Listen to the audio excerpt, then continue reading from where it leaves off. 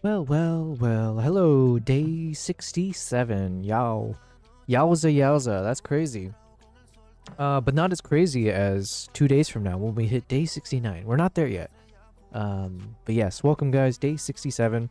Technically our third month of streaming. Oh, I'm also noticing there's like a lot of dust collecting on my microphone. Anyways, welcome guys. I didn't stream yesterday or the day before, if I'm not mistaken. Hello, Dator. Hey, Dator, could you let me know how quickly did I respond to your message? I'm checking to see how much of a stream delay do I still have set up. Hello, Dator. So last week we ran into some technical difficulties with my network connection and how it was broadcasting to Twitch. So I'm not sure if we have resolved everything yet. So today is kind of another day of kind of holding our breath and hoping that things are working properly. So hopefully you guys can all hear me okay. I'm just going to quickly... Now I'm trying to do a better job of like monitoring across Twitch, Kick, and YouTube to see like what is the stream health, you know? Is it showing some kind of weird like disconnections happening? So yeah, I'll try to do a better job of like checking that. No delay, says Dator. Well, awesome. Well, guten, damn it, what is it? Guten Abend. Good evening, Dator. Welcome to the stream. So, it's good to be back. To be honest with you, I wasn't sure if I was going to be streaming today or not. So the past few days, it's been a little hectic for me. Just a few things, just catching up with people socially. But then also, I've been trying to work with this video editor to hopefully get my video completed. And I don't want to go into too much detail because it's like, you know what? I'm very much a let bygones be bygones and let's just move forward. So the video is done. I am now just trying to get it freaking exported, and holy crap. Let me see if I can share. So this is I've been trying to export this video as of maybe it might have been like 2 hours ago, maybe longer. So basically I got the video back from the editor, and then I spent all of today not reworking, but there's a bunch of areas that I needed to edit myself. So I ended up spending like several hours changing up a lot of things, including the soundtracks, some of the clips, things like that. But otherwise, okay, video's done. I hit export. It's a 12-minute long video, and for some reason, it's the timer that shows how much time is remaining only seems to increase. So now it's saying that anywhere from 18 hours to 19 hours is left to download this video. This is my fault because I chose for the first time when I was exporting this, I was like, you know what, let me export this video as a Apple ProRes HQ. So like one of the higher quality video exports. And that might be one of the culprits here that's causing this to take so much time. And is it really that necessary? Maybe I should have just exported at the normal MP4, 4K MP4 thing. But you know what? It's too late now. I've already committed 2 hours of waiting for this thing to finish. And if I hit stop and try to re-render, I don't know. I think I might lose my mind. So we're committing to it unless this seems to increase to like 2 days or something, because I do want to publish this video by tomorrow. So yeah. But yes, anyways, that's what I've been struggling through. My cats are... Oh, yeah, let me... No, Kimbap. Kimbap is doing his usual thing where he's meowing. I could hear him. So I could hear him meowing over there, because he always gives himself away before he tries to jump up onto this counter to steal Nala's food. But we're going to keep an eye out for that. And also, let me fix my... Let's fix the cat camera. I think we need to reposition it. So, drop it down.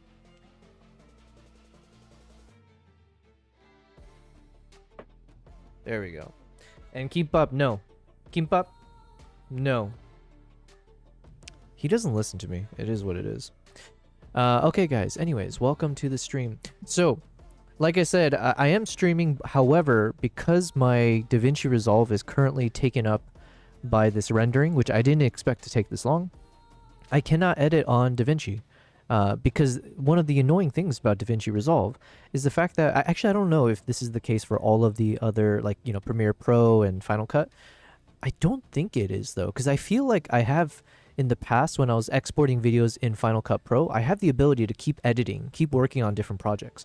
Here, the moment I hit render, I can't do anything in freaking DaVinci. Like, it just blocks you from anything besides just waiting for the goddamn video to render. So yeah, I can't edit until this is complete. But actually, that's not a bad thing, because what that means is I'm just going to dedicate today's stream, because obviously the point is to always be productive. So I'm dedicating today's stream to editing my photos. Not necessarily this one. This is one of the thumbnails. I haven't decided yet what the thumbnail is going to be. This might be the thumbnail that I use for my trailer, for like that 30-second portion that we've created. Alternatively, Kimbap, no. No. He doesn't care. Or yeah, I might use this in like a creative way for the thumbnail for our product review. So there's a lot of thought process I still need to do. And maybe, you know what, we might do this on stream today. I'm not sure. What's up, Kristen? Hello, hello. It's been a while. Kristen, well, hopefully you're able to hear and see me okay. I made a bunch of changes to my OBS, and we had a lot of internet issues in the past. So I'm hoping that I have resolved most of it, if not all.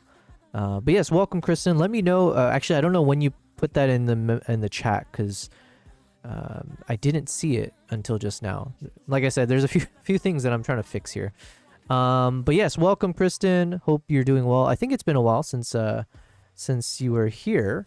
But to be fair, I also took the past, I think, 1 to 2 days off of streaming. So, you know, it goes both ways. Give me a second here. I'm trying to okay, I just saw your message. I can hear and see you just fine. Didn't notice anything different. Okay, cool. Well, yeah, just keep me posted if for some reason it's pretty delayed in terms of responding and stuff like that. There's the time it will take me to try to explain what I'm doing.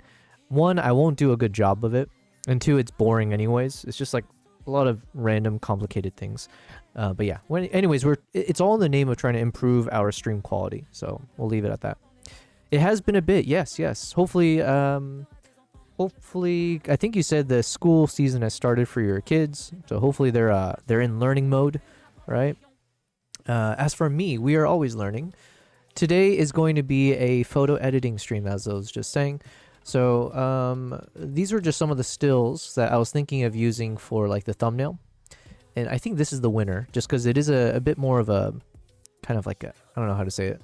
It just looks nice, you know? It's a very cinematic, I guess, kind of a shot. So this one may end up being our thumbnail where I put some text over here, blah, blah, blah, you know, the little lower third stuff.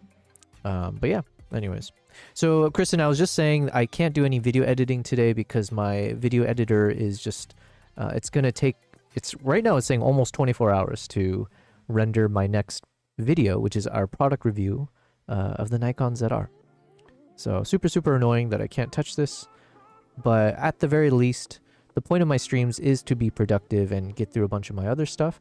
So yeah, we're gonna jump back. We're switching gears. We are now hopping into editing mode for photos, and we're on day 3 of my trip to Japan. So this is one of the trips that I need to prioritize because you guys have heard this ad nauseum, but I am promoting a trip to Japan for beginning February, and I need to put the website together for this trip, and I need to start promoting and all that fun stuff. So in the name of that, might as well get through all these photos. So yeah. Kristen, you said, today I'm baking the rest of the cookie dough I made yesterday. Chocolate chip, peanut butter, oatmeal. I couldn't pick just one type I wanted. Damn. That sounds good. I've never been much of like a sweets guy. But I think like I have a special soft spot in my heart for cookies, you know? Like I feel like those you can just eat as much as you want. Especially hot cookie, or what do you call it? At my university, every Sunday they would have at one of the dormitory kitchens, they would have like hot cookie. I think is what I think just call it hot cookie, right? It's fresh out of the oven essentially, and so the cookie is still like kind of, well, it's kind of like soft and chewy, but then because it's piping hot, what people would do, and people would like they form a line just to get the hot cookie. You get the hot fresh cookie, and then you rush right over to the soft serve ice cream section, and then you just pump in that vanilla ice cream on top of the hot cookie. Oh man, that was like the perfect combination. So if you ever do that for your kids, I'm sure they will love you even more if you do like the hot cookie with soft serve ice cream mix. You said, I'm also making a pumpkin focaccia. How do you pronounce it? Focaccia? Focaccia bread with cream cheese frosting and caramels with apple cider. Damn. You're like a proper cook or something. I don't know. I feel like every day or every time I hear from you when you're making something, it's like something completely new, something I never, in my mind, it's like, okay, I can imagine where you learn one of these things to edit, or sorry, not edit, make, but to do all of them, it's quite impressive. And I was thinking again, why I said edit is like, it's like imagining someone saying, oh, I'm editing this video, and then the next day, like, oh, yeah, I'm going out to like film this thing, and then, oh, tomorrow I'm actually making a camera or something. I don't know. It seems like you are multi-versed in terms of your cooking skills. My husband and I ate 5 right out of the oven last night. Damn. Well, very, very jealous. What did I have today? I had some leftover Japanese rice with chicken thighs and onions. I forget what they call the thing, but very delicious. Just not as exciting as freaking cookies. I said focaccia, correct? Focaccia. Well, thank you for letting me know. Okay, so where are we? I think this is the last one we had edited yesterday, or not yesterday, the last time we were doing these Japan photos. So this was a photo of a deer. I think was doing a decent pose here. And so we kept it in vertical mode. I think it could actually work in landscape as well, if needed. But I was saying earlier, I think the deer photos are not necessarily the priority, right? That's not the reason people are going to be interested in joining a trip to Japan.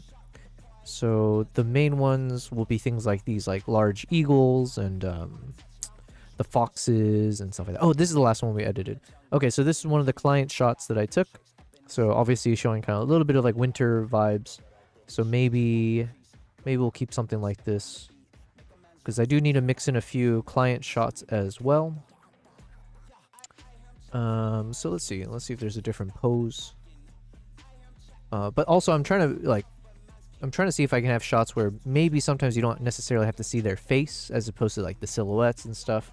Just to, sometimes, I don't know, this is kind of like a, what do you call it? This is a hypothesis I'm making, I guess. It's not grounded in any truth. There's like, sometimes I feel like if you don't see the face, you just see the body silhouette, then it makes a potential traveler better immerse themselves or imagine that was them. So then they can almost imagine what it's like to be there.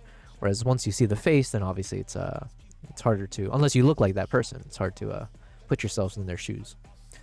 Okay, so that was the last photo we edited. Let's proceed then.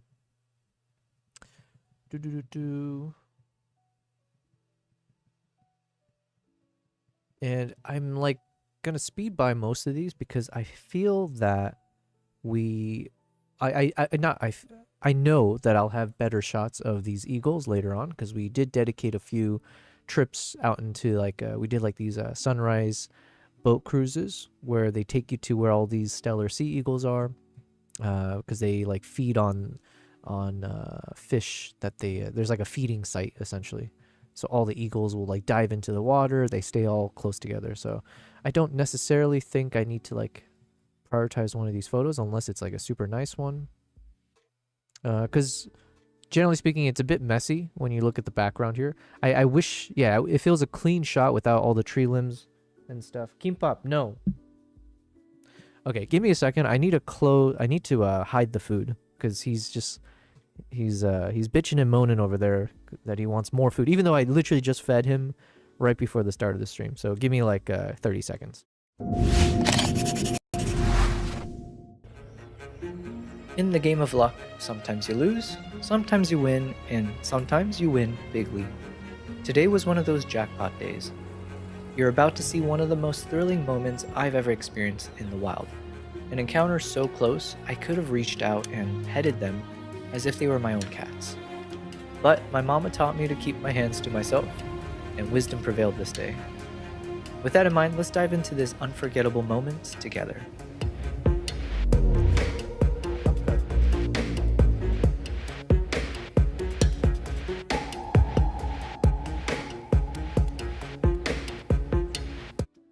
Okay, we are back. Unruly children. Kristen, you're gonna have to teach me how you discipline your children. Because my cats are like forever toddlers. So yeah, especially Kimbap. I think Nala has learned. You know what? I'm gonna be honest. I think Nala's a bit smarter than Kimbap.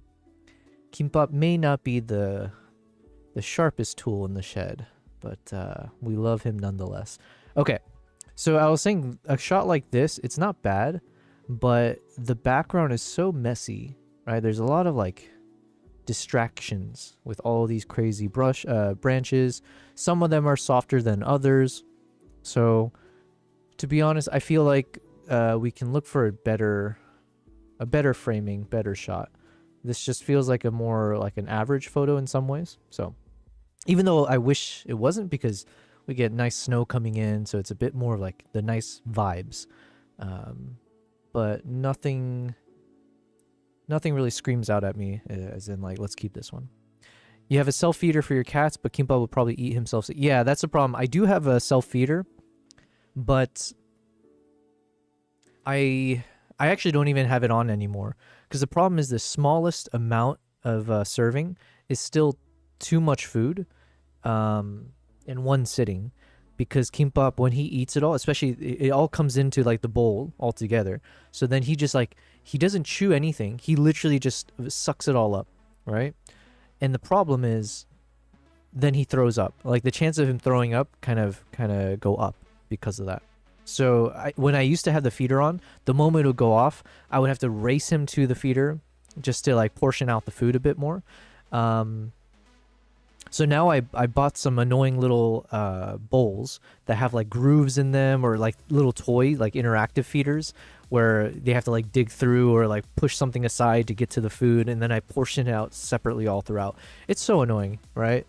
Because this feels like one of those things where it's not like Kimbap has some health issues, right? In the sense that like, it's not like he has, well, maybe he does have health issues, maybe some kind of weird upset stomach and stuff like that, but like he doesn't have like actual chronic something. It's just that he eats too quickly, and so it's so annoying that I end up having to spend so much time having to like portion out his food a certain way, just so he can not throw up from eating too quickly. And I'm just not smart enough myself to know how to train him to chew his food. So he said, of course she's smarter than him. That's just a known fact. Yes, females over males. But yeah, just looking over at my cat still. Okay, so anyways, let's get back over to this. So for this day, I think that's probably it. So let me see. Did I actually edit all the photos I wanted to? Yeah, you know what? I think we did. These are all of them. So now we can move to the next day. And the next day, I believe, should be more exciting. We have a bit of the owl shots as well. Let me jump to Japan. All right, so let's proceed. So this day I took 2,200 photos. Kristen, you said that's so sweet that you do that for him. He probably didn't learn to chew his food. My youngest doesn't chew her food, but at least you can speak your youngest language, right? And tell her to chew your food, right? I don't know how to exactly say that in cat speak. You know, hey, chew your food. So this is where I need... Is there like a cat whisperer? Wasn't there some show called like the dog whisperer or something? Was there like some guy named... Some like Hispanic guy? Who am I thinking of?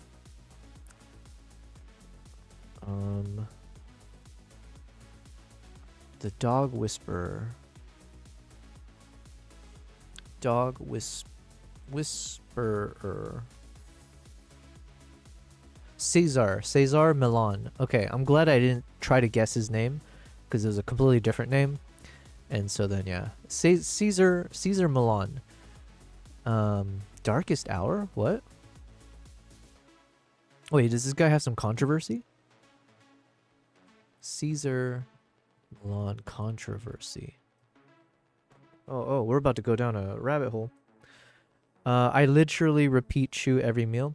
Yeah, I'm probably like your youngest then, because to be honest, my cat can probably take it from me as well, because I also don't chew my food, and especially because I love rice. So anytime I'm eating like fried rice or something, I'm just like shoveling the food in, and then I have the problem where I'll get the hiccups because I feel like I'm like vacuuming in air in addition to all the food or something. I'm not sure. So then I'll start hiccuping and kind of have like, maybe it's like a heartburn. I feel like I'm too young to have that, but yeah, sometimes I have to also be careful because I eat way too fast without chewing. Cesar Milan has faced controversy regarding alleged dog injuries and deaths resulting from his training methods and his dog's actions, including lawsuits over attacks on people and other dogs. Okay, but there's no evidence of cruelty. Okay, so I'll take it with a grain of salt then. Wait, hold on. Specific controversies. There was a lawsuit in 2017. Gymnast something sued Milan after being attacked by his dog. Dog's name is Junior. Junior had previously killed Queen Latifah's dog. Well, damn. Okay. Then in 2015, a Florida nurse sued Milan after being attacked by a dog Milan had released from his dog psychology center. Okay. And then 2006 lawsuit alleged that Milan choked and forced a treadmill exercise on a producer's dog. Interesting. Kristen, you said, my husband shovels his food, and I worked nights when she was 1 to 3, so I blame him. Nice. Well, you can teach your youngest to, get out of bad habits. I believe in you guys. But then again, I still shovel food in. I'm an adult, so maybe it's just you just stick with habits. Okay, so investigations, no evidence of cruelty. Okay. All right, well, yeah, we won't denigrate this man until I know the facts. But anyways, I need a cat whisperer. That's all I was trying to get at. Where is the cat whisperer? Okay, let's check out the photos. Let's do a quick rush through just to get a sense of what are the photos that we are playing with from this day. So if I recall, this is like, we stayed up all night waiting for this owl to appear. And for, these are like, this is the luck of the draw. Sometimes you're lucky, sometimes you're not. This one, we were pretty unlucky in the sense that I think we only had one sighting of this blackiston fish owl that whole evening. But yeah. Yo, what's up? Yo, Shafat. Welcome. Thank you very much for the epic raid, man. And also, hello. I think it's been a while since I saw you, so I appreciate you, gracing us with your presence, but then also with the epic raid. Thank you guys. Thanks for being here, everyone. We're doing a bit of a photo editing stream. Normally, we would be doing a lot more video stuff. Like, for instance, we're working on a video for our YouTube channel, which is like a product review of the Nikon ZR. However, it's saying that it's going to take me like 22 hours to finish rendering this video, and I can't touch DaVinci otherwise. So we're switching over to photo editing. But thank you, Shafat. Finally caught you live. Yo, well, I appreciate it. Yeah, we weren't live. I wasn't live the past couple days. And then the past days before that, the prior streams, I had a bunch of network issues, like connection, disconnecting, things like that. So I hope that we're past that. I hope we've moved on. But yes, I did make a bunch of changes to my OBS. I'm using a teleprompter right here. So I have an extra monitor that I'm using. So hopefully that makes improvements. I'm not sure. Or maybe it's the cause of all the issues. But thank you very much, Shafat, for the raid. Yes, you could have raided anyone. You chose me, and I appreciate you for that. And what's up, Low Base? I am doing well. Time to buy a second internet. I need a second life is what I need. But yeah, I'll maybe the second. No, the internet's not the problem. I have like, I'm paying good money for like a 1 Gbps, or like I think it's more like 500 Mbps upload speed. So that should take care of everything. But yeah, I think it had something to do with Twitch and Restream. Kristen, you said I try to take 20 minutes to eat. That's supposed to be the magic amount of time to properly digest. Huh. Make it more like 2 minutes, and that's more accurate for me. So yeah, eating slow is not in my wheelhouse, let's say. But yes, welcome guys. If you are new to the stream, well, thank you for being here. Again, thank you, Shafat, for that raid. So I mostly, well, firstly, let's say day 67. We're on day 67 of being a live streamer. So just keep that in mind. So basically, that's my excuse. If anything goes wrong, I'll just be like, oh, I'm a new streamer, even though technically, we've had over 2 months to learn. But yeah, I've been enjoying the process of being a live streamer. I am streaming across YouTube, Twitch, and Kick. And yeah, no reason to change from that. The 1 G, is it gigabytes or gigabits? I have no idea. Let's ask ChatGPT here real quick. For internet speed, Amber, do people say if you have 1 Mbps, is it 1 megabytes per second or 1 megabits per second? I'm assuming megabytes, but I never know. Yeah, thanks for the lurk, that can be Kristen. a bit of a sneaky one. When people talk about internet speeds in Mbps, they actually mean megabits per second, not megabytes. 1 byte is 8 bits, so if you see something like 10 Mbps, you're really dealing with 10 megabits per second. In other words, it's a smaller unit than megabytes per second. So if I have one... Okay, so you're saying it's 1 gigabits per second is most likely what I'm using? Exactly, yeah. Usually when you're seeing something like 1 Gbps, that's 1 gigabit per second, not 1 gigabyte. So it's all about bits rather than bytes. It's a common mix-up, but now you know. I do know now. Low base, you said, I just ran... Hold on one second. I just spent yesterday writing a quick program that will crunch through my social media posting folder and generate the hashtag groups for all my images. So now... I just have to copy and paste instead of feeding them to ChatGPT three at a time, only to have them unreliably generate the hashtag. Yeah, I find ChatGPT is not the best when it comes to hashtags. Although I think I also read recently that Instagram is kind of moving away from hashtags as the way to, increase discoverability and stuff like that. So I think maybe hashtags are not as important, at least for Instagram. I don't know for the rest. Who is Shafat? Restream, 3 channels. Sheesh, you have a really good production. Thanks, man. It's actually much easier. Well, in some ways, it's not that complicated, but it does cause more issues, I guess. So it's like somewhat simple once you understand it. But then, when I have these like network connection issues, it's probably because of the fact that I'm like stretching it to 3 different platforms. So I did decide when I started streaming, I was like, you know what, I'm definitely a go big or go home type of guy. So for instance, my first tattoo, it was like a 7-hour session, my entire upper back. So I was like, you know what, if I'm going to get my first tattoo, let's go big. So it was the same thing. If I'm going to start live streaming, let's just try multi-streaming and like test every kind of complicated thing. And then hopefully it means we'll get better from there. So yeah. Kristen, yeah, I'm going to have to lurk if I'm going to get this bacon going. I'll be listening on my 70-inch TV. Well, that sounds epic. I think, you know what? Our stream is not good enough for 70-inch because I think I'm only streaming at like a 1080 quality. Maybe one of these days we'll switch it to 4K. Especially if... So I switched my server to India, I think. Like the India Restream server. And for the first time, it's showing me like 83 Mbps is like the average speed. And I was like, what the hell? Because usually before that, I'm working with like a 30 Mbps average. So I don't know what's happened with India, but I appreciate you, India server. Please keep it up.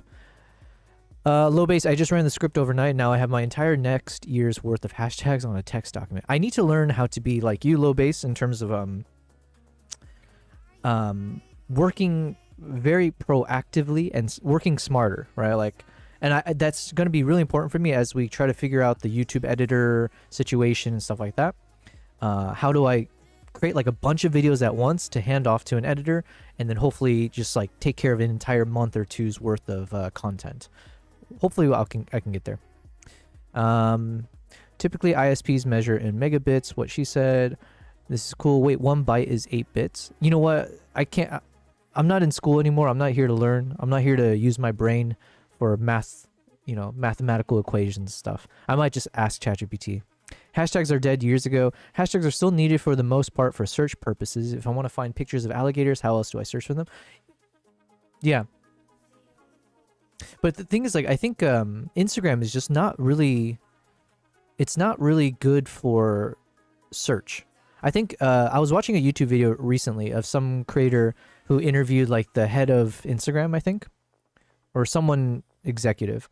And even they were admitting that like, Instagram search technology or search feature is like really, really poor, right? And it's like self-evident to everyone. Whereas TikTok apparently is really good. Obviously YouTube is excellent, right? YouTube people actually search things. Whereas like in Instagram, if you like try to search up like some random phrase about, this trend about this person doing X, like the chance of finding it is like so slim. Meta is nerfing discoverability in general, or at least organic discoverability. They want to fix it so that you can't succeed on their platform unless you pay them for advertising. Yeah, sorry, my cats are both meowing. Yeah, it's like now it's like you have to. Hey, Kimpop, no. Yeah, you have to do like reels these days, right? Because like in terms of like, I think Instagram even says it as much, but they're not like showcasing your work to your followers anymore. So it's more of like, if you post things, it's really just like, what can you create that will be discovered by the rest of the world?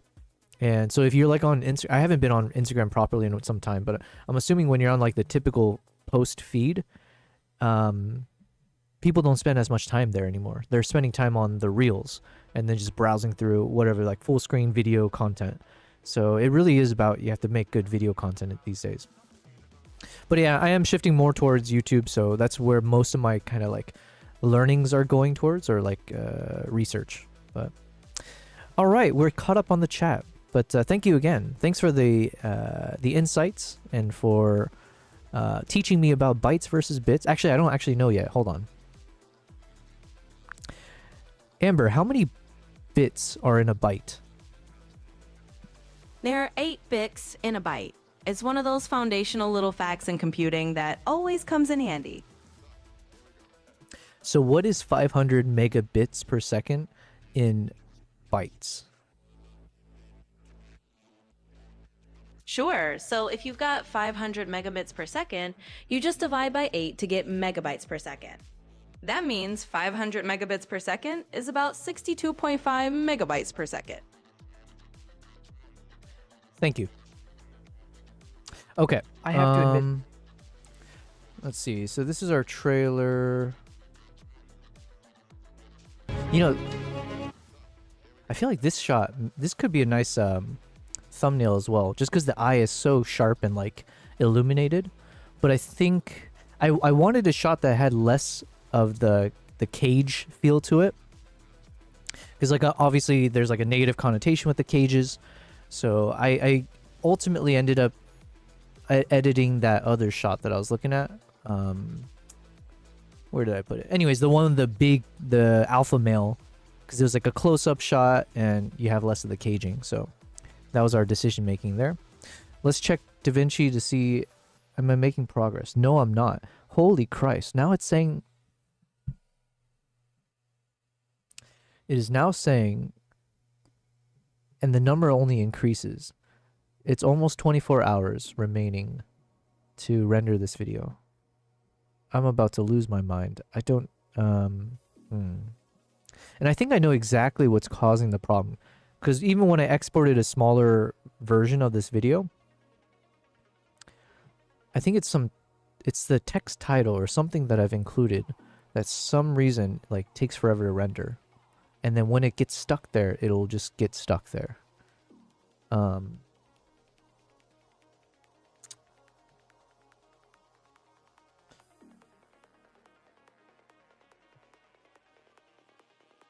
Yeah, I'm not sure what to do here because if I end up waiting this out, this could take forever and I might have to re-render it anyways. Versus if I stop the rendering, then at least during the stream, I can go back to editing some videos on alongside the photos. So I might do that and just call it a loss in terms of getting the video during the stream. And then just overnight, I might have to export the video. Hopefully by this tomorrow morning, it's done and then I can publish it. Okay, that's what we're going to do. Hello, Kavai. Kavai with the smiley face. Quirky smiley face. Kavai. Cav AI. Kavai says, hi, I like your videos. Cool to hop onto this live. Well, thank you very much. Thank you for liking my videos. Yes, that makes me very happy to hear because, yes, we are focusing more on videos these days. Just a very, very quick introduction there. I started more on photography. So I went from photography, mostly travel photography. Then I jumped into a little bit of landscape. Then I went into wildlife photography back in 2019, 2020 is when I started doing wildlife. Then COVID hit. During COVID, I switched over to learning how to do video, short form video for like Instagram Reels, TikTok, that kind of stuff. And then, yeah, I slowly started to do more video, long form. And then we started our YouTube channel about a year and a half ago. And that's where most of my focus these days is like, how can I make YouTube videos? Oh, yo, thank you very much. Lil Bass, yo, always the generous man. Thank you for gifting that sub to Daytor. Daytor definitely deserves it. I appreciate Daytor's been here consistently. So, and obviously Lil Bass as well. Damn, you are too kind, sir.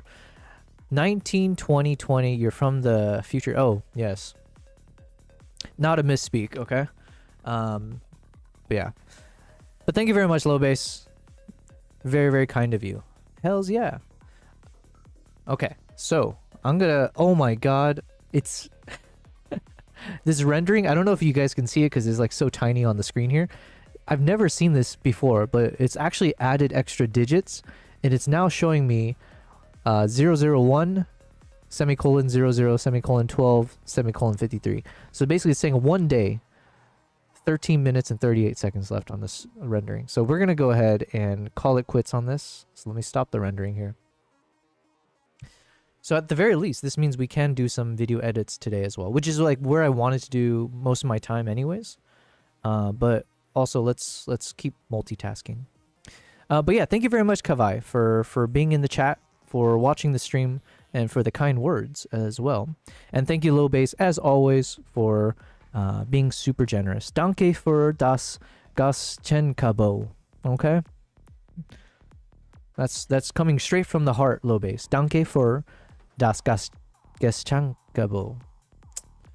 Yeah. Okay, so this is the Blackiston fish owl. That is one of the highlights from this trip as well. There's one of the clients that traveled with me. I think he explicitly joined my tour because of the Blackiston fish owl. Because this guy is like an owl aficionado. Owl, I don't know what you would call it. Like an owlophile, would you say that? But he's like an owl photographer. So, and apparently this Blackiston fish owl is super endangered or something to that effect. So let's go ask ChatGPT. Amber, could you tell us a bit more about the Blackiston fish owl? Absolutely. The Blackiston's fish owl is actually one of the largest owl species in the world. It's found mainly in parts of northeastern Asia, including Japan and Russia. They love riverine forest and areas where there's plenty of water because, as their name suggests, they actually hunt fish. They're kind of these big, shaggy-looking owls with a very distinctive, almost ear-tufted appearance. And they're quite a sight if you ever get to see one in the wild. How endangered are they? So they're considered vulnerable. Basically, their population isn't huge, and a lot of that is because their habitat is pretty specialized. They need these old-growth forests near rivers to thrive, and when those areas get logged or disturbed, it really impacts them. So they're not critically endangered, but they are definitely at risk, and conservation efforts are really important for them. Well, thank you very much. You're very welcome. Always happy to chat about. I'm cutting her off. Kavai, you said You got this. Well, thank you. Or that's the emoji. It's always cool to see masters of craft in creative fields such as what you're showing us right now. Well, that's a very, very high bar that you set for me. I will absolutely say that definitely nowhere close to master level. I do view myself as an amateur, although I'm kind of like, I put myself more in the, if there's like a hybrid amateur pro, I'm professional at being amateur, or I'm amateur at being pro. I don't know which, but we're kind of in that middle ground of like, we have enough learning and experience now to push out content that is above average, but we don't have enough wisdom from and insights from our experience yet to actually know the reasons why things happen cinematically, or in this kind of line of field or this industry, let's say, or having the foresight or like being able to like have a vision. I don't know, I don't have the confidence or some of the other skill sets necessarily, but we have a lot of the tools now to make things that can trick people into thinking that we are much more professional than we are. But yes, thank you very much. Daytor, you said that is a standard German Twitch answer. Thank you, Lobase. Lange rattlesnake? What? Oh, okay, I see. I think. Oh, despite the fact that there are no rattlesnakes natively outside of North America, it is the Germans who have the best word for rattlesnake. I missed all that. It is Klapperschlange. Okay, I don't know. Okay, I know I'm laughing now. I don't know why it did. I was basically I was laughing without registering the humor. But I guess it's because I'm thinking of a rattlesnake, and then I pronounced it like a schlong, and so I'm thinking like, did they? Yeah. Anyways, but then what is a Klapperschlange? Okay. Well, now we learn new words. Thank you for the laughs. Okay. But yes, thank you very much, Kavai. We are trying our best. I keep saying we. I'm trying my best always to be more professional.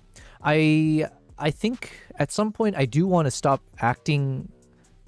Not acting, but I want to be able to talk very confidently, like a professional, like an expert, like a master, whatever. But until that day, you are going to hear me, maybe annoyingly so, talk about myself lower than you might perceive. But yeah, we want to get to that point where it's like, yeah, I am a boss. I know what I'm doing. You should always trust what I say.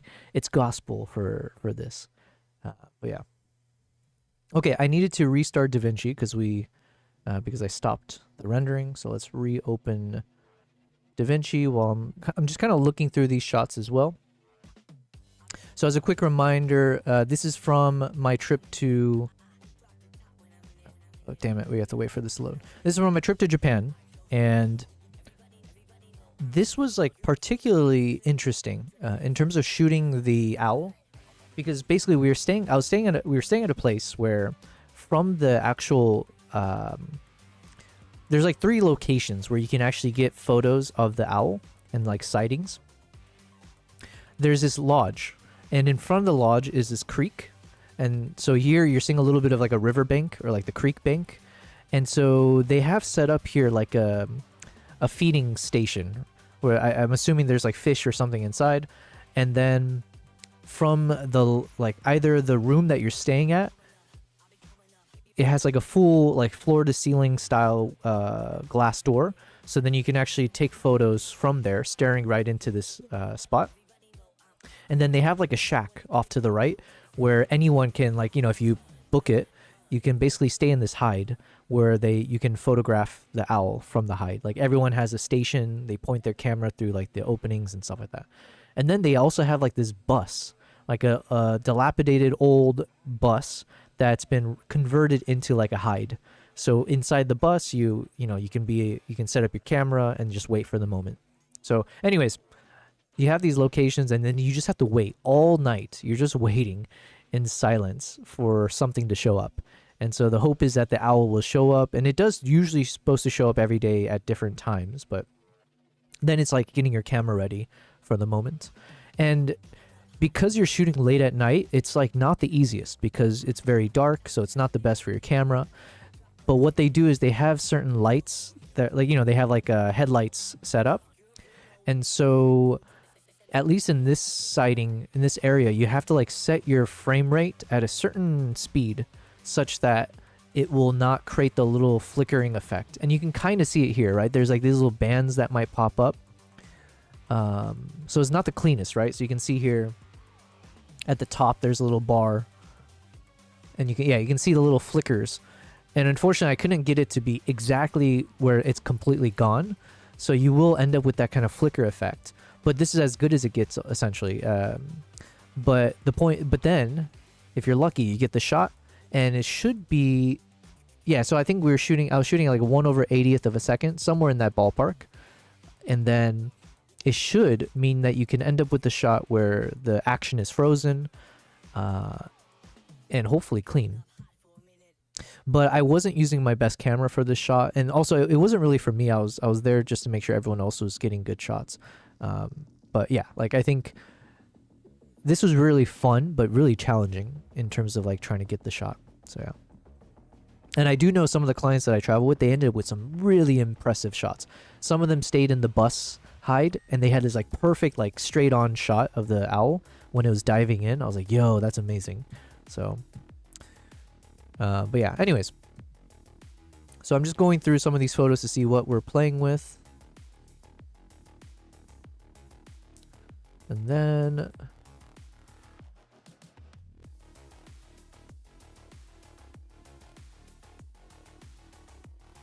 oh, and then this was the really fun stuff.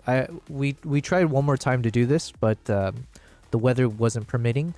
But essentially, I went out for like a sunrise boat cruise, and you go into there's like drift ice everywhere. So even though we were coming towards the end of the winter season, there's a lot of like this drift ice, and on the drift ice is where all the eagles will kind of park themselves and chill. So let me see.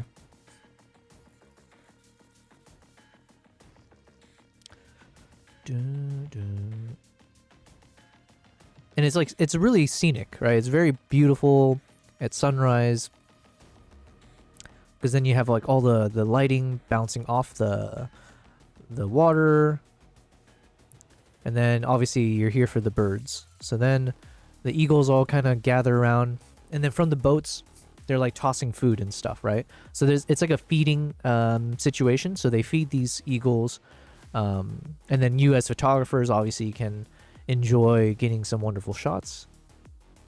So it's really good for practice as well. So if you're like trying to understand how to do bird photography, because bird photography is super challenging, right?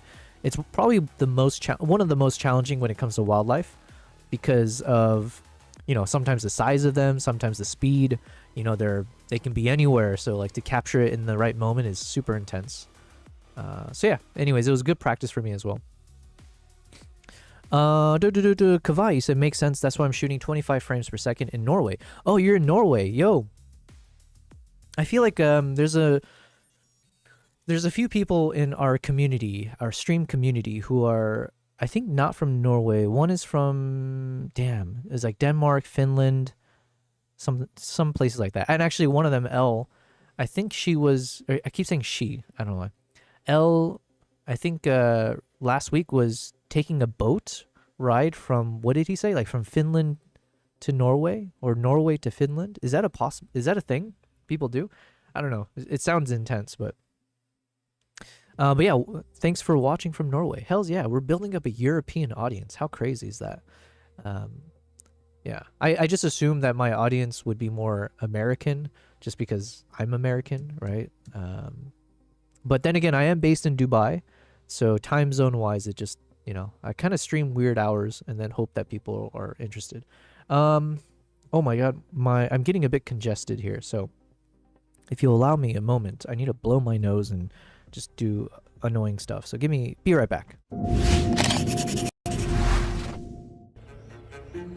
In the game of luck, sometimes you lose, sometimes you win, and sometimes you win bigly. Today was one of those jackpot days.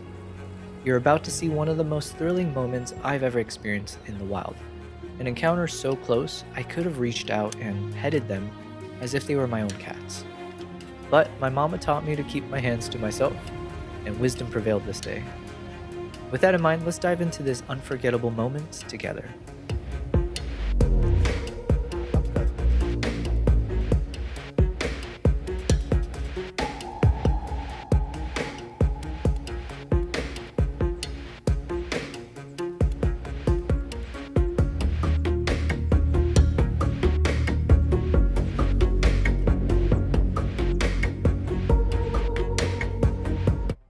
Okay, I'm back.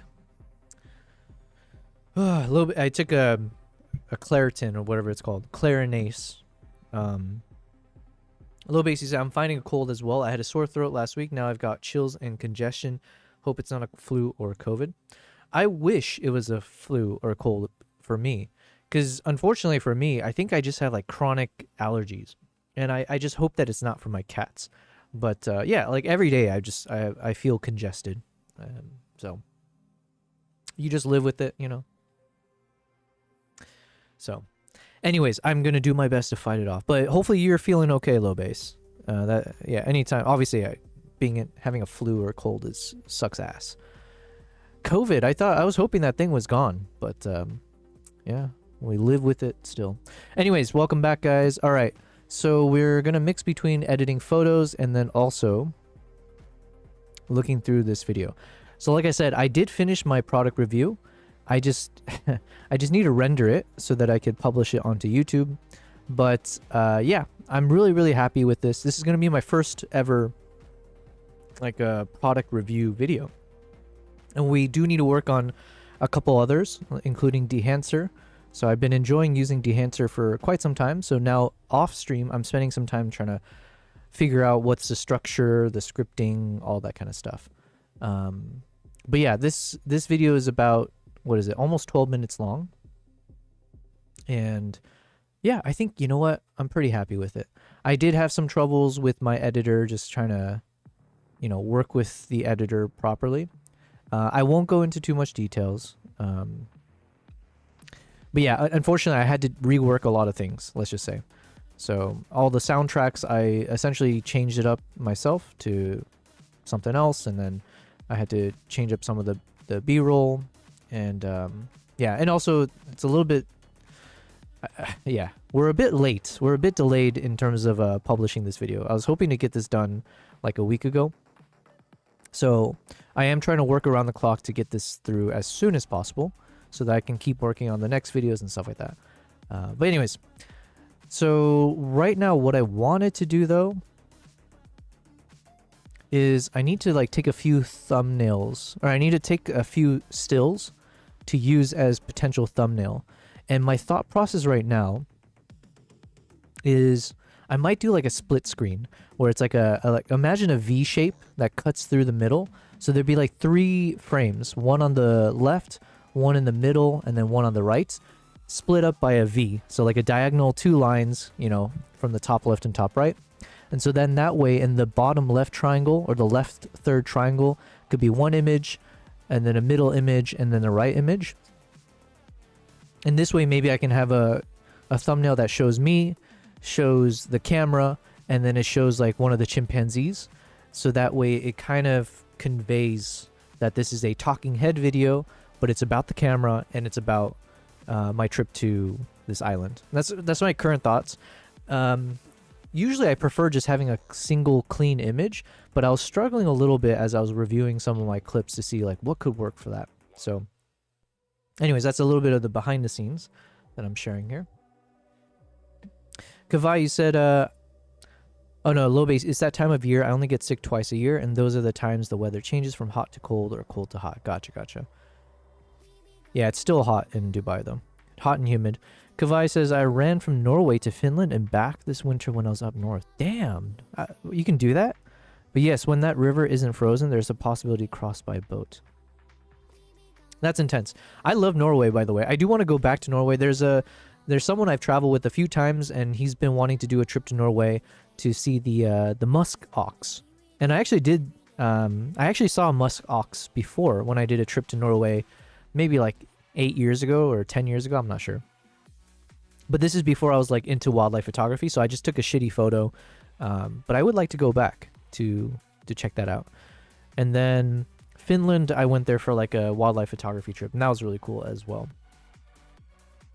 Okay, give me a second. I'm trying to find.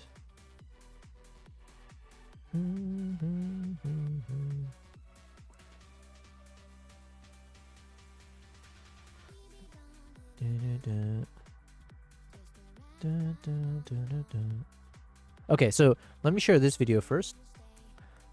So if you are new to the stream, if you're new in general to what I do, hopefully this will give you a little bit of a taste of like the kind of content we're hoping to do more permanently.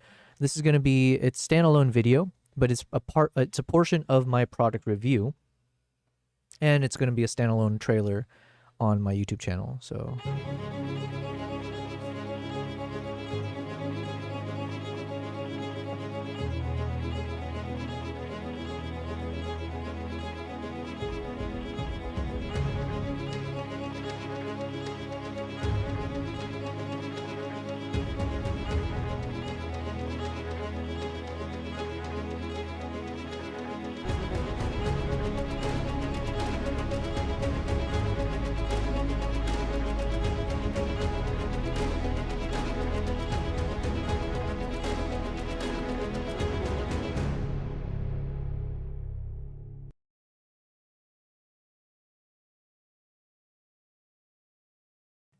okay, unmuted. There we go.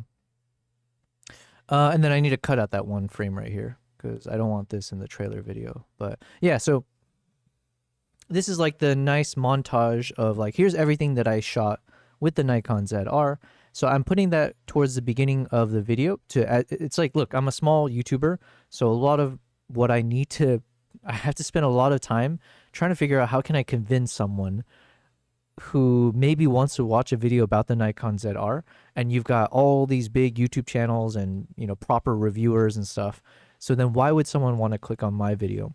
And so I have to be a bit more targeted and also prove myself a bit as to why you should trust my opinion on, and trust my opinion and and watch my review as well. So anyways, I did put a lot more thought into this than probably other reviews would warrant, as I need to kind of prove myself and then also show off the best parts of the camera quality. So yeah, this will be a fun video to upload on YouTube very soon. I'm probably going to upload the product review video first, and then I'll upload this shortly after. And then this video will hopefully connect people to watch either my short film documentary or the product review. I'm not sure. Kavai, you said, yes, come back to Norway. Beautiful wildlife and nature. Yeah, it is like, there's a reason a lot of people will say like, oh, this is the something of Norway. So like, for instance, I live near Oman, which is near Dubai. And people here will always describe Oman as like, oh, that's the Norway of the Middle East. Because of, you know, it's got a lot of like mountain landscapes and like some kind of fjord looking things as well at times. It's nowhere comparable. But then also in Oman, you can also you can do wild camping where you can just sleep in your car. You can tent up anywhere as long as it's not private property, which I believe is similar to Norway, because that's what I did when I was in Norway. I literally would sleep in my car in random spots. So yeah, it's really cool. All right, where was I? Oh, no, this one. So I just need a thumbnail. I need a screen grab of this. Just any moment of me.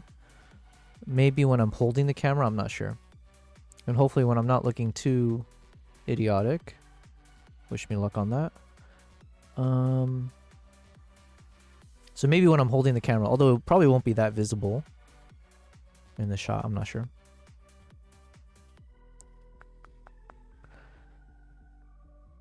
Kavai, are you yourself a photographer or camera person? Because I feel like if you're living in Norway, it almost feels like a waste not to be a photographer there, because you're dealing with like some of the best landscapes in the world.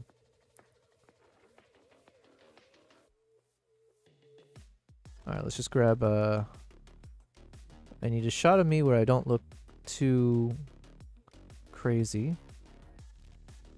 And then hopefully with the camera somewhere in the middle.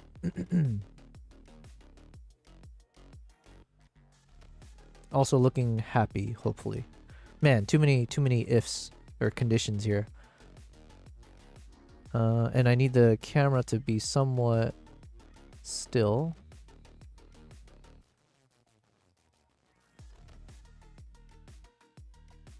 Okay, I look a little crazed here, but we'll screen grab this.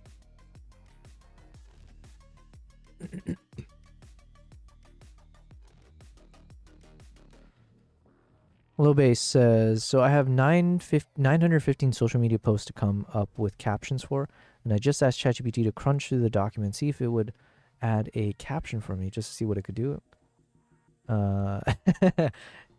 Wait, so even ChatGPT is complaining to you?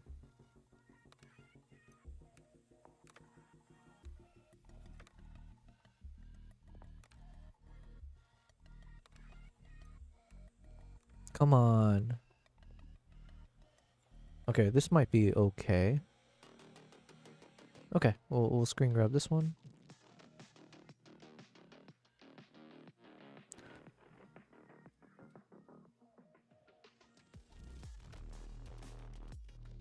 Alright, I need to look happier without...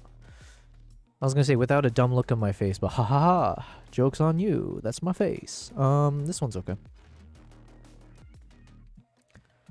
And then unfortunately... Oh, okay, this could be nice if... Unfortunately, I think it's mostly gonna be blurry, so...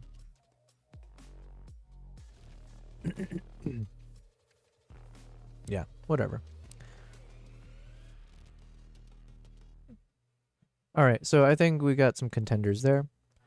And then... I think the photo that we already captured of the chimp... Let me see. God, I hate being congested. Let me go to my YouTube thumbnail stuff.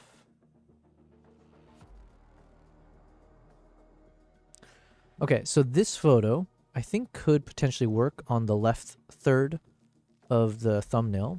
So it could just be on the left side, and then the middle could be the camera, and then my face on the right. So then that should be, that could work. I'm not sure.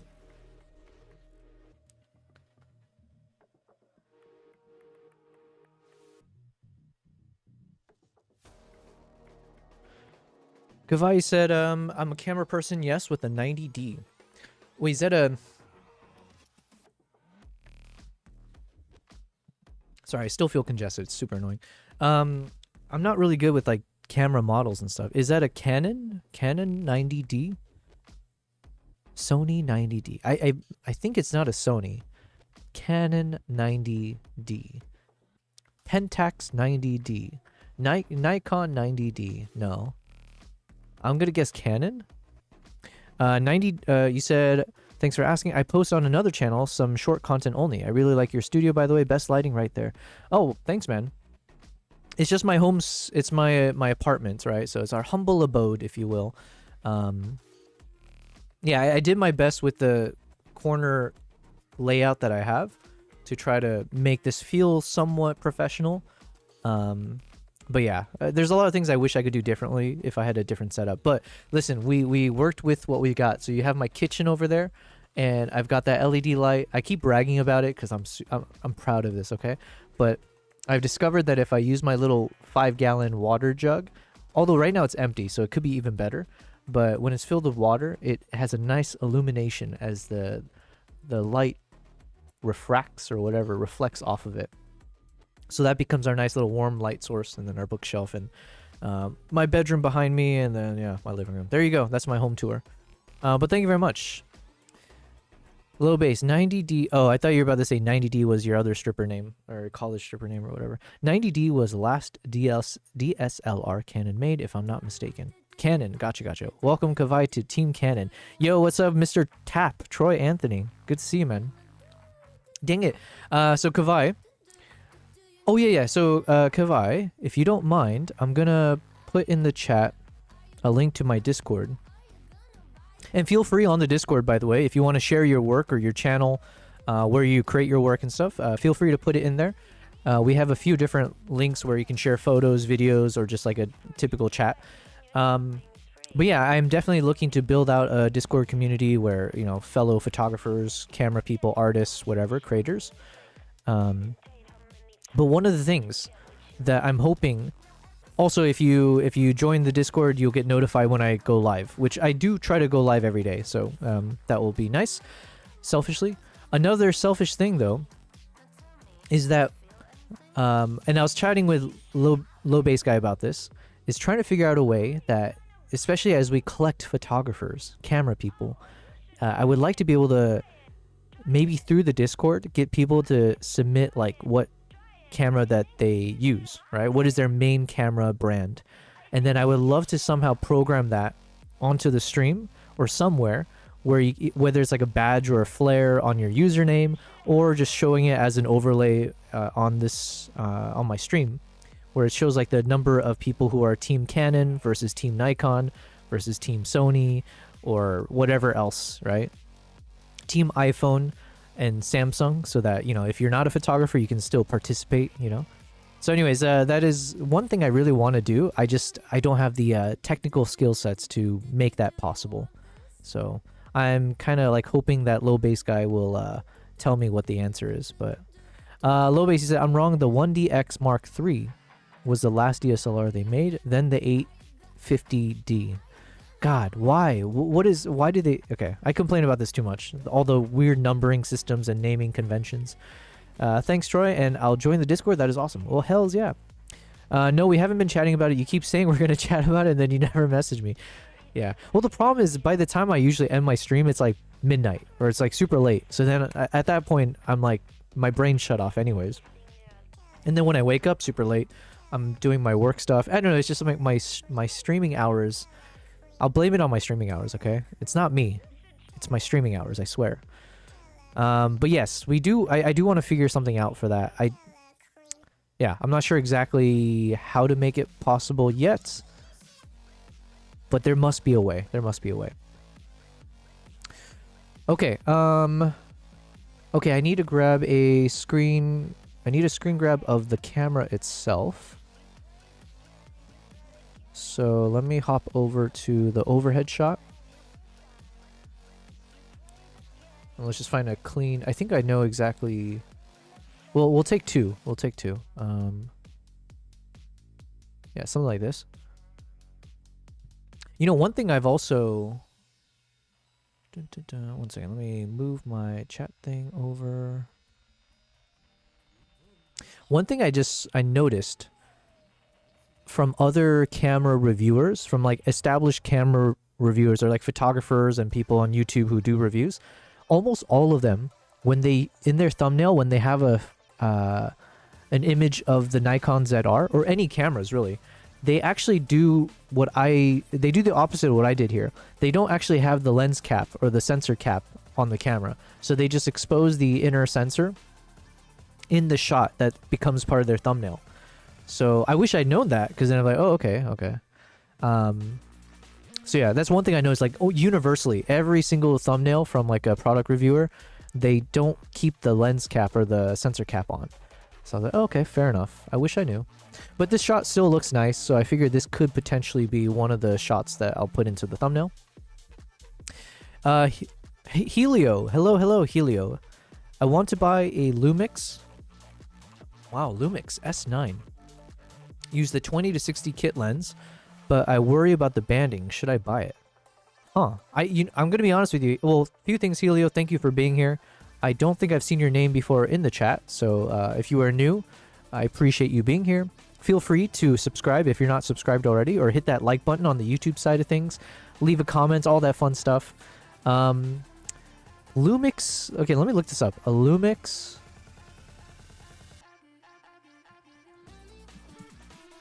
S9.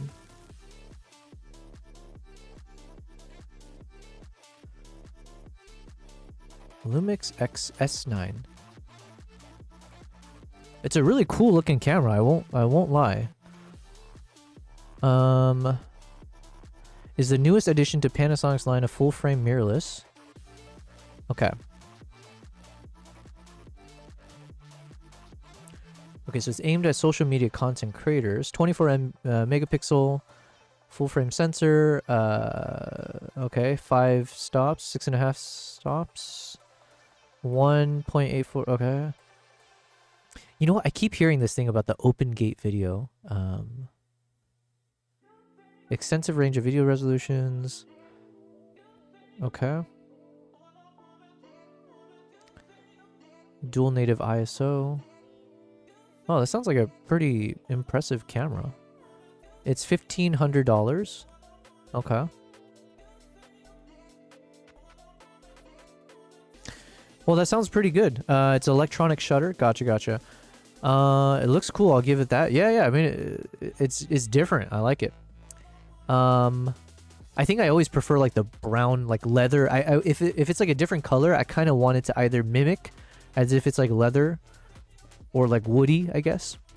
But the color, I'm actually a fan. I like bluish colors in general. So if you're gonna go with blue, I think they chose the right one here. Interesting. Okay, so this is $1,600. Helio. Okay, you see it's electronic shutter. Oh, there's multiple colors. Gotcha. I didn't notice.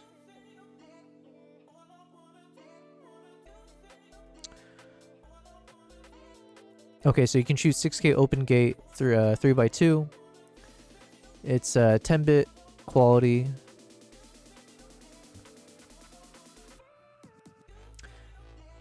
Well, thank you very much for that follow. Although it's from someone who wants me to do stuff. Spammy. You like the green, Troy? As I suspected, as ChatGPT started crunching through the hashtag groups and trying to come up with captions, many of them... Oh, wait, hold on. I'm not sharing my screen, am I? Whoops, my bad, guys. Many of them were not very good, so I still have to caption myself, which is fine. I prefer to do that anyway. Yeah, I mean, at least you tested it, right? To see.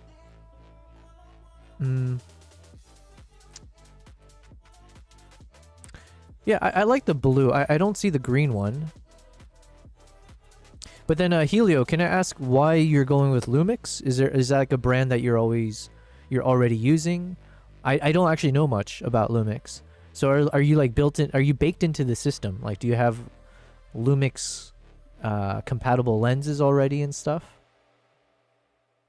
Yeah, I don't know anything about Lumix actually. Amber, I have someone who in the stream who mentioned a camera called the Lumix S9, and I've never really heard much about Lumix. Could you give me like a quick rundown of like what the best things about Lumix, what makes it stand out, that kind of stuff? Absolutely. So Lumix is actually Panasonic's camera line, and they've got a pretty good reputation, especially in the mirrorless world. The Lumix S series, like the S9, is generally known for having great image quality and pretty solid video capabilities. They're full-frame cameras, so you're going to get really nice depth of field and good low-light performance. And Lumix cameras are often pretty popular with videographers because they have a lot of good video specs built in. So if you're hearing about the S9, it's probably one of their newer models, and it's going to carry on that kind of reputation for being a nice hybrid camera for both photo and video work. How does it compare to the Nikon ZR? All right, so to give you a quick comparison between the Lumix S9 and the Nikon ZR, kind of just top level, the Lumix S9 is going to be a full frame camera like I mentioned, and it's really good in terms of video features and that nice depth of field for photography. The Nikon ZR, kind of depending on which model you're talking about, but the Z line from Nikon is also a mirrorless lineup, and they have some really solid photo capabilities and increasingly good video as well. I was talking specifically about the Nikon ZR. Got it. You're talking specifically about the Nikon ZR. All right. So in that case, let's just do a bit of a comparison. The Lumix S9 and the Nikon ZR are both full-frame mirrorless cameras, so you're in the same kind of category. The Lumix tends to lean a bit more heavily into video features. They often have really good in-body stabilization and some nice color profiles for people who do a lot of filming. On the other hand, the Nikon ZR is probably going to stand out more for its photo capabilities, its autofocus system, and that Nikon kind of color science that a lot of photographers love. So it kind of depends on what you're looking for, but both of them have their own strengths, and you'll probably find good things in either one. I guess the price difference makes a big difference as well, right? Yeah, absolutely. The price definitely can be a big factor. Usually, Lumix models can be a bit more budget friendly, especially if they're targeting a hybrid shooter market. Nikon, depending on the model, can sometimes be a bit more of an investment, especially if you're going for one of their higher end ZR models. So, yeah, price can be a deciding factor, and it's good to weigh that in. Well, thanks for your unbiased opinion, Amber. You're very welcome. I try to keep it as neutral as possible. I don't believe her. I love the LUT and the stabilization, says Helio. Gotcha. Oh, I see the green one. Hold on. Lumix S9 green. Oh, okay. Yeah, it's not bad. It's not bad. What would you call this? Like an olive green? Is that the right?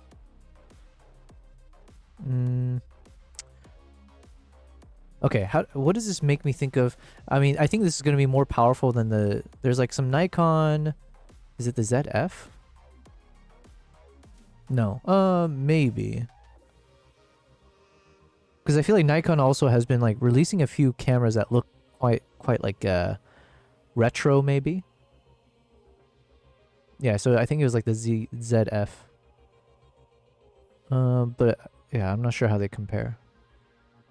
The Lumix S9 is a smaller side of the Lumix S5 Mark II. Gotcha. Okay, well, sorry, you asked me a question. I didn't have a good answer for you. Because you're worrying about the banding. So I honestly I couldn't say. Now, for like my knowledge is also restricted when it comes to like video, like filmmaking, stuff like that. So this camera that I'm showing right now, the Nikon ZR, this is the first time I ever shot with the camera that probably the closest I've ever shot with something that has like pro cinema features associated with it. So very, very limited experience. I will say I think this one is also fully electronic. I didn't ever seem to have any kind of weird, like rolling bands or any weird issues with it. It was like, yeah, so I don't know if like being electronic shutter only means like you're all of a sudden gonna have some like really poor quality or something, or like very, very prevalent issues. I'm not sure. But of course this one is slightly it seems like this is going to be like a tier above the one you're talking about. I'm just trying to see if I can get a few potential thumbnail images.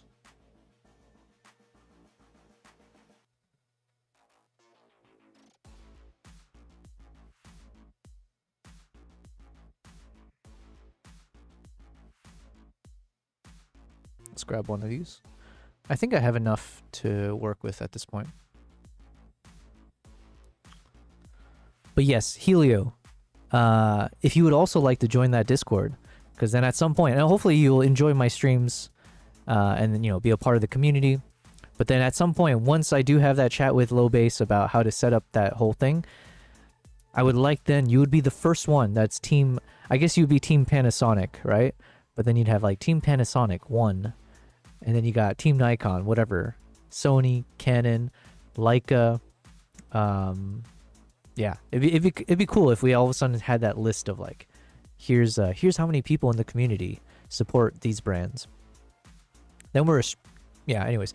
Little Base said, BRB retrieving part of lunch. Going to get the fruits and veggies first. I'm going to eat them, then I'm going to go back and heat up my cup of noodles so they don't get cold while I'm eating everything else. It sounds like you've thought this through. Good on you. Okay, so my thought process here... Okay, I think that's good enough, probably.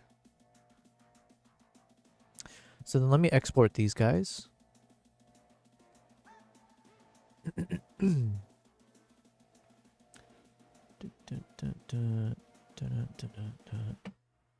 Oh, we have one more.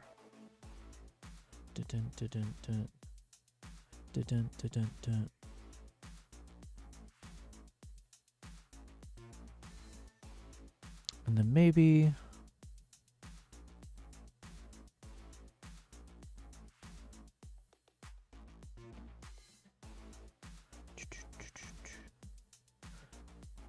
So what I want to do is I want to find those photos that I just exported. I'm going to put it into Lightroom.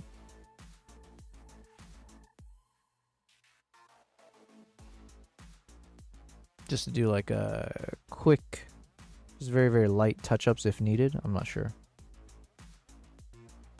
They might not be needed, to be fair, but...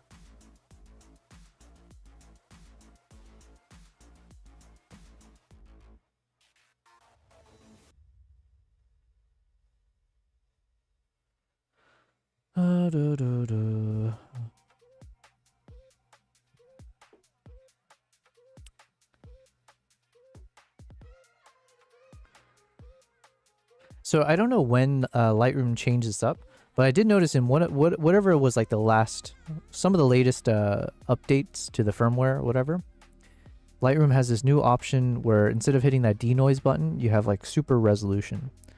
And I do seem to notice like it is making my images, maybe significantly is too strong of a word, but it's a noticeable difference in terms of the sharpness and the quality of my shot. So even here, I'm seeing like maybe I'll zoom in to see a better example. So let's say here, if I hit super resolution.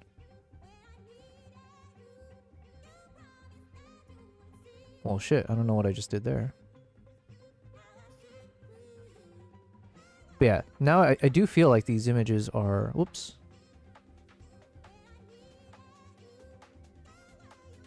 Wait, what's going on here?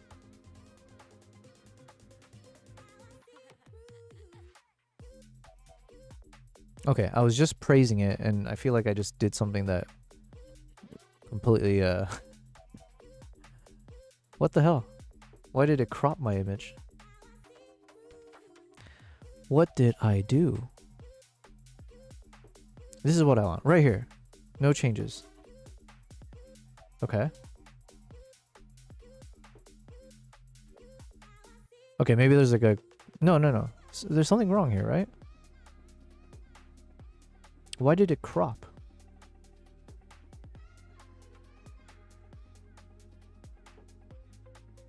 I am so confused.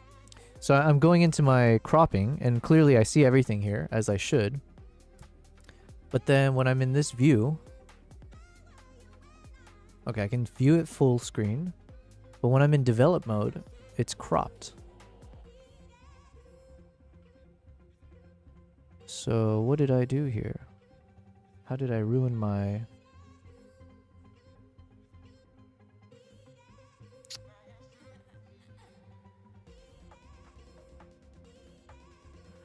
I hate my life. Sometimes when, I don't mind when I have to deal with, like, real issues, but when it's, like, glitchy stuff that shouldn't be... Okay, now it's fine. Jesus.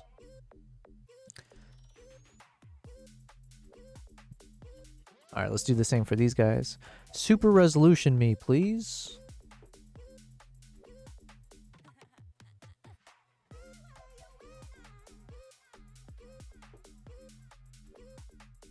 Alright, it did not make me any more beautiful, unfortunately, but we accept. We accept what it can do.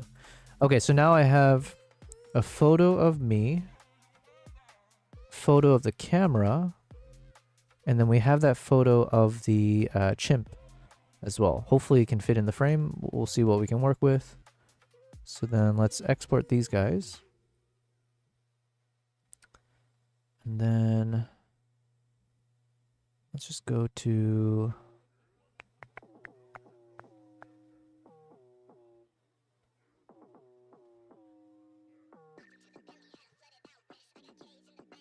Okay, so this is the photo that we worked with before. And I'm hoping that we can get the face in the thumbnail fit in there. Alternatively, we do have some other shots that we took that I had edited before. So one, like this shot could also work if it needs to be there. Okay, but either way, I think we have our recipe of the 3 shots that will be our thumbnail. So now, let's exit out of this.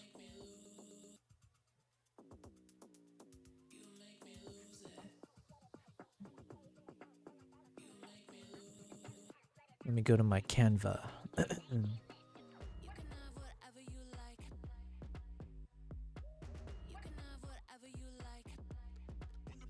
3 split thumbnail. Okay, this is where it's gonna get tricky for me, because basically, so I use Canva when it comes to like actually creating my thumbnails. And so what I have in mind, I'm not actually sure how I can search for it, because I was mentioning it's kind of like this thumbnail, but imagine instead of it being uniform, like, you know, perpendicular lines, splitting it evenly top to bottom here, I'm imagining like a V shape. So there'd be like 3 triangles, kind of. But how the hell do I ask for that? And could I create it from scratch? That's the other thing. I think I might be able to, but it won't be easy for me. So anyways, this is going to be one of those streams where we're going to learn together. Kind of like this. But like, yeah, imagine a V shape. I guess worst case, we could do something like this. Oh, wait, maybe... I mean, this is too thin of the cut in the middle. Oh, I think we found... I mean, it's not the best example, but... Because I don't like the very thick, weird paper shredding. But this might be our best option. So let's customize this template.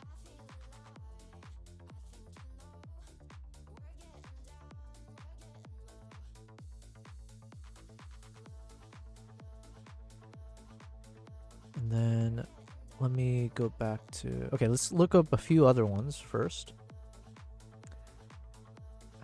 3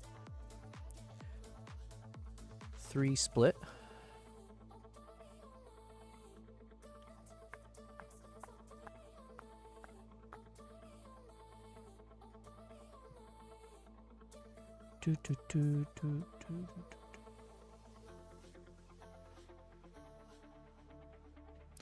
Three images.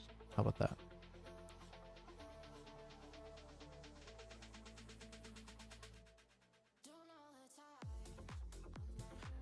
By the way, I think Canva is like, I don't know, ChatGPT and Canva, without those two programs, products, whatever you want to call it, platforms, I would not be doing what I'm doing now. I would definitely be back in corporate world. Because between Canva and ChatGPT, it's like absolutely made me overpowered. It's like superpowers for your average person like me. And all of a sudden, it's like I'm able to do shit that I wouldn't be able to do myself super easily. So yeah, big shout out to Canva. I need to be sponsored by Canva as well. In our long list of like brands that we want to be sponsored by, Canva's got to be one of them. But yeah, even like the concept of making a thumbnail, it's like, oh shit. They make it super easy for me because you see all the templates, and sometimes it's as easy as just finding the one you like and then just popping it in, switching out the images.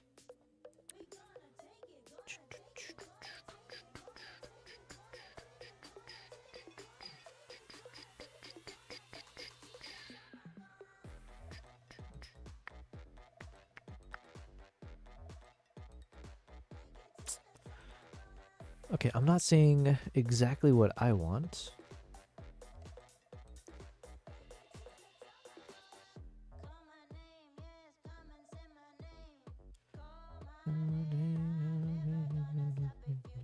It's kind of like this. This is all I need, but I just need 3 split.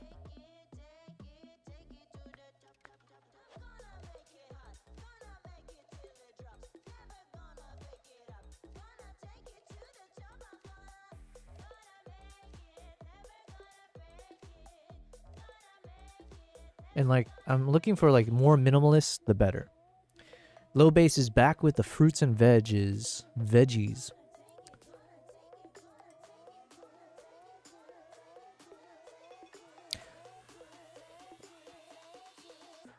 Low base, what kind of vegetables are we talking about here? I'm like, for some reason, you hear people say fruits and vegetables, but then like I'm thinking about it now. I'm like, have I ever just had a meal of just fruits and vegetables? Have I ever just like mixed fruits and vegetables before?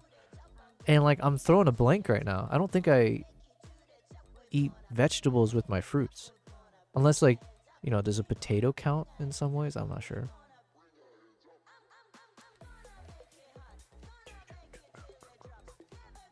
Oh, I could do a shot like this. Oh, wait. Okay, so I could put myself, what do you call it? Transposed, right? I could remove the background, just have me in the middle, and then just have the shot of the chimp and then shot of the camera to the right. Something like that could work. So let me customize this template. Okay, let's see.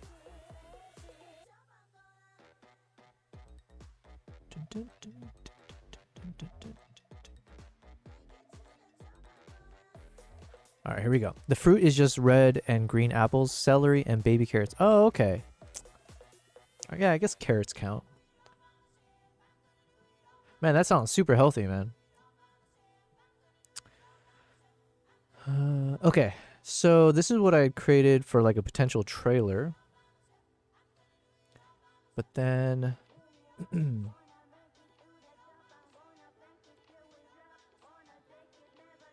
So for sure, like this photo, I really like this shot. The shot looks super cool. I think it would look cool as a thumbnail just on its own. It's very dramatic.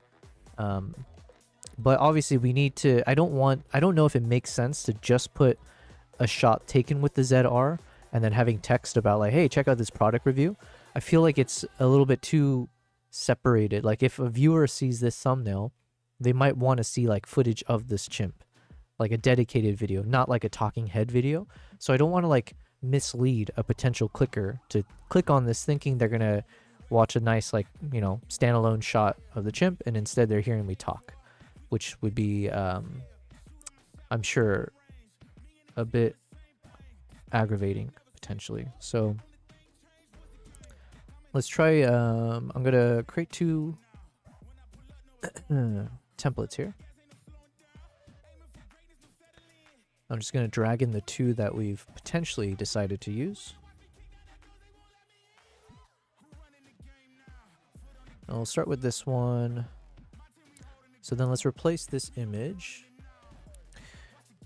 Troy, you said we need your face on it with a thumbs up. Yeah, maybe not the thumbs up, but like I guess you're right, Troy. Like that is kind of the vibe I think is necessary. Is like you need to see me somewhere on the screen, because if it's a product review and if majority of it is hearing my voice and my opinions, then I feel like you have to see me as well, or like you need to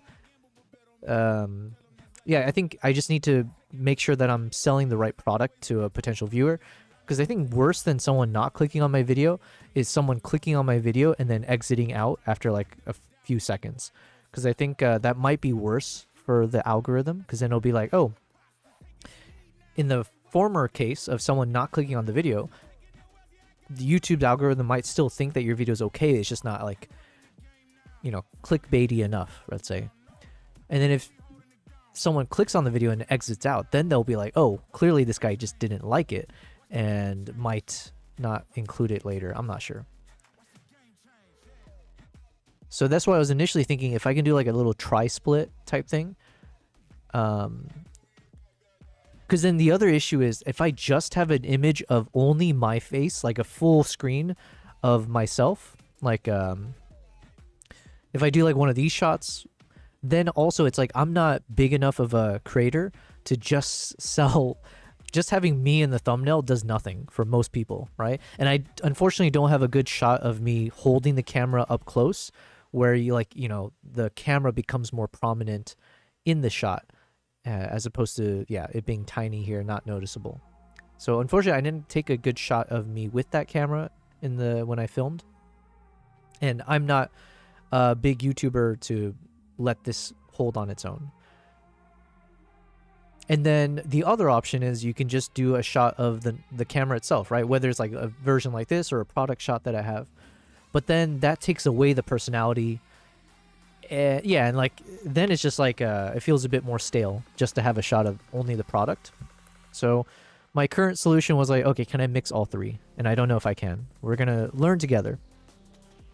Troy said, definitely need you on it, plus face brings in more clicks. Okay, I mean, yeah, we'll see. Let's see if I have one of those faces that can bring in the clicks, okay? Maybe if I let my hair down, you know? Let's see. Or you could just make an avatar of yourself as Mr. Peanut. I would buy a camera if Mr. Peanut gave it a favorable review. Yeah, maybe, you know what? I'm not going to do that. But yeah, imagine instead of me, it was like my cat. Just like close up of my cat as if the cat was doing the review. Maybe. So this might be a Jake Davis type composite thumbnail. I've never heard of that. That looks cool. I like that split. Ooh, yeah, usually I'm not a fan of like splits, but I guess if it's meant for like not a cinematic video, if it's meant more like talking head reviews, topical things, then maybe this kind of style could work. Or yeah, this one could work. I think there's something promising between these two. Let me look up Jake Davis. Hold on. Jake Davis. Who is Jake Davis? Could refer to a former anonymous lolz security hacker. Is a film director, a hacktivist.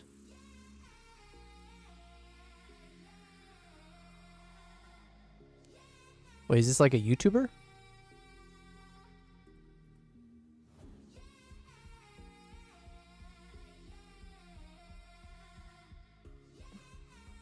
For a review video, I think that works on YouTube. Gotcha, gotcha. Okay, let's check this out.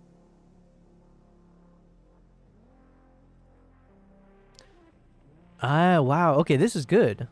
Okay, I need to...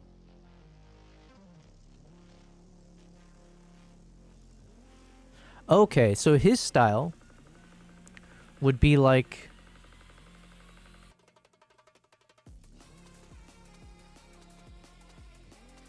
Sorry. Whoops. Let me bring it over here. So his style is kind of like this option here. So if we go with this approach, then it'd be like this guy, Jake... What was it? Jake Davis TV.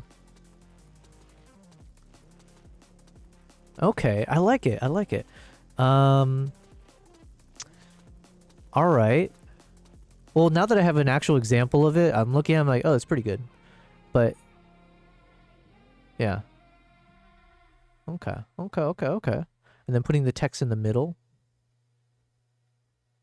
All right, I'm going to put this off to the side for reference later. That's nice. Thank you very much. Thank you, Kavai. For a review video, I think that works, said Troy. Yeah, I think so. I think between these two, we're leaning on something that should work. I didn't want that. Let's get rid of these random stuff.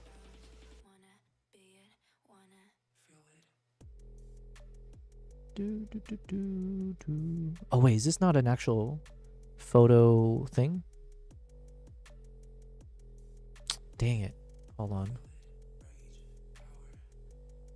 Because I thought I could just drag it in. Because, like, you know, like this one was easy because this is like an actual, I don't know what you call it, like an image container, maybe? A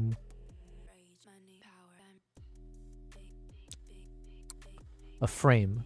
So I need a freaking frame for this one. And this is where you guys are going to see how not a master that I am, okay? Because we're going to struggle sesh through this one. Is it this, maybe? Nope. Oh, I just replaced her. Okay, how do we do this? Because I like the...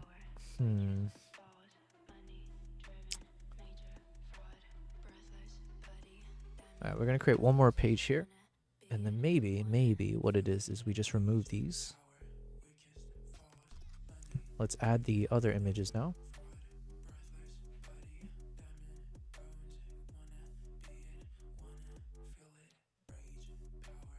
And thanks for the suggestions and your opinions. We couldn't upload... What? Oh, because I did the freaking super resolution. Did it like... Oh, some of these are like 90 megabytes. Well, god dang. I didn't know that.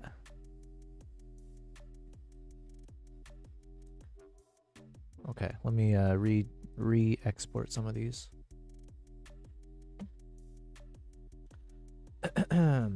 Export.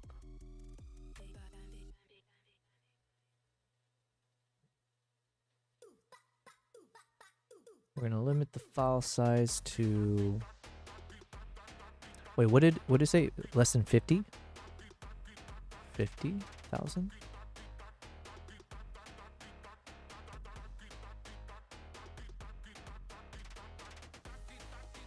Okay, I hope I read it right. I think it says something like it has to be less than 50 megabytes.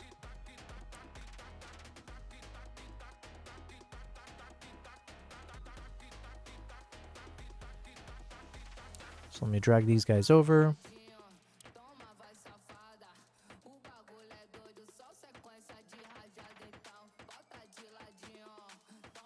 There we go. Low bass with the crab. Is that a crab? Oh, the music, yeah? Hells yeah. What is my emote?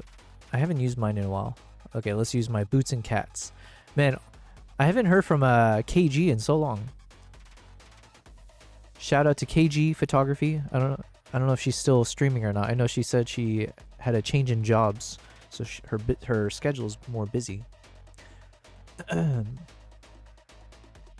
Okay, so let's check out one of these photos.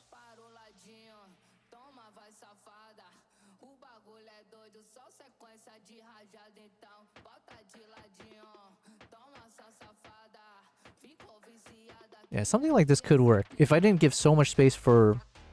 Oh, no, sorry, I'm doing it wrong. I think the photo of the camera has to be in the middle.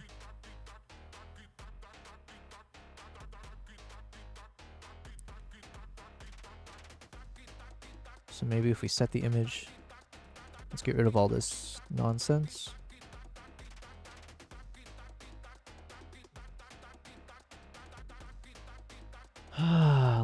Let's think about this. Because that V-cut just is not the coolest. Can I change it?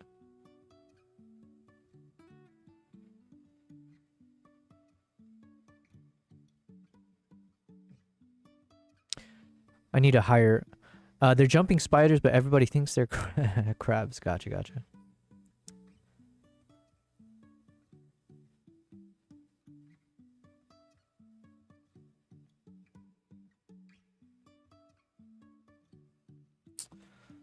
I'm not feeling this. Also, I think I have to be in the center anyways. Or if I kept this composition, because I have like this blue background, I feel like it makes more sense to have like the warm, blue, warm, or like warm, cool, warm, as opposed to like the warm, warm, cool. So I do feel like it has to be more like this one, but I don't know how to mimic this thing that we did here. So let me see. Oops.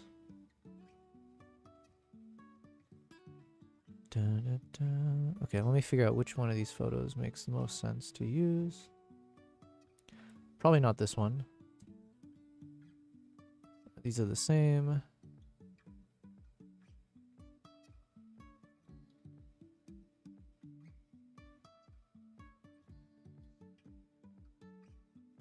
God, I look dumb in both. Well, okay, we'll try this one first. So... what if we center this? Let's remove the background.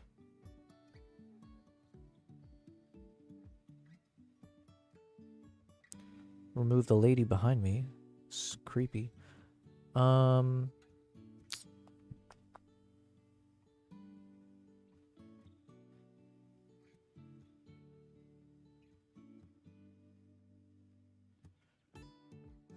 Then we'll figure this out.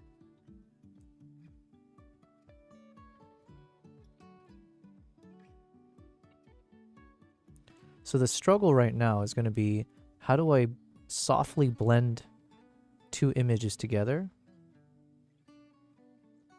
without it looking super obvious, you know?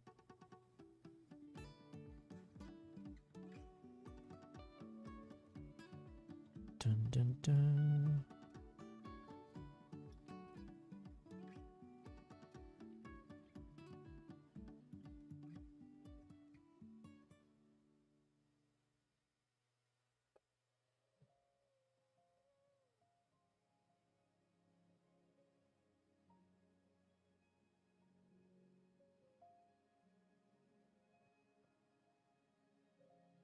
Okay, so of these ones, I think this one is a contender. This one, slightly too dark.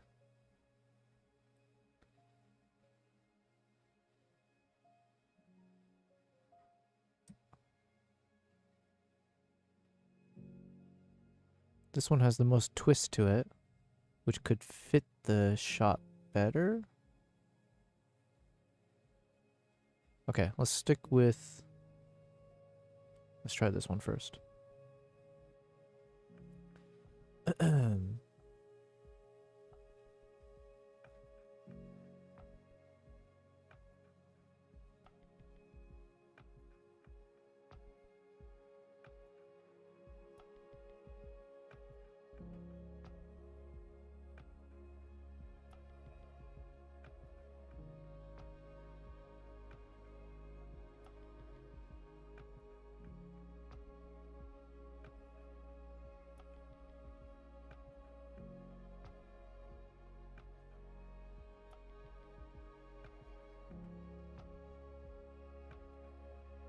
I'm not sure. I'm not sure how to feel about this. Man, why is that guy Jake Davis? How come his looks so cool? I mean, generally it looks more like there's a single image behind him. So his thumbnails is more like he's in the center, but then the background is a single background. Whereas here, obviously, we're kind of mixing 3 shots.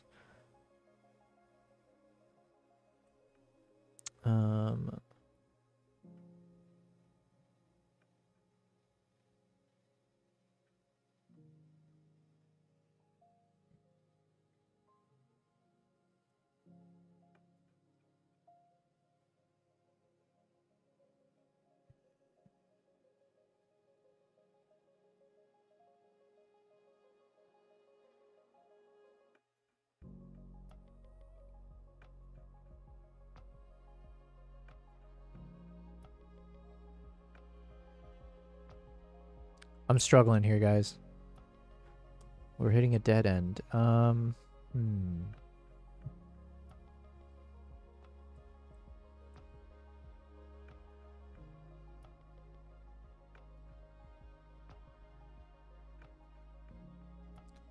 Let's try.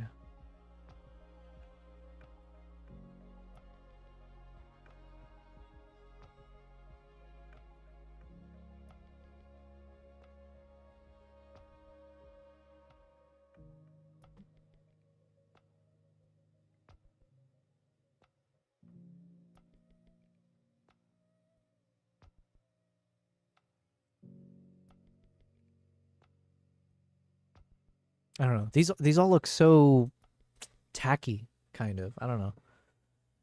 I mean, this one could work if I can find a nice way to blend the 2 shots in the background. But the other issue I'm running into is like I need space to add some text.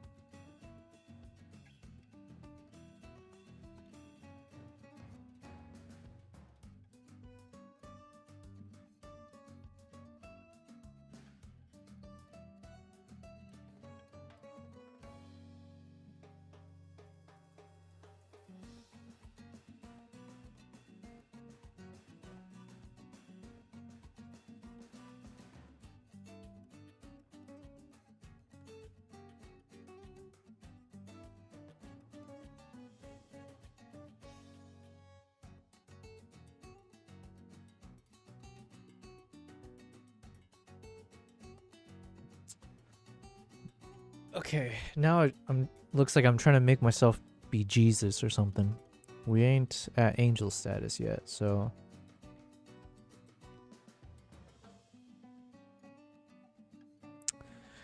dead end. Let me look away from this for a second. You said I guess Gemini could fix the blend. Yeah, I mean, I think I just need to look at a few more templates really. But the problem is that the suggestion you had, which is, or like the one that you said, like the Jake Davis guy, his looks really good, but also his is like 2 images. It'd be like more if yeah, it would make more sense if I didn't have 3 images here. So if I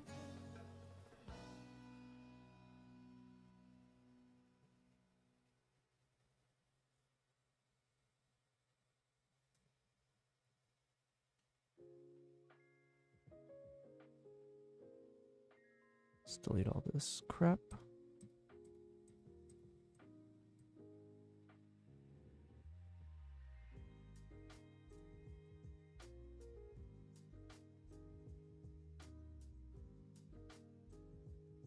Well, that just looks terrifying.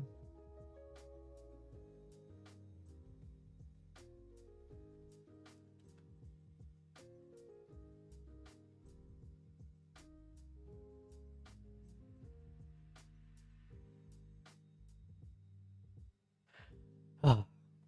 Now I'm understanding why actual YouTubers hire someone for thumbnails.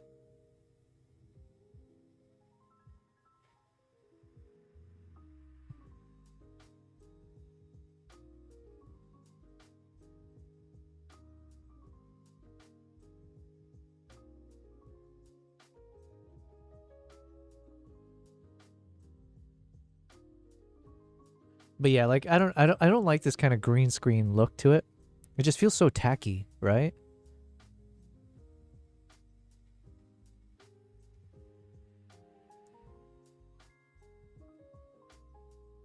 But I don't know how else to do it. I feel like I probably do need to...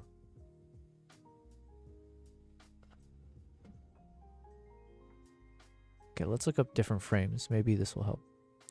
So I just need a frame that is a triangle frame. Let's see.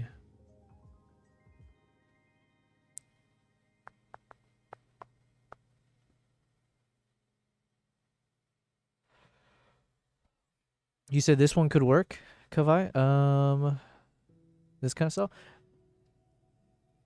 I mean, I'm trying to figure out how to make it work. I guess maybe it is a eye catcher because you got this crazy looking beast behind the person, right? So it's a bit like a watch out kind of a thing. You on the black section of the ape look good? Yeah, that's the thing. I agree with you. I think it looked better here, but it means I need to either expand this image a bit in order to kind of shift a bit more composition wise.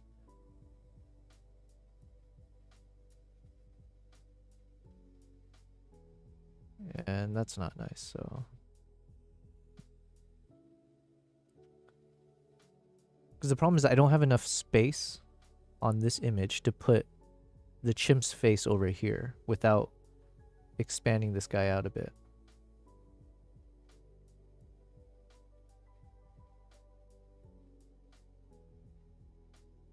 You know what? But I could use Photoshop. Actually, let's do that. Let's use Photoshop here. So, because I think what I can do is I can pop in that original image and then just extend out a bunch of space here, because it's mostly going to be black anyways. And then we'll see. Because I agree with you, Kavai. I think putting me in the dark area just is probably cleaner. Okay, what is this? New stuff. Cool. Latest AI models are in Photoshop. Gemini 2.5 flash image. Improved remove tool. Yo, that's pretty crazy. Hold on. The latest AI models are in Photoshop. Simply describe the edits you want with Gemini 2.5 flash image. Wait, okay, so you did say Gemini could fix it. Maybe I do send this to Gemini and see what it can do.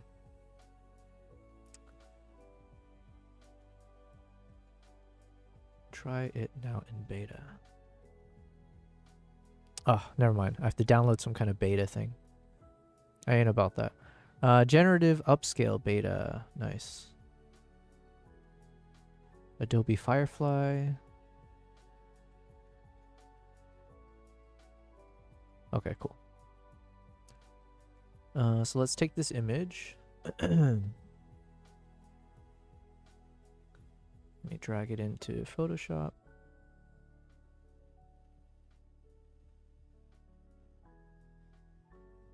All right, so we want a 16:9.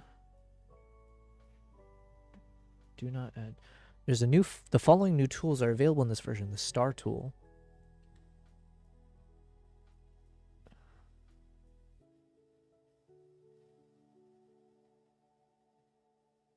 I don't know what this star tool is. Christ. Can I just not choose anything right now?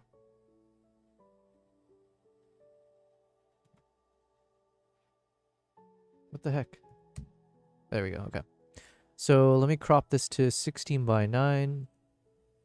And we need a lot more space off to the left.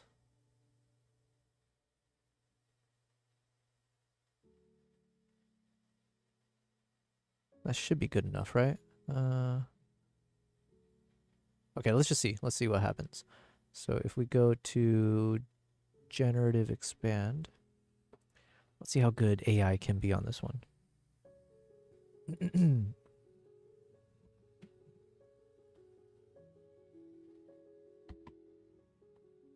This is a really cool shot though. I'm really happy. And the crazy thing is this is just a still from the video.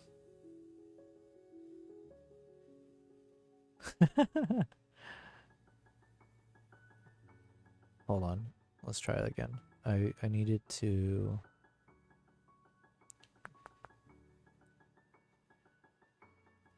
Nope. How do I move?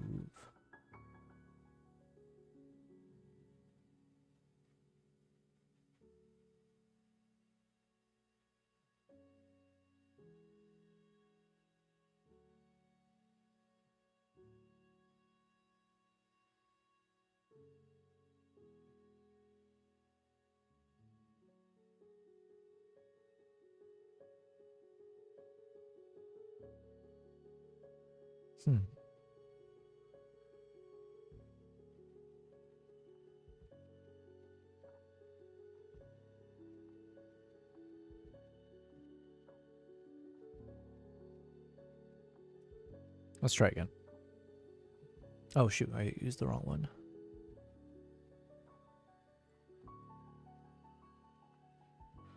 Oh, look at me struggling.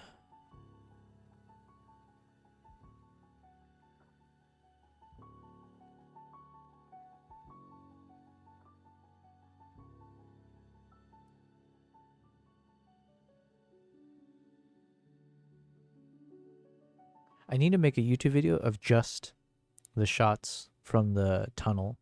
It's like such a... This is like this might be the most dramatic, cool thing I've ever captured on film. It's not even like a moment from the wild, but just the fact, seeing all these chimps when they're cutting through in like golden hour with the crazy lighting and stuff.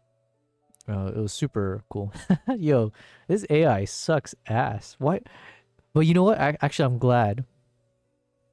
Because I kept saying that this is I believe this is the alpha male. So this is the king of the chimps that are there. And I kept saying that this alpha male looks almost like a gorilla. It's beastly, right? Clearly there's a reason why it's the alpha. And so the fact that even AI is assuming it's a gorilla and putting a little gorilla face next to him.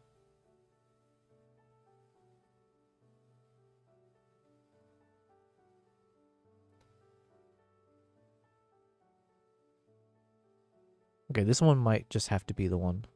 Because I'm going to crop most of this anyways. Here, let me hit generate again, though. I just need it, to Kavai's point, I just need it to be like mostly dark. Where I can just put myself there.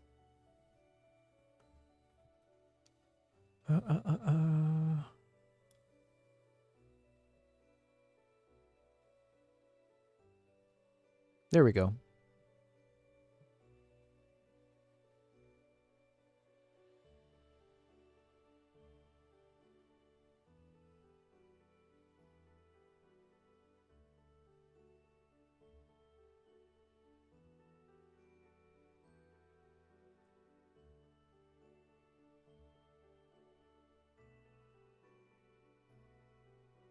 I'll export both of these and then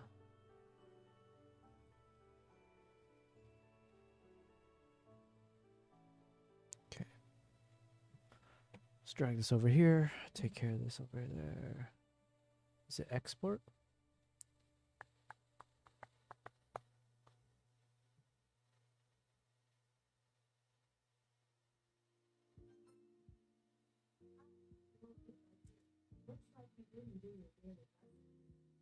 Hi, Duolingo, it looks like you didn't do your daily lessons. You know what happens now that the better lock your doors. Holy Christ. Yo, what's up, Manas? Thank you for that voice message. It was so brutal that I'm now changing my voice. That was the emo voice sound. Holy. I'm kind of speechless with how crazy that was. Okay, we're going to choose Deadpool. Holy yikes. Well, hello, Manas. Yes. Even the cat woke up. Oh, I just realized I have my stereo sound on pretty loud. Yes, hello, Manas. It's been a while, I think, since you've been here. Welcome back. And let's quickly say hi to the cat.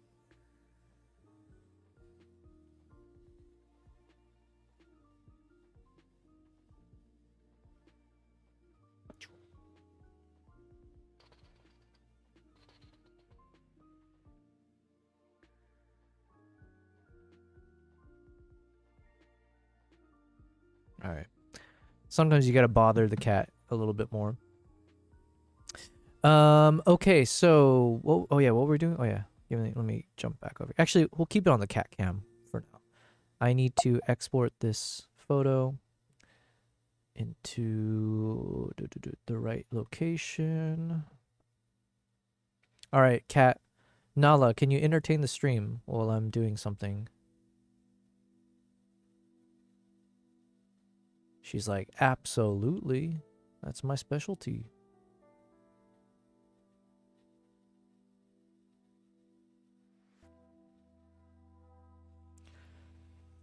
Extended one still.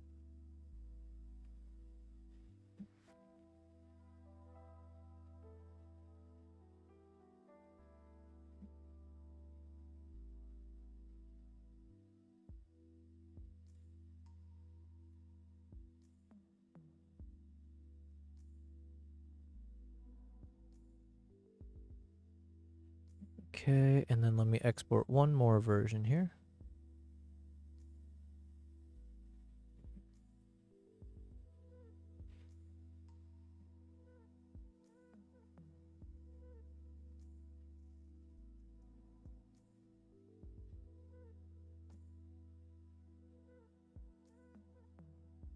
Export as.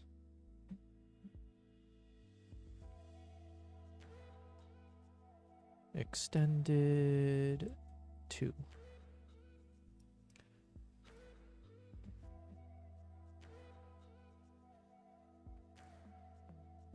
Okay, thank you, Nala. You did a good job.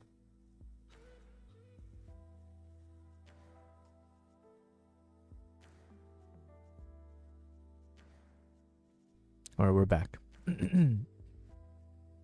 You know, the prophecy talked about the cat cam. Yes. Hello, cat is peak.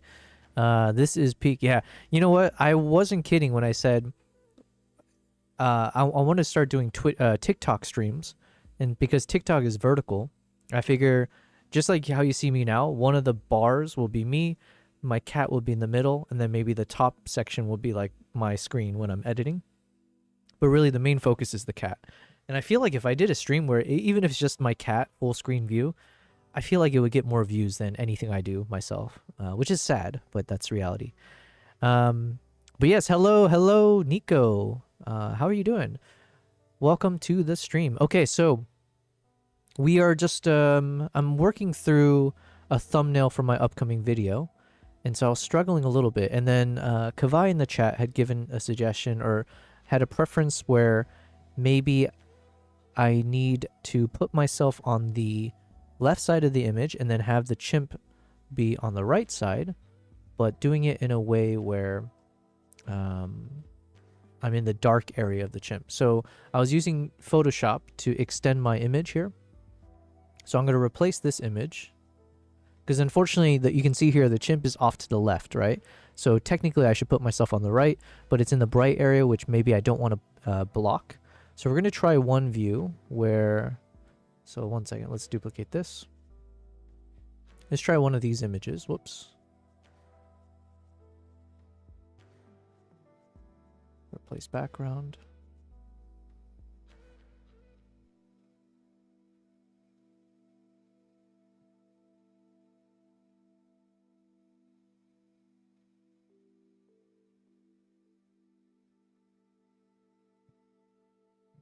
So yeah, something like this could work better.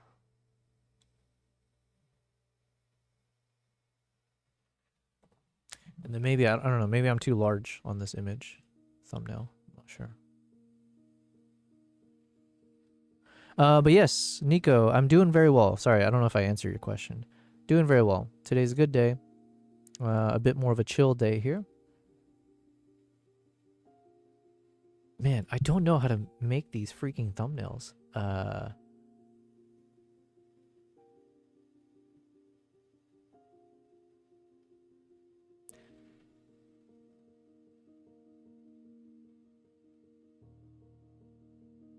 Okay, let's try one more version as well. So then we have image number 2.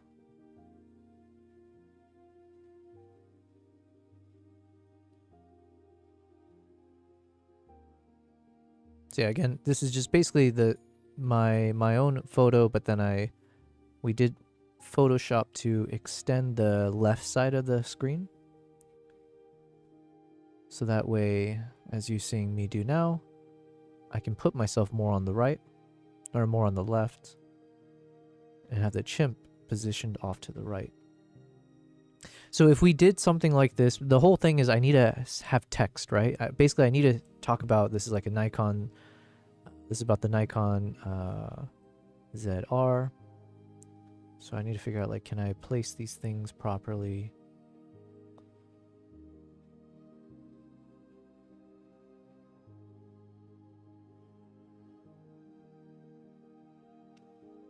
And then I need some kind of, I need space where I can put some key text, which is like, I'm not sure how to.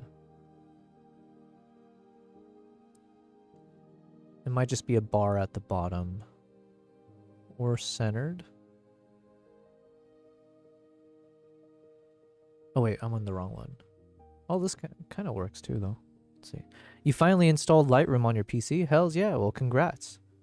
Lightroom, I cannot live without it. I use it all the time, so. Yo.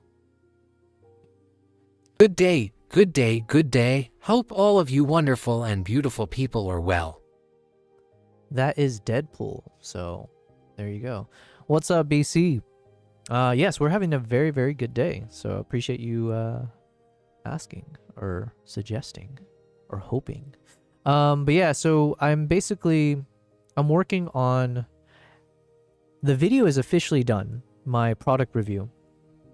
So not to belabor the point, I've had the past few days has been very frustrating trying to work with a video editor.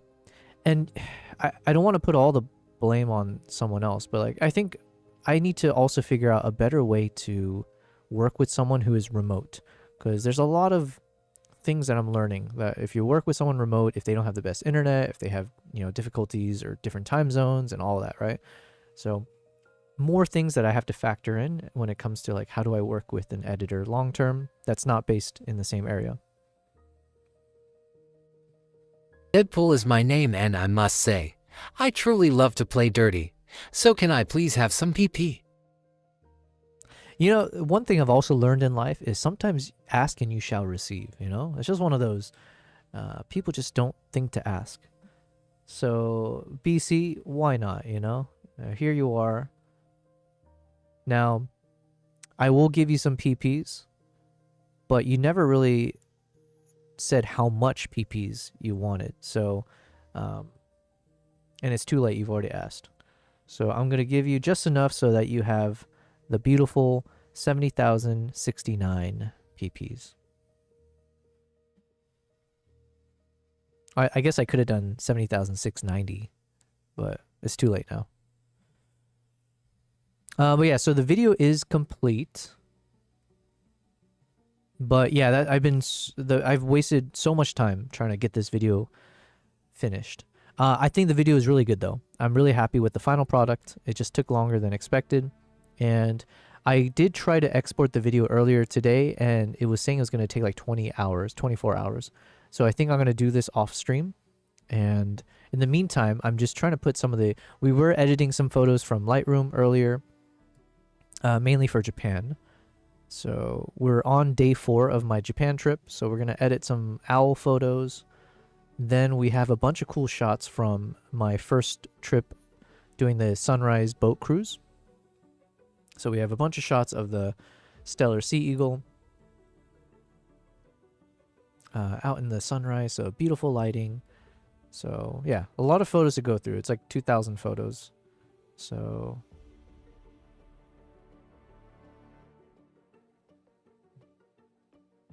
But it's a really cool experience. I'm really happy we ended up doing this and ended up doing one more attempt, although it wasn't at sunrise just because the weather didn't permit. But yeah, capturing these big-ass eagles. Oh, and then we got super lucky. I forgot. Yo, thank you very much. Oh, yo, Kavai, thank you so much for the follow. Hells yeah. I appreciate that. On the Twitch side. Nice. Wait, hold on. I hope that means, Kavai, you are... following me on YouTube and Twitch, yes? That's cool. Thank you very much.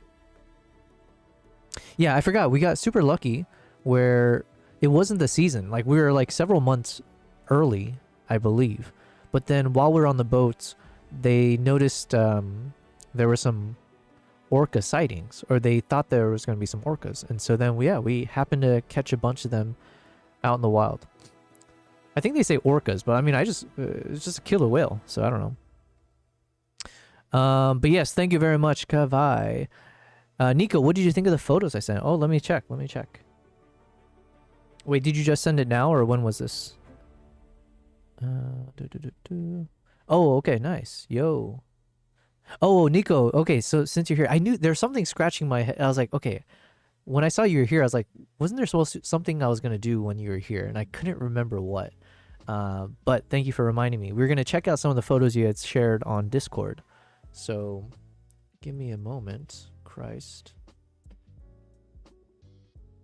But thank you very much, Kavai, for the follow. Oh, wait, Kavai, you might have been my 100th. Oh, no. I'm at 90. Am I at 99 followers? I think on Twitch, I'm at 99, if I'm not mistaken. So... I think we're just one away from hitting 100. How cool is that? I don't think anything happens when we hit 100, but, you know, it'll feel nice. Okay, I wanted to open up Nico's photos on stream. So let me just copy these over.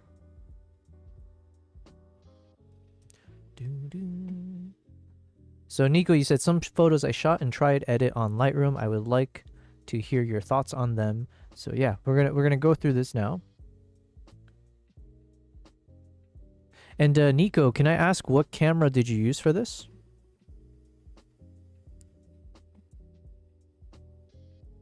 And then Kavai had sent some photos of the... Oh, was this recent? Because someone else had sent the photos of the full moon, right?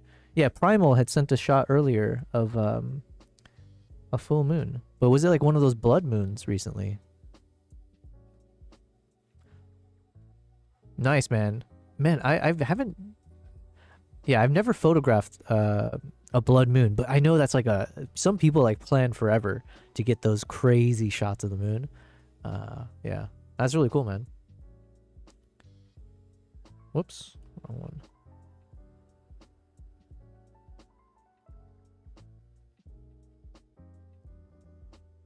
Use the Canon 70D. Gotcha. Free Willy? Nice. But yeah, okay, so Nico, do you live in India? I'm trying to think, like, where in the world can you see tigers outside of India? Or I feel like India is like the most common, right? But yeah, it's really good, man. Or was this at a zoo? I guess that's the other option I forgot to think about. But I imagine you use like a pretty telephoto lens for this. Was this like, it could be with a 200 millimeter? Like, was this like a 70 to 200?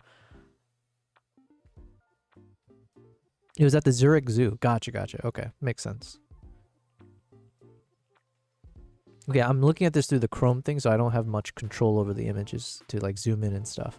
But looks good, man. So yeah, like I think in general, like the pretty standard techniques that you'll hear from like photographers on this is like always try to shoot like eye level. Then ideally you try to get a head-on shot where like if the body is fully like obviously if the tiger is looking at you, that could be nice. Here I think I like the composition. I like the colors behind the tiger as well.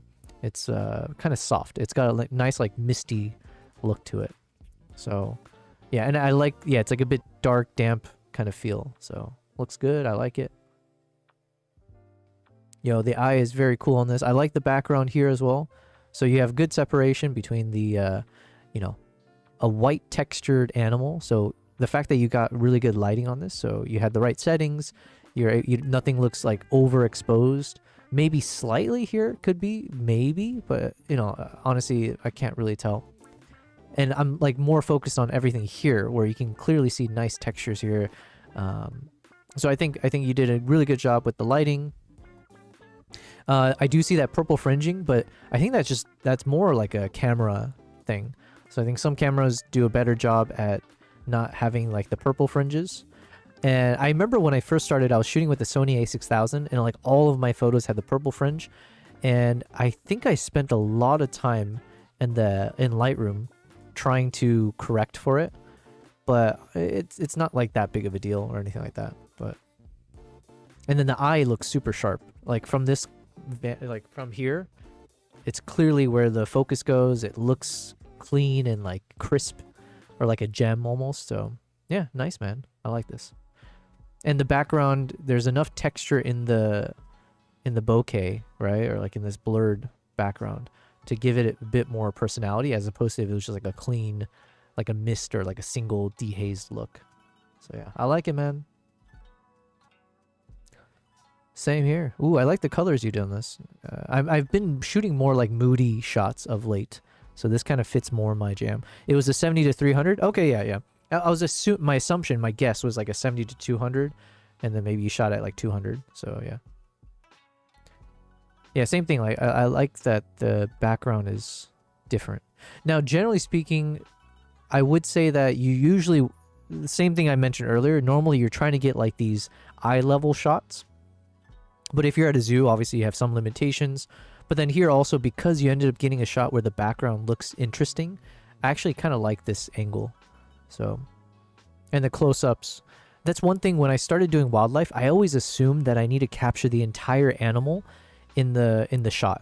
And it just took some more experience to finally realize, like, actually doing close-ups, crops, you can end up with like much more compelling composition, more compelling shots, than trying to focus on getting the entire animal in frame. And this is just cool. And also we're in October now, so we're in Halloween season. So this is crazy. Is this entire thing freaking a spider's... I can't even call it a web. It feels like this is like an entire nest.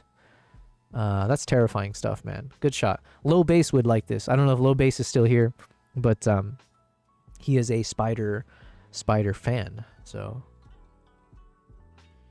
nice. I don't know much about birds, so I couldn't tell you what kind of bird this is, but Yeah, I like it.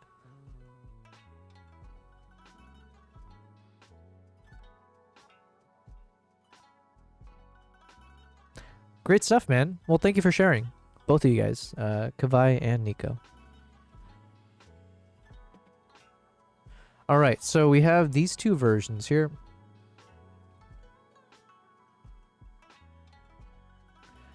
And the thing I need to figure out, though, is do I have enough space to add text?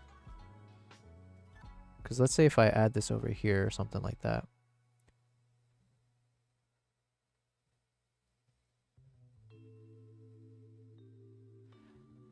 I don't know where I could add text without it being in the way.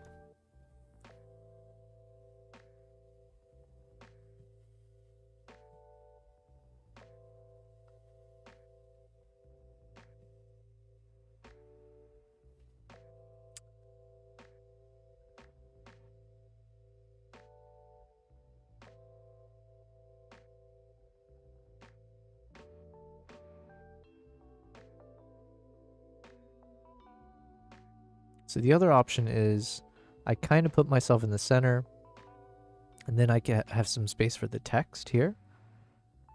But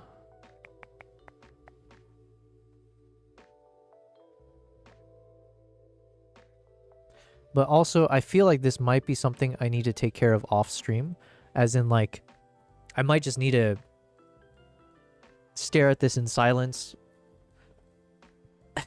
which is something I do all the time. Like when I have like a, what do you call it? A brain fart, or like when you're stuck. I just need to look at something without making any noise and just stare.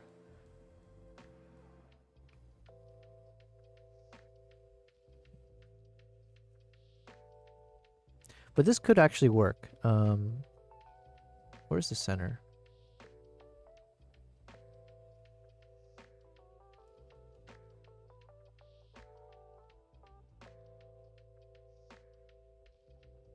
And then the thing is, like, what do I put as text here?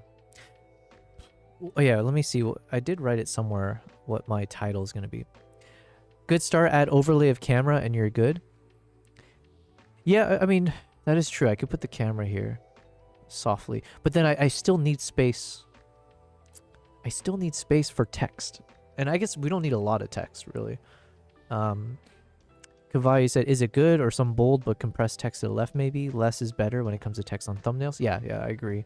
I just came back. Sorry if you already mentioned that as the plan. No. No need to apologize. I didn't even think about that. Honestly, I was just thinking, like, do I just put some text here and that's it? But I think you're right. Maybe I do still need to include the a camera photo. But then I might need to use a different shot where my hands aren't in the frame, because it could also just look weird having multiple hands in the shot.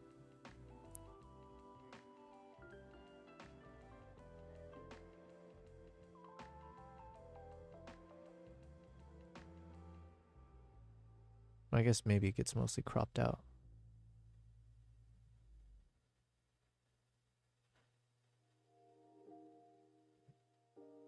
I just need a way to I need to find out how can I blend. I'm not a Photoshop guy or whatever, so I don't know how to soften the edges here.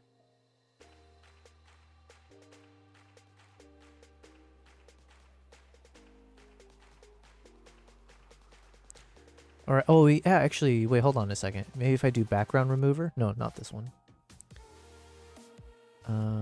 Of my camera photo.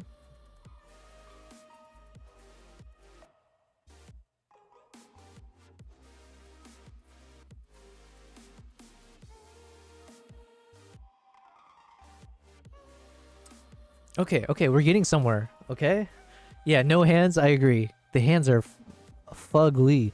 But I don't know if I have a good shot of the camera close up, right? Or let me see. If I don't use that kind of shot, what I'm left with is, you know, at a distance, like when I set it down, right? So I would have to, like, let me see. I'd have to zoom in, and it would just be a flat shot, right? Which is maybe not the worst. You know, you can see it's a very different looking Nikon camera, but you don't get that like angled shot, because the angled shot, obviously I'm holding it. I don't think there's any other options. Oh wait, hold on, let's see. I do have these shots.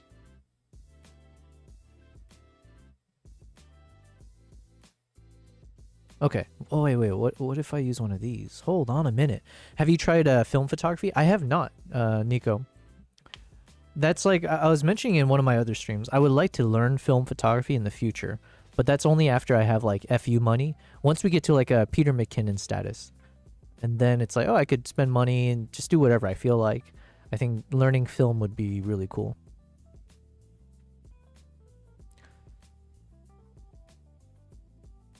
Okay, maybe I need to use one of these shots. Unless I also, we'll try one thing. Why not? Why not? We're gonna try.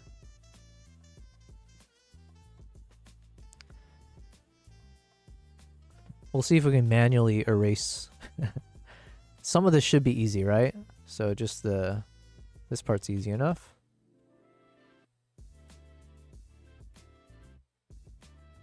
And then we'll get a little bit more careful as we get closer.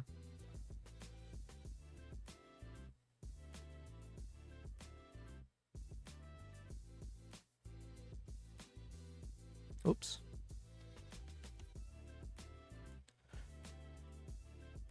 Comparing it, let me see. If we use one of these.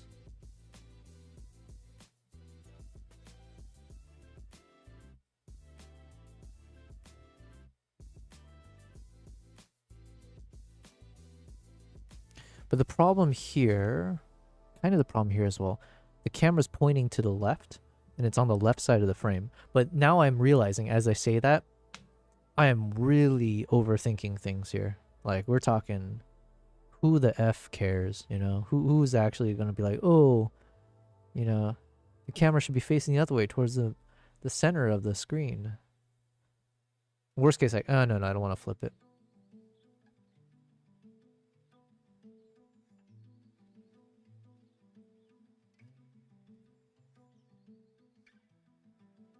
All right, we'll try this one first. Try to remove the fingers from that pic you got there. Photoshop can help with this. Oh, yeah, you're right.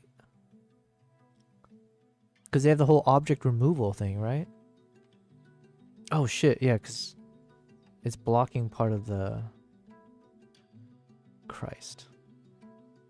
Oh, wait. Lightroom could also help with this, maybe. Okay, let's go back, because I did put this into Lightroom earlier.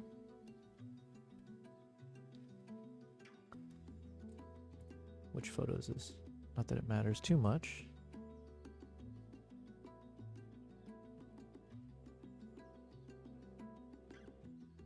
Okay, so let's say if we take this guy, let's try Lightroom first.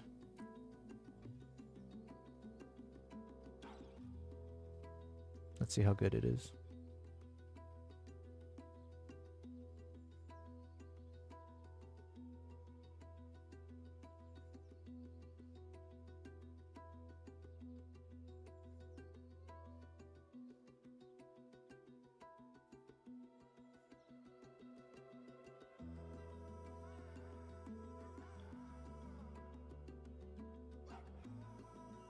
Okay. I'm pretty sure I can have it bleed over and stuff. We'll see. Fingers crossed. Yes, no hand. Yeah, says Troy. Yeah. Yeah, it's weird with the hands everywhere. You know, the funny thing is, we're spending so much time on this video, and I'm not even joking. This video may get like, if it gets 500 views, I'll be happy. Okay? So it's not like, it's not like we're going to get heavy returns for this video, but it's kind of fun because also I'm trying to do my best to learn every element of like, how do you make a product review style video, a talking head video. The thumbnails obviously will have to be quite different from like other types of stuff that I maybe create. So it's a good learning process at the least.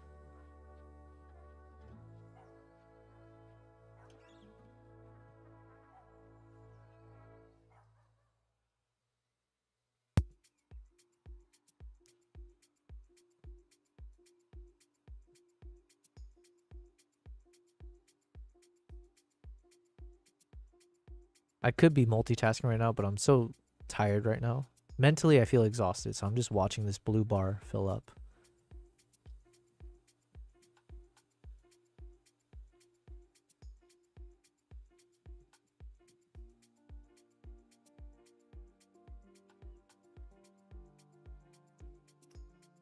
Any second now. Any second.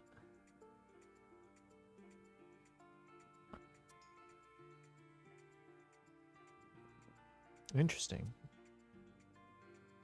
That's not bad. It's not bad, but it is technically warping the image. So am I okay with... Because it literally is curving part of the camera. Is chopping off part of the camera here. And bulging out the bottom there.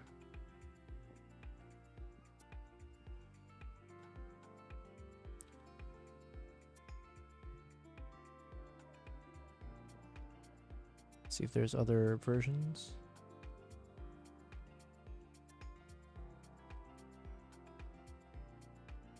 Okay, let's try.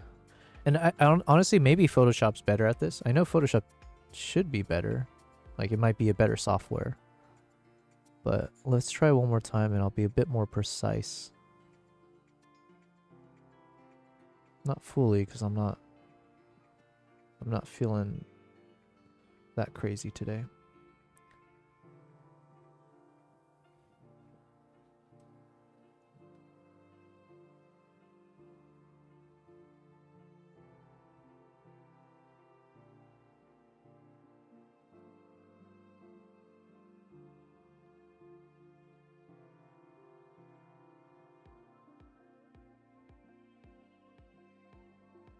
And now I'm getting hungry. Ah.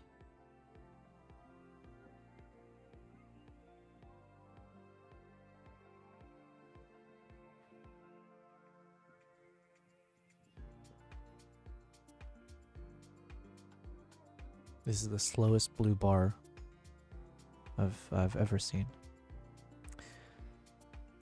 I do hope it's worth it though. Chipotle? Oh man. I have too much leftovers at home though. But now that you said that, I'm like, shoot, do I need to get some Chipotle?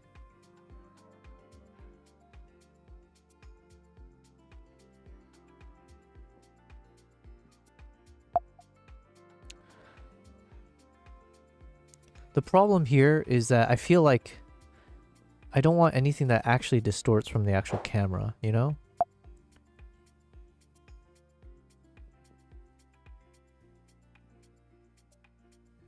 Because, like, it's the actual product. It feels weird to, like, change anything about the product. So, let's try Photoshop real quick and then we'll see what our options are. Worst case, we can use one of these, I think. So, let's edit.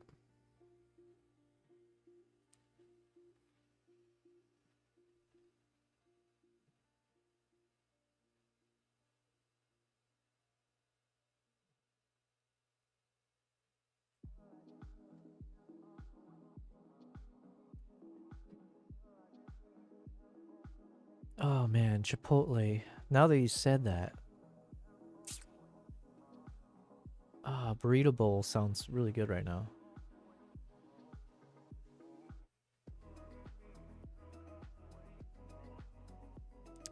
Okay, I haven't used Photoshop's object removal thing before, so I don't know where to go. There's that tutorial thing. How do I open up that tutorial stuff? Shit, I shouldn't have exited it. Let me ask ChatGPT.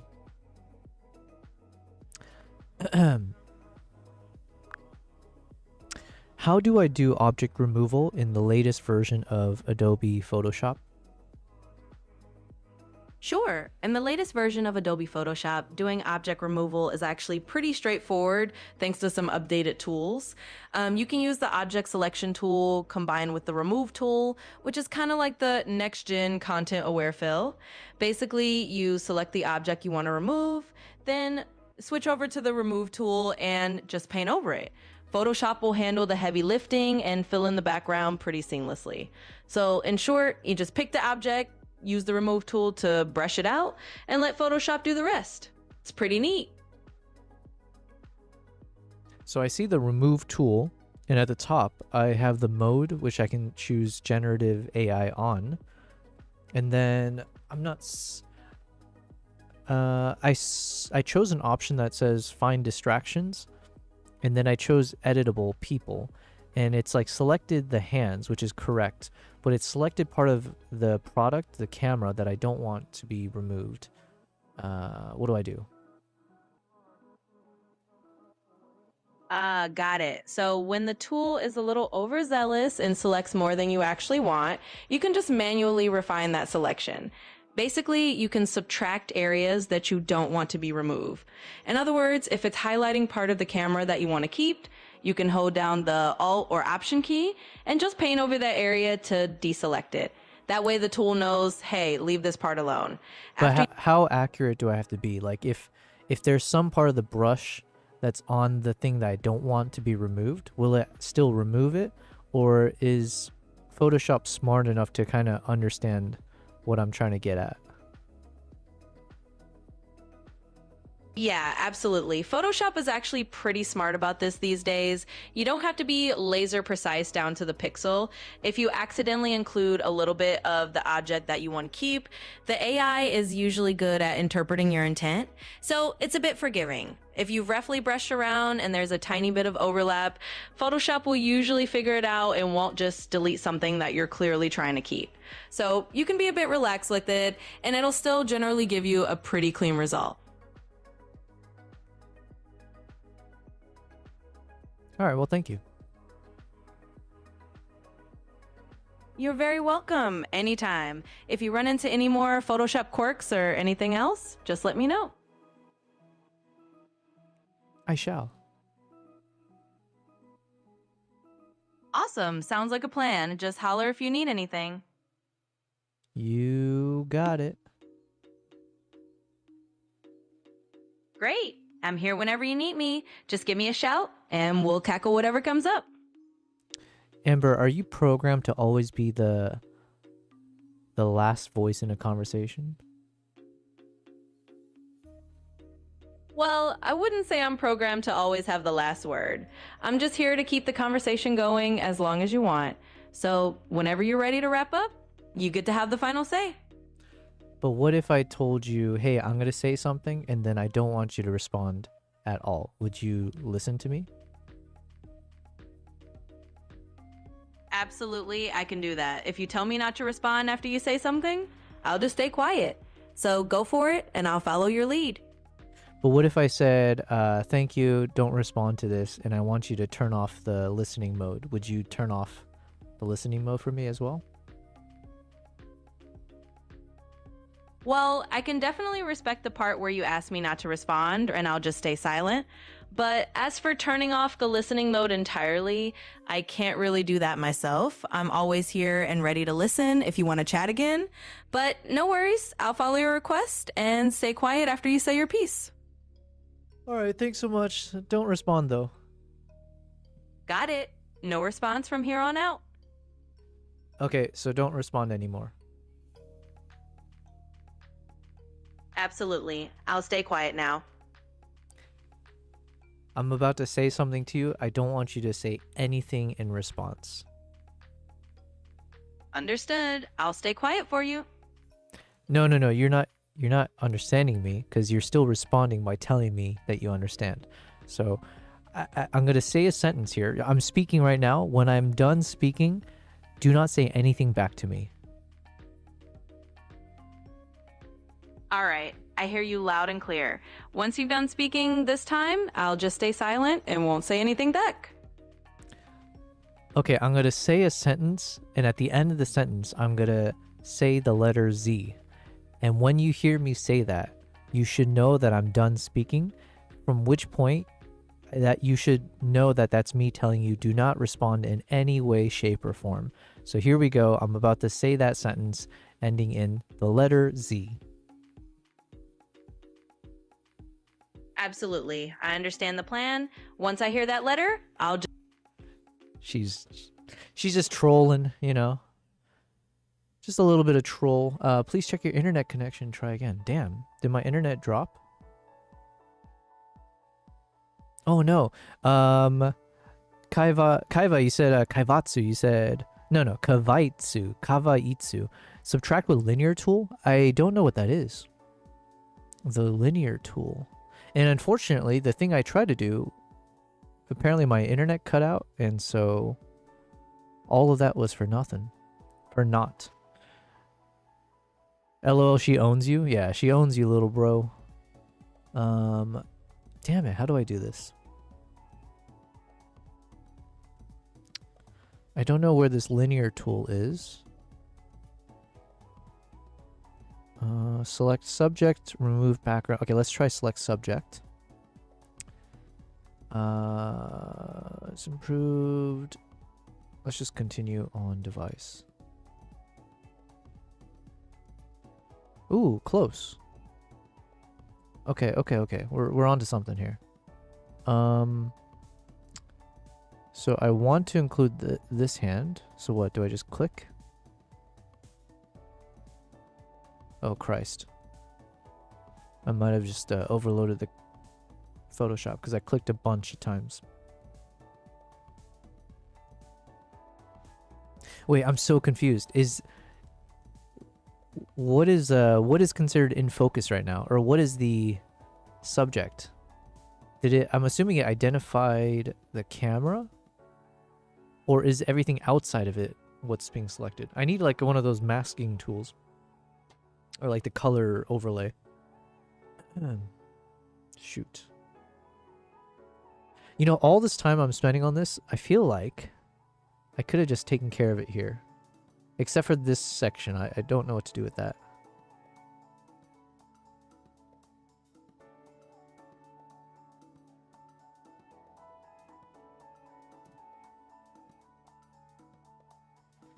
I feel like what I would have to do is I would have to remove everything else, then export this as an image, and then use Photoshop or Lightroom to then remove the thumb.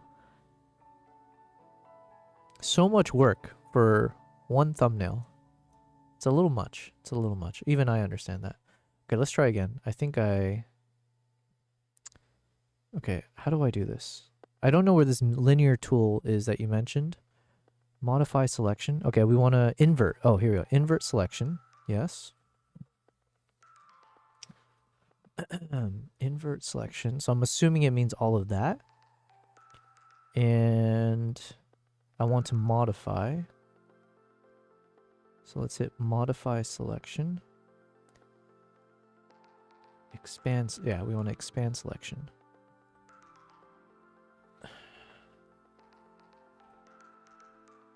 Oh wait, hold on. Remove background. Okay, so the expand selection was not the right choice, but let's hit remove background, see what happens. Okay.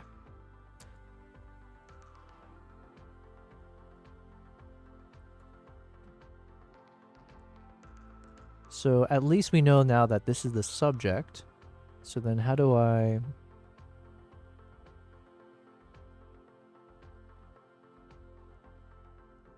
Oh shoot, I don't want to remove this area.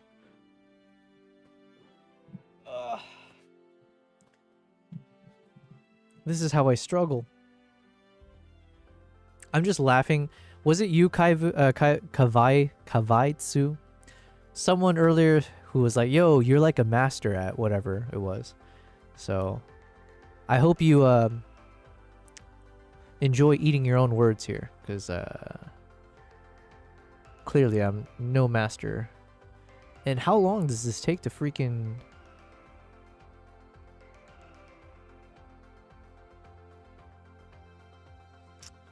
I don't know if this is worth the effort, honestly.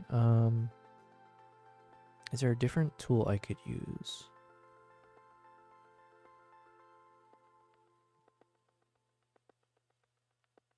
Remove after each stroke. Sample all layers. Let's deselect. Okay. Select subject.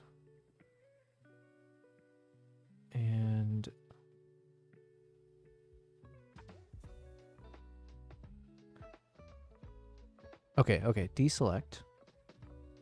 No. Transform image.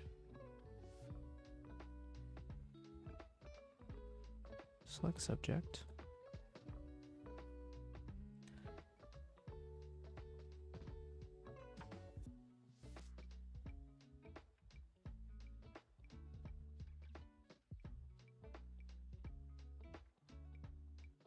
Okay, the problem for me right now is it seems like it takes way too long for every action that I take here to use this tool, which is then kind of rendering it a bit useless for me as of now anyways. Like to do this on a live stream, clicking once and then looks like it might take over a minute, maybe longer, for anything to happen here. So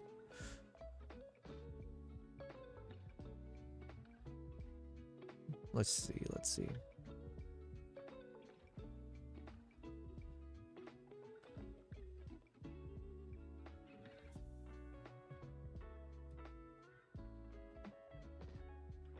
So either we use the other image,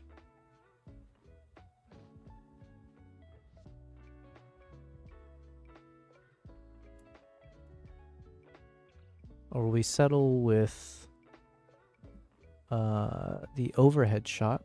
So yeah, okay, maybe I'll do a screen grab of one of these shots first. Dun, dun, dun, dun, dun, dun.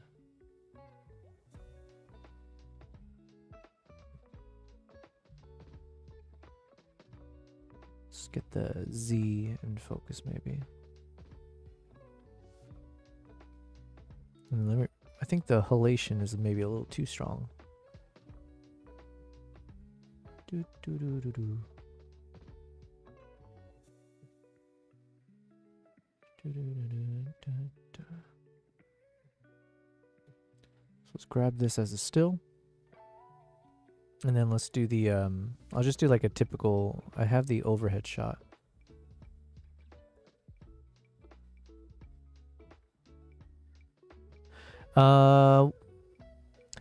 Kavai said, oh yeah, now that you moved to Photoshop, I do find I could fix some of the issues, whereas the lighting and shooting is where I can learn from you. Yeah, I don't know. I know diddly squat about Photoshop.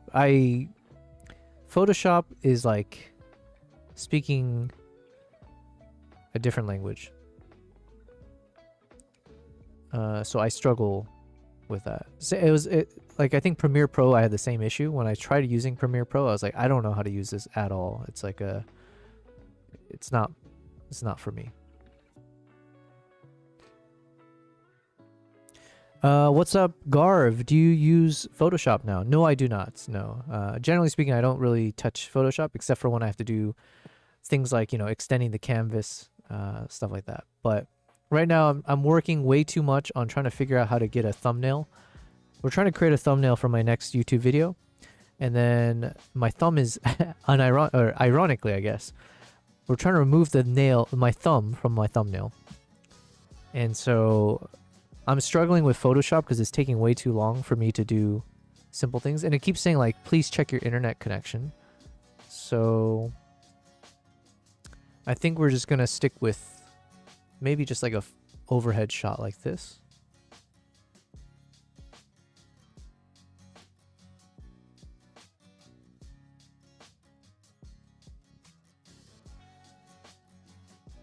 So let's say if I just grab if I do like screen grab from here.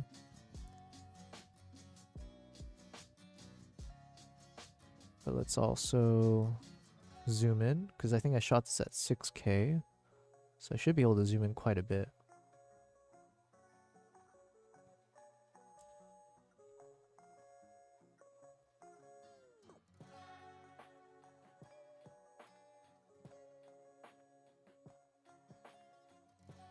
Let's do this, and then let's add a bit of noise reduction to this guy.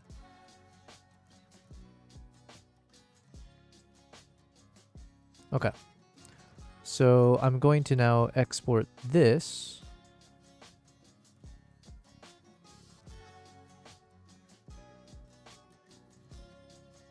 I'll grab this as a still. Let's take these guys and export into our stills. But yeah, what's up, Garv? It's been a while. Hello, welcome back. We are on day 67. 67. How crazy. Okay, let's go find these two stills and add it to my Lightroom.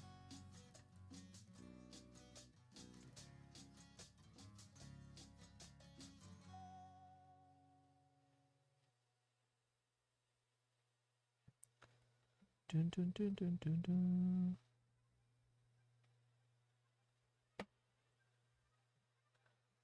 All right, let's do the super resolution thing again.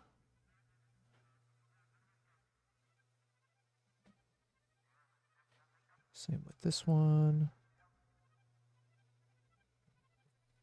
Otherwise, I think I'm just going to leave it as is. I don't think I need to like do anything else. So let's export both of these with previous.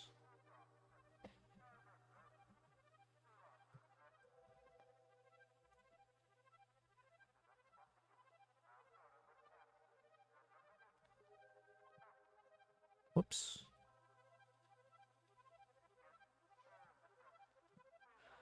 Nico, you said 6'7"? Oh, I understand that. Or I don't really. But I know 6'7" is like some kind of meme, right? Is that like the Gen Z thing? Well, I don't know what that means. Actually, let's ask ChatGPT. Today is 6'7". Oh man, if I was smarter, I would have put that in my stream title. But I am not a Gen Zer. Where's my ChatGPT? Amber, today is day 67 of my live stream, and someone in my chat reminded me that there's a meme or there's some phrase called 6'7" that's popular with the hipsters, the hip people. What does 6'7" mean in cultural dialogue? Sure, so 6'7" is actually kind of a playful internet shorthand. It's basically a way of saying nice or cool in a kind of numeric way. It's a nod to the number 6 and 7, sounding a bit like the word sick when you say them quickly together. So it's a fun, hip way of saying something is awesome. I'm not following. You're saying 6 because it sounds like someone saying sick. But then what's the 7 about? Yeah, I get it. It does sound a bit random. Basically, it's kind of one of those internet things where people just took two numbers that sort of sound like sick when you mash them together. The 7 is just there to round it off and make it sound a little more catchy. So 6'7" just became this playful code for saying something is cool or nice, especially in certain online circles. It doesn't have a super deep meaning beyond that. It's just kind of a fun slang term. Well, that's lame. Oh, it's from a song, is what someone is telling me. So, someone is telling me that you're just dead wrong. It's about a song. Ah, got it. Yeah, sometimes these phrases really do come from a specific song or a meme that just took off. So if someone in your chat is saying it's from a song, they're probably right on the money. Sometimes I just go with the general internet vibe, but hey, if there's a catchy tune behind it, that makes a lot more sense. Thanks for letting me know. That was not 6'7" of you for not knowing, I have to say. I'm gonna... on God. Skibbity toileting. Oh, absolutely. I get it. I'll take that one on the chin. Sometimes I'm not quite on that 6'7" level of cool, but hey, I'll keep up. So yeah, we'll roll with the skibbity toilet vibes and just keep it fun. Thanks for keeping me in the loop.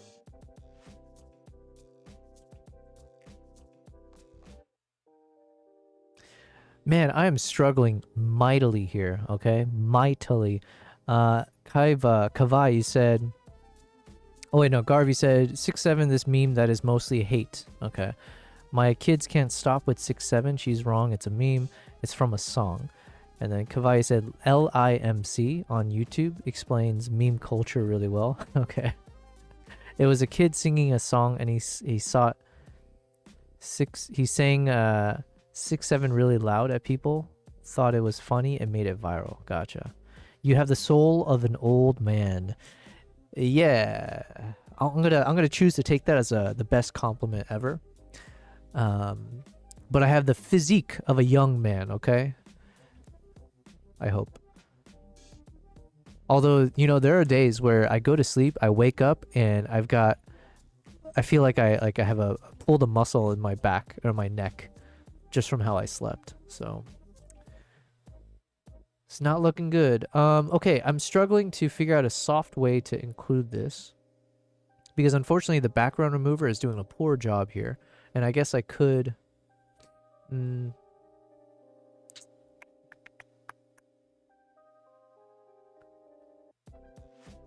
The more I look at this one now, the more appealing it looks, this version.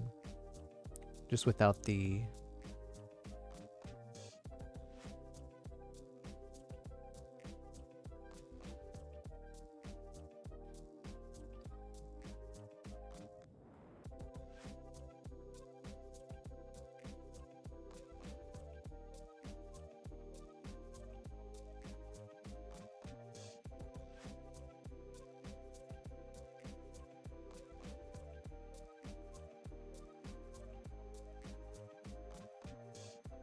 But I also think it might look just weird just to have a camera here on its own, maybe? I'm not sure.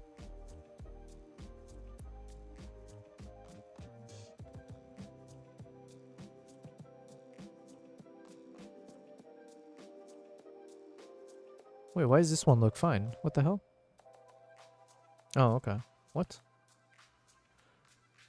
And then now the new problem is this one is a bit too dark. So it's not really that visible.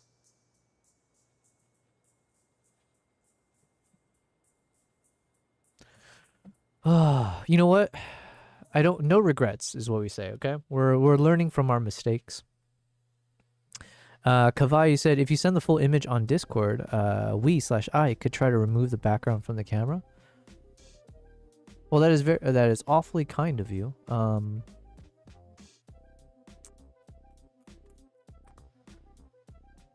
That is very kind of you. Part of me is resistant to it though, because like, part of me feels like I need to figure out how to do this myself, you know? Oh, hey, look, it worked. But now it just looks like I just took a photo. Or I just took something from like stock image, but... I mean, I guess I could line it up with the title there.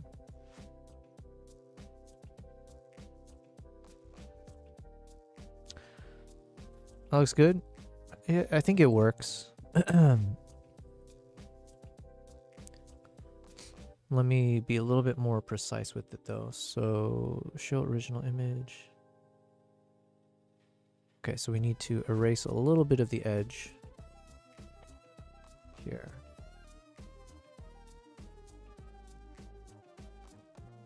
Just a minor shave.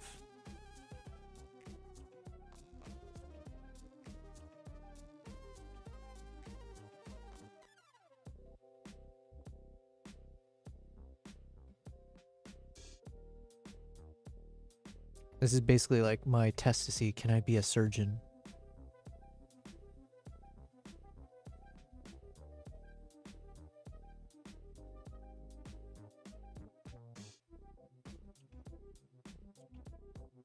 I feel like there's a little bit of a raised bump here, right? That might be the digital shoe mount. So we'll keep that there, I think. Okay, you know what? F it. I think this is it. So I wish you weren't going to be sleeping at 7 p.m. my time. It's already 8 p.m. my time. Okay, what do we think? What do we think? If we... I don't know, is this... All this could be for naught, because I'm looking at this, I'm like, is it too tacky? Do we just... Is it better just to do something more like this? Because, like, just seeing the camera on its own like this, it feels like I just grabbed this from, like, the website, like, or somewhere online, just like a little mock-up or a product shot. Whereas here, it's obviously more, like, it's a... Having the hands in the shot, while it's slightly annoying, but it also, if it takes up more space as opposed to just trying to remove the background, it does convey that part of this video will be showing me hands-on, you know, with the camera. So there's a part of me that also thinks there's value in not having just like a camera on its own, but like how do I still highlight like it's an overhead shot of some sort, you know?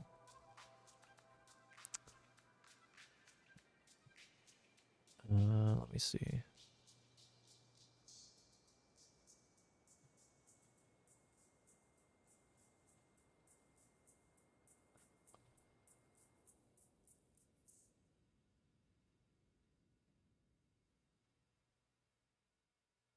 But this is again where my lack of skills, my lack of design skills here is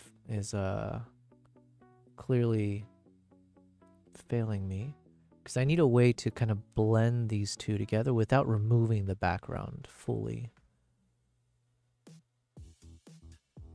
Maybe, oh, okay, maybe.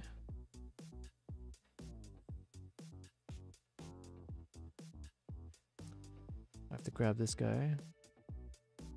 Shoot, I just making more work for myself because I don't remember.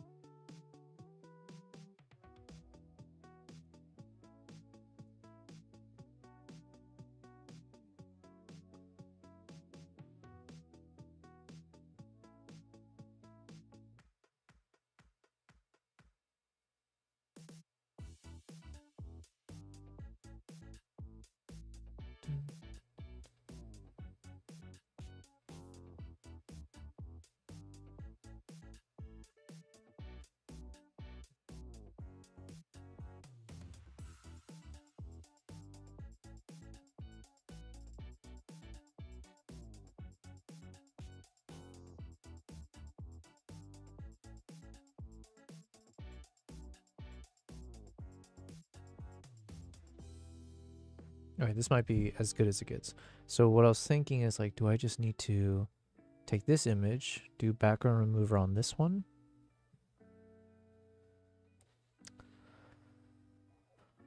Kind of what I was hoping for, but not really. Because I needed more of this gone. But then it's going to look too obvious when you... Actually, let's see.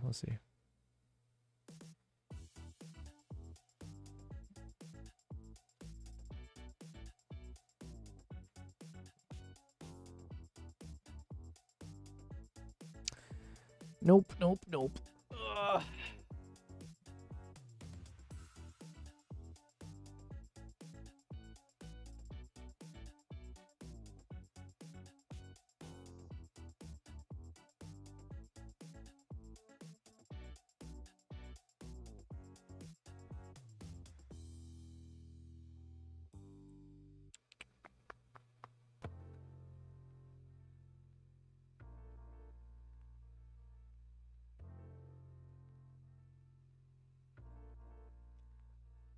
Yeah, so problem still exists, which is Kavai said, yeah, I like the 3D camera one better, but without fingers. Okay. Yeah, so I mean, this one can work. And then there is space at the bottom here, obviously, where I can put some text.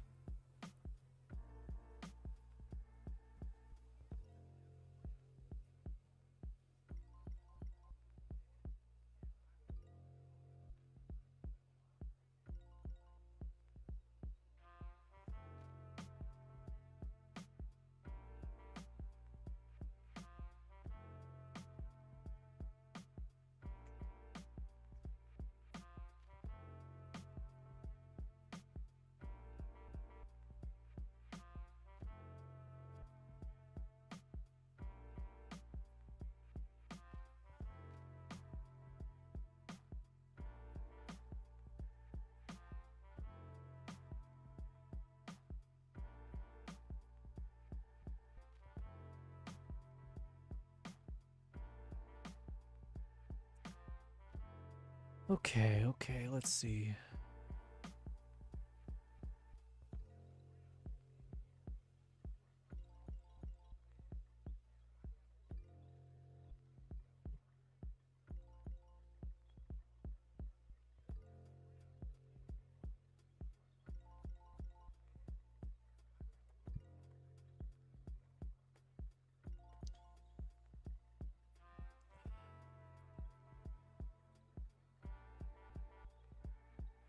So this is the if you've watched any of my streams in the past, you'll know that this is not new. I have this issue where I think I definitely overthink to a very terrible degree, where someone else could look at this, be like, you know what, it's good enough, or they just quickly move on to something else. Whereas for me, I'm like overthinking, and then I overdo things as well. So then I'll spend way too much time just exploring different dead ends. So that is what you're witnessing right now. Let's see if maybe can we try a new one?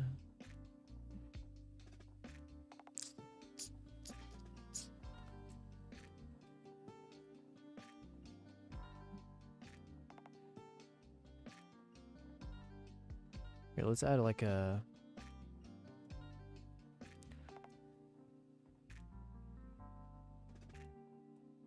or what if we keep this?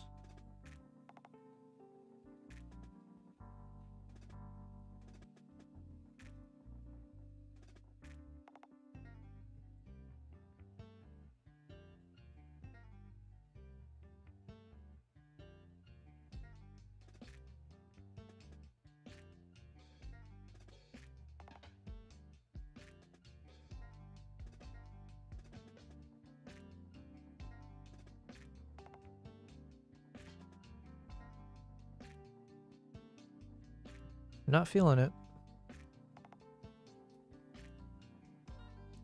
Blah blah blah blah blah blah. And let's increase this.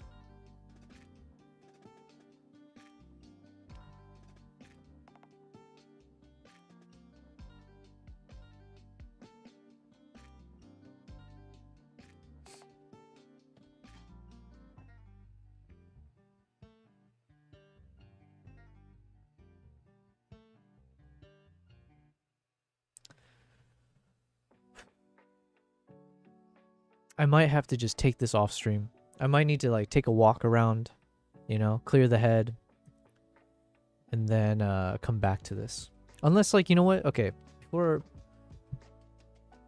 maybe I just need to see what other footages do I have, or like what other thumbnail.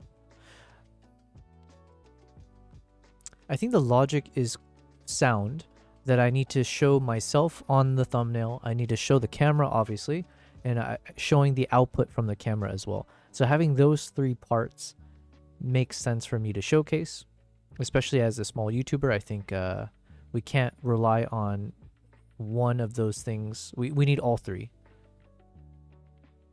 So then the question is, if I use a full screen shot that's really nice, like compelling, then we don't really have space for me and the camera. Now, one option is that technically I'm holding the camera, so it kind of, you don't necessarily need to see a big, you know, cutout of the camera potentially. The problem is the shot that I have where I'm holding the camera is barely visible. Unfortunately, I did not film it like with a nice close-up. So, oh wait, but then I also have some behind the scenes. I forgot. Hold on a second. Wait, we forgot. There's another angle to this. Silly me, as they say. But I don't know if any of these will work, but let's see. I did forget that we do have a bunch of shots of me in the wild.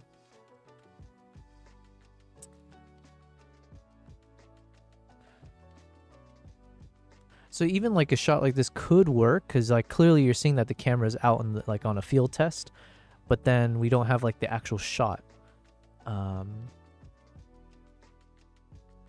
Although I could, if I was someone who actually knew how to use Photoshop, I guess I could impose it onto the screen here. That would be interesting as a concept.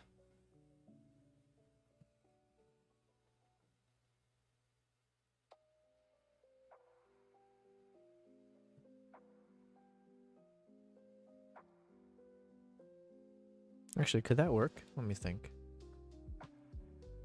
So imagine if I had a 16:9 and then I superimpose one of the footages captured with the Z9, like the chimp here, and then in the text here it would say like, you know, blah blah blah ZR or something something.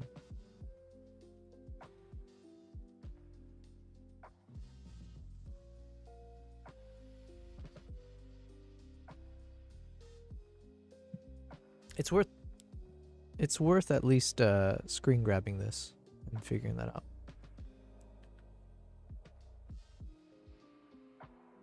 So I just need my thumb out of the shot because I know I'm not gonna be able to figure that out. So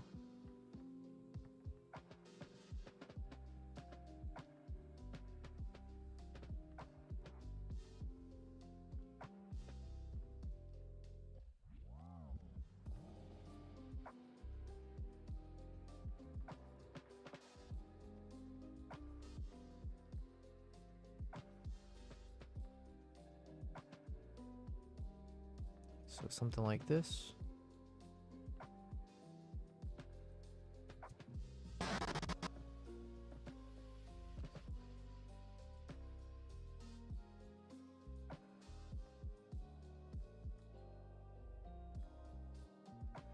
And then the other issue I have is if I end up using one of these kind of shots, it's because obviously this is me now behind the scenes of like me actually filming with the camera, but usually I was filming with other stuff on, right? So I had like a rig, small rig, or I had like the microphone attached. So it's not like just a clean shot. Or because I have the lens, you can't really see the camera. So here, while the shot works, because I have all this empty space over here where I could put some text. Actually, this one could work too. Hold on a second. If I figure out how to do better blending stuff.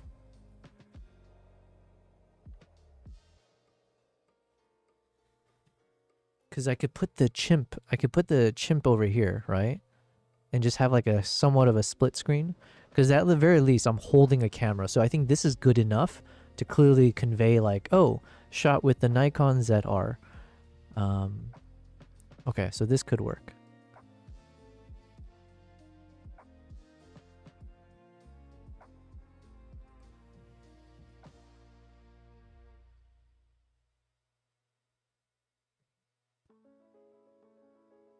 And we're out in the wild, out in nature, so something about this could be fine.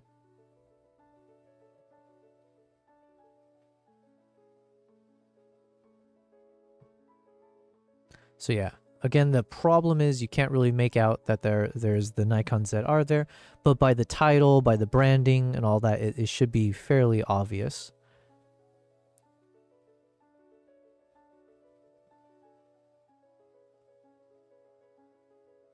And then I'll grab this screen as well, just in case.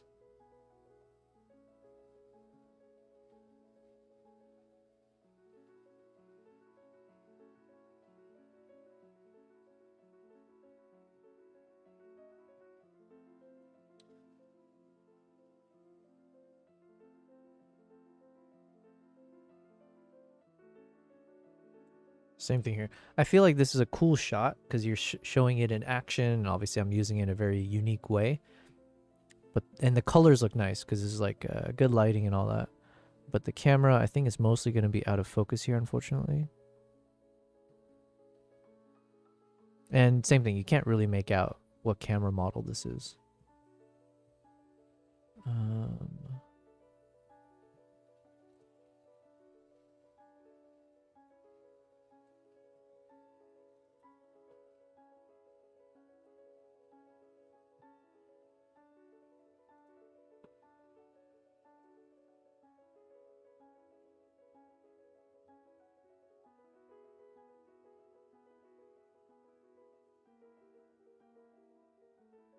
But you know what? It's such an interesting shot, in my opinion, just because you're seeing me hold the camera above water, right, on a boat. And the boat is very like rickety looking. So everything about this feels like a unique, you know, behind the scenes feel. So there could be potential with the shot just for that. But yeah, like obviously in this case, you don't see me on the screen, but you see my hands, and maybe that's good enough, you know? It's like, okay, you won't recognize me from it, but beggars can't be choosers, right?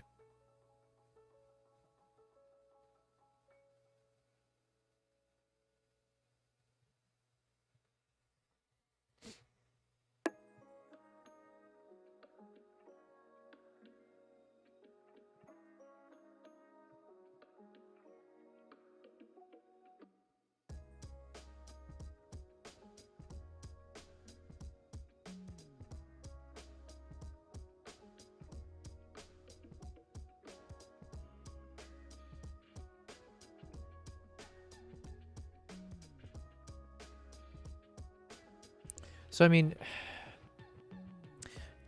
so in this kind of, okay, so if I do a thumbnail based off of this, now we're going in a different direction, because obviously now I'm just like trying to convey how this camera is being used out in the wild, right? It's like, oh, here's a real shot. It's like a hands-on test. So this is not like a product review of someone having the camera in the studio. It's like, hey, this review is from someone who really took this out and gave it a good stress test. And then, but then yeah, I would have to add text off to the side here somewhere. But yeah, it's a short one today, but I have to go. There are a lot of tests in school now. Have a good day. Well, thank you very much, Gar, for being here. And yeah, best of luck to you on those tests.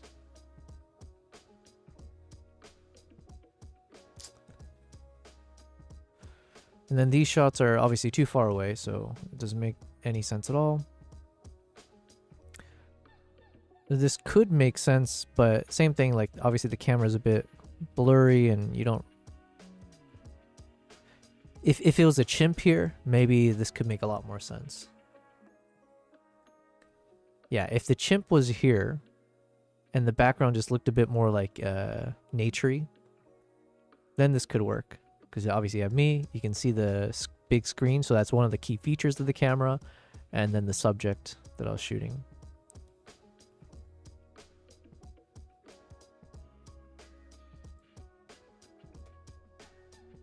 And thank you, Gar, for the luck that I require.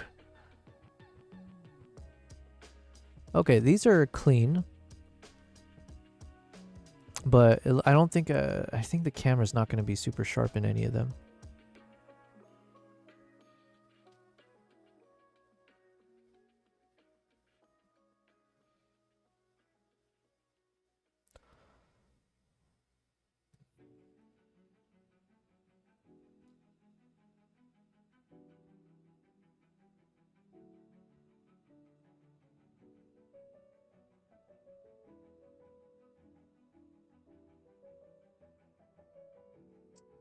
This one, at least placement-wise, we have a lot of space here, right? So clearly this could work for something. The problem is that the camera itself doesn't feel super sharp in the... Okay, it's a thumbnail. What am I doing? Maybe I am... I definitely am overkilling it. Like, you don't need to have the camera super sharp. Let's see...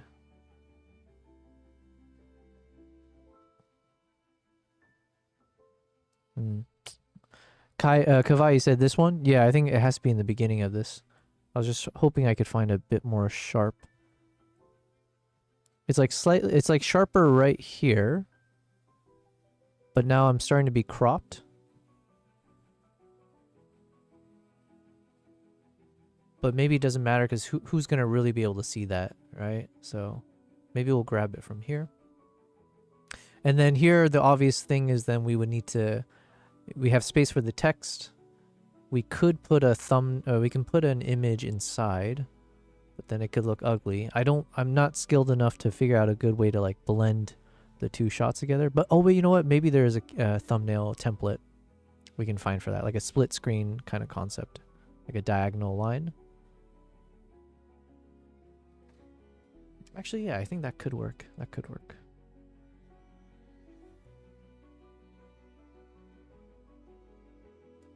So the colors here look nice.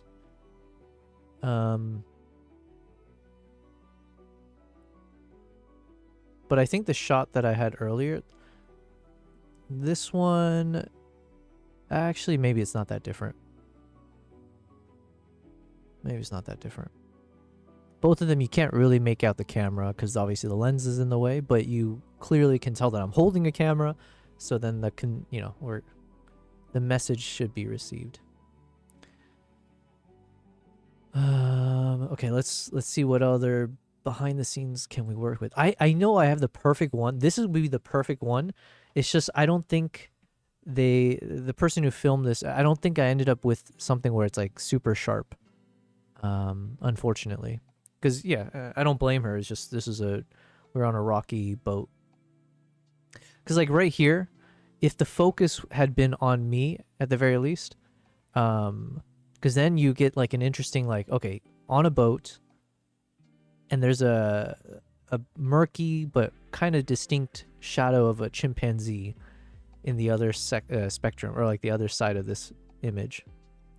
So this could have been a really cool composition where I crop in maybe, so I'm on the right, chimp on the left, on a boat, low, and then like I'm holding the camera kind of precariously, but again showing like that's what this camera enables me to do.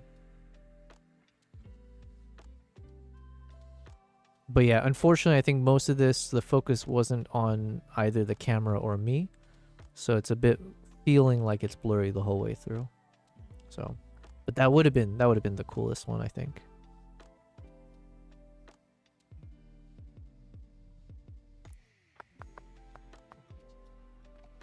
This one could work if I'm trying to convey like, again, like a bit of a behind the scenes feel, but same thing. I think the focus, I'm very, very blurry here. We might find one where he's kind of sharp, but if like 90% of the image is blurry, it might not work out too well. I'm not sure.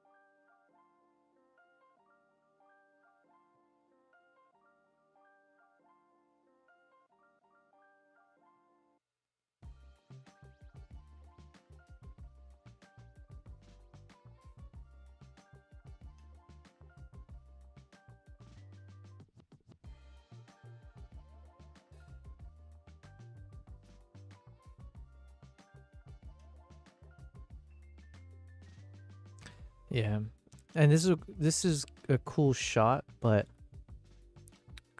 oh, actually, wait, hold on a second.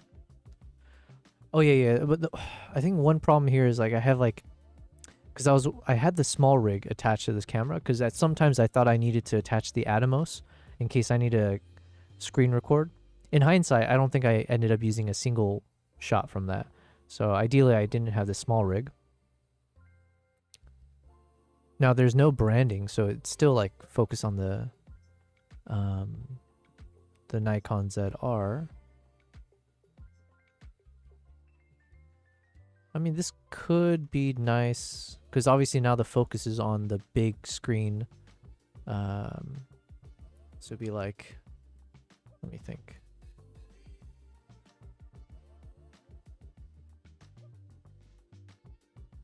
So in a version like this, let me grab a still. You would have like the Z Cinema, blah, blah, blah, Nikon ZR, maybe some text here.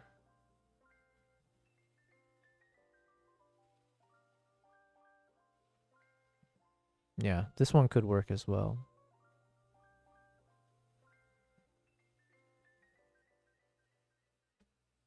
And in a sense, you are getting you see the chimpanzee here, although it's going to be tiny on the screen, but it's another feeling of like you're behind the scenes. You actually see this camera was used to film something cool. I don't know. Kavai, you said, I suggest using one of the poles as a natural separation between you plus camera and chimpanzee to the left. Honestly, a few contestants, but best so far is this one, in my opinion. Performance-wise, you could try the thumbnail testing function on YouTube. Wall of text, sorry. No need to apologize. And you're right, yeah, obviously I should be able to try different thumbnails. Using one of the poles as a natural separation. Are you saying, wait, are you talking about this one right here? Best so far is this one, in my opinion. Are you talking about this shot that I'm on right now?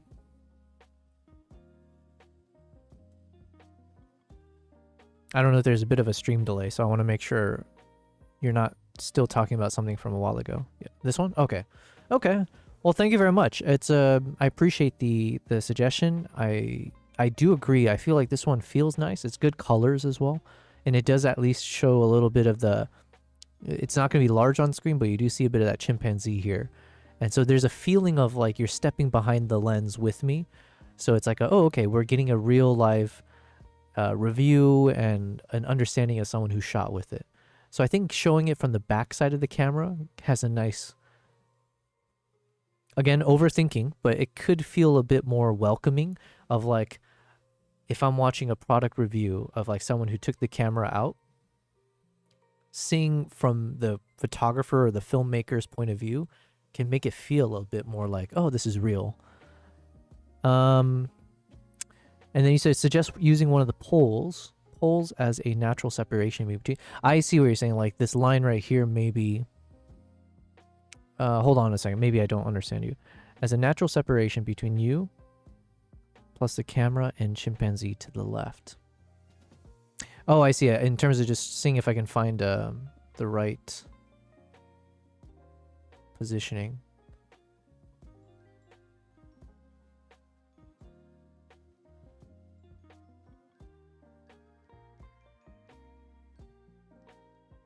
Unfortunately, I don't have much. I don't have a lot captured here. The shot was pretty short, it seems. Unless, wait, hold on. Maybe this could be a clip.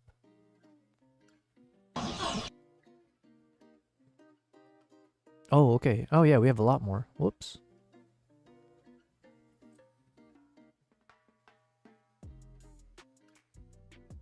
Oh, we have even closer. Hold on a second.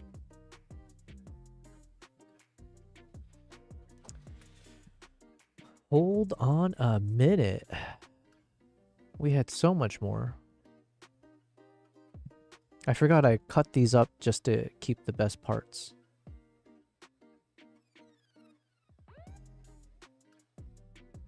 Okay, hold on one second.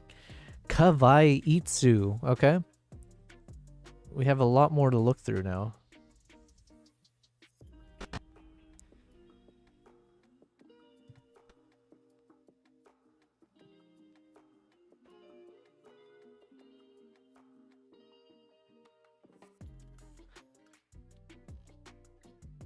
Oh, you know what's crazy too?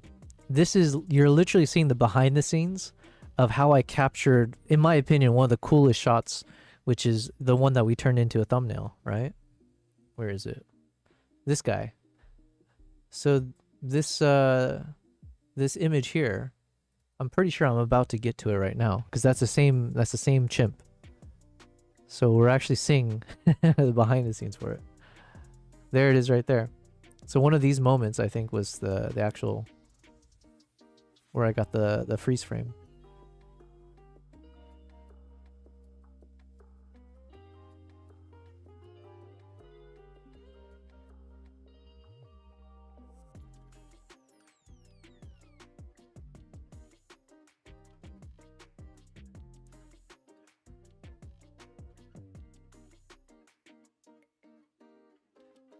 try inserting that still shot on the left. Oh yeah. Oh, that would be really cool. I see what you're saying. I was thinking the opposite, but your suggestion is much cooler. If I knew what I was doing. Okay, let me see if I can find that moment again.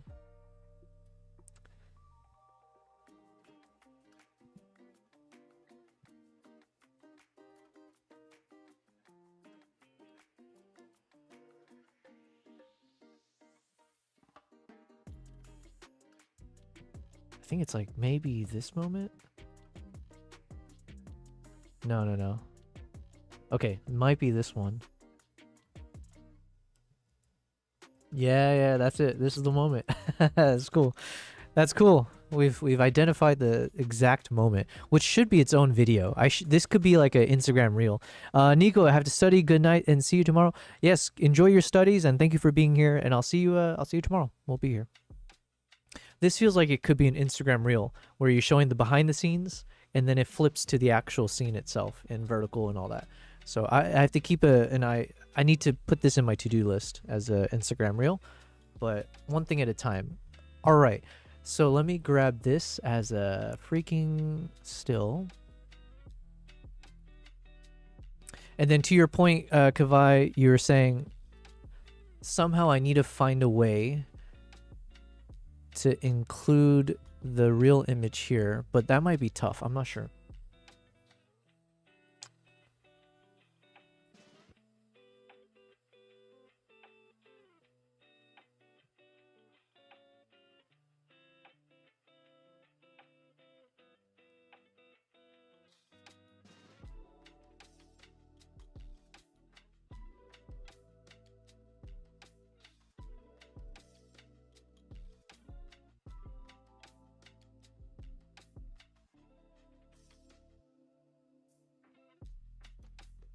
Yeah.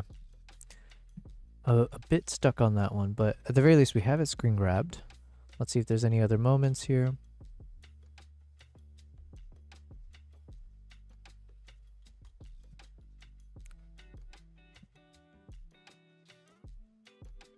The only problem is the sky is a little bit too bright on the top. So I kind of think I prefer probably one of these closer close-up shots.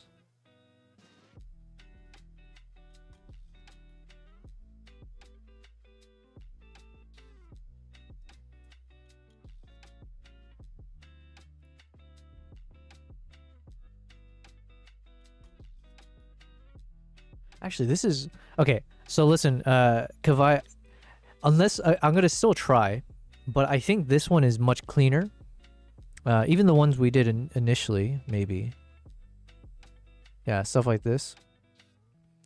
Because like this one maybe could work. It's a cool moment because obviously I see the behind the scenes of the actual shot, but the background is a bit messier. We have a bit of like ugly sky, you know, on the top here. You see more of the cages, which like to me is a bit less nature feel, right? Now it feels like you're more in a zoo environment, even though it's not. So then there's a few things here which is not as nice. Whereas a close-up, I mean, you can still see the cages, but it's much more blurry, and the focus goes more towards the bigger screen. Like obviously the screen is much larger on the screen here, so then it draws the attention. And in that blurry area is where we can add text. So technically, I feel like this close-up shot makes more sense for like an actual thumbnail. I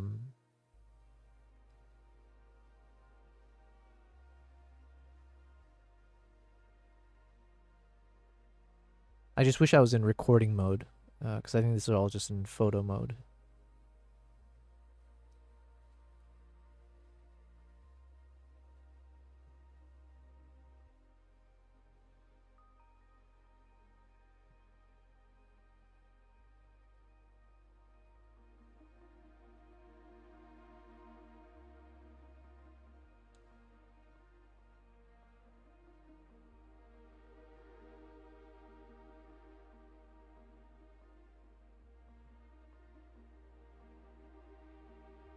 Yeah, that's one unfortunate thing here is that ideally this was me filming, but I had switched over to photo mode when she was recording this of me. Because obviously, like, the main thing about my video is the review is mainly about the video quality. Not the worst thing, because I think we started, yeah, so here, we'll just pull from here. But here, what was nicer is that the background was a bit more blurry, but we can always do that later as well, technically. So, okay, you know what? I feel like we have our winner shot here somewhere, this one probably. So let me go ahead and export all of these, but I think we know which one. We know which one is the main one.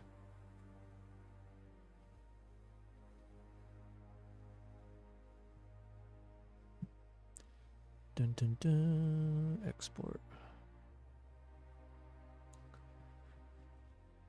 Now we have too many options.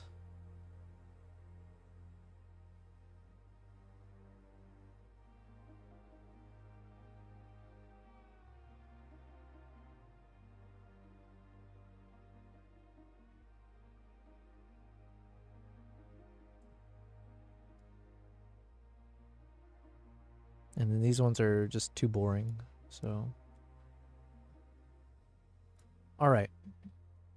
Let's grab these new ones.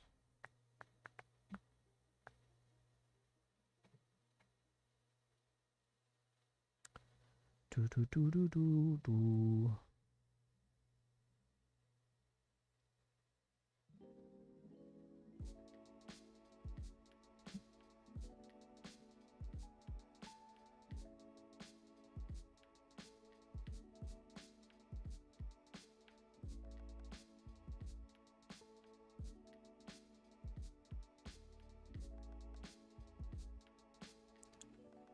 All right, so looking at all of these now together.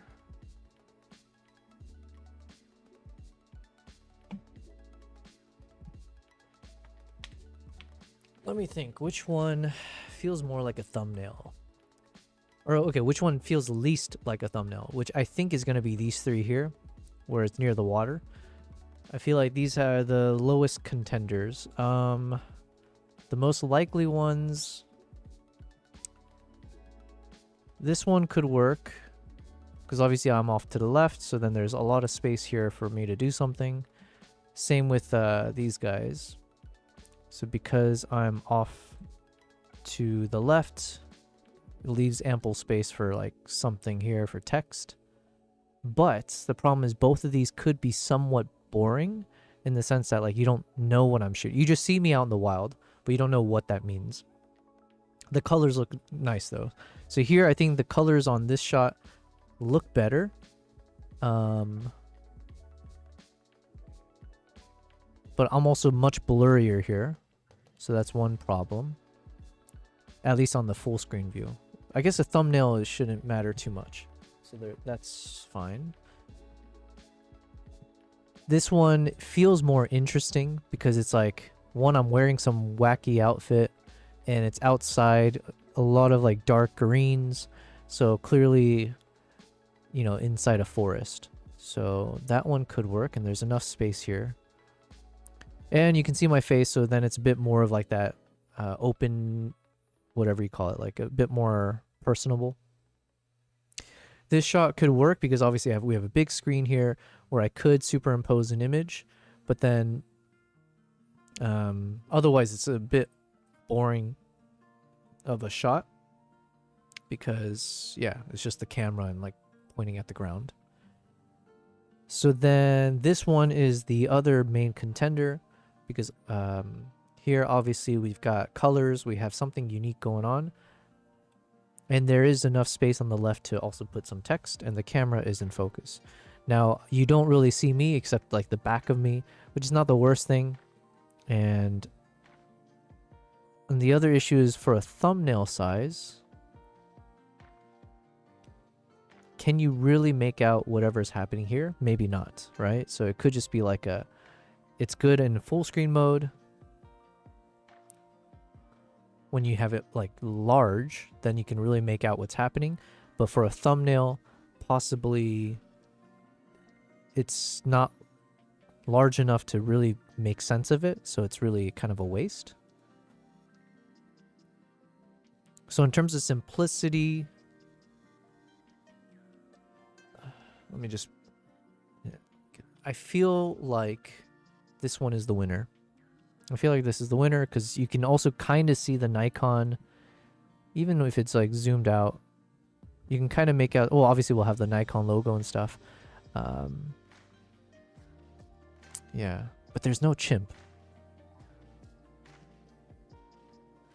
Oh, and then here, I guess I could see if there is there a... oh yeah, we were saying we can try to blend the two shots. So maybe there's a little like a diagonal line, split line in the middle. And then over on the right side, I could put the picture of the chimp. Could I do that with this shot? Let's see.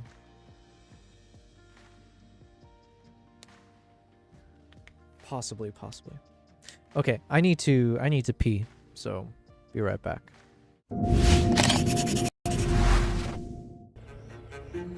In the game of luck, sometimes you lose, sometimes you win, and sometimes you win bigly. Today was one of those jackpot days. You're about to see one of the most thrilling moments I've ever experienced in the wild. An encounter so close, I could have reached out and petted them as if they were my own cats. But my mama taught me to keep my hands to myself, and wisdom prevailed this day. With that in mind, let's dive into this unforgettable moment together.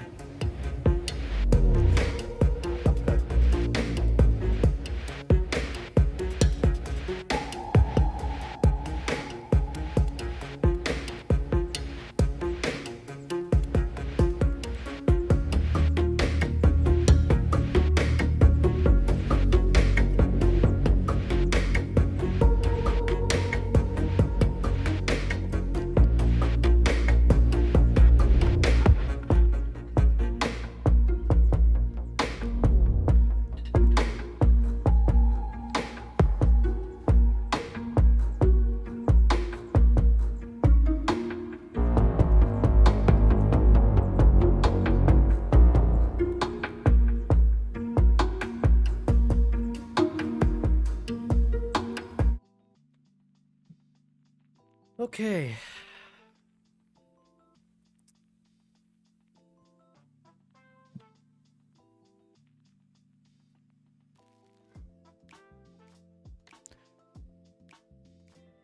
I don't know what to do.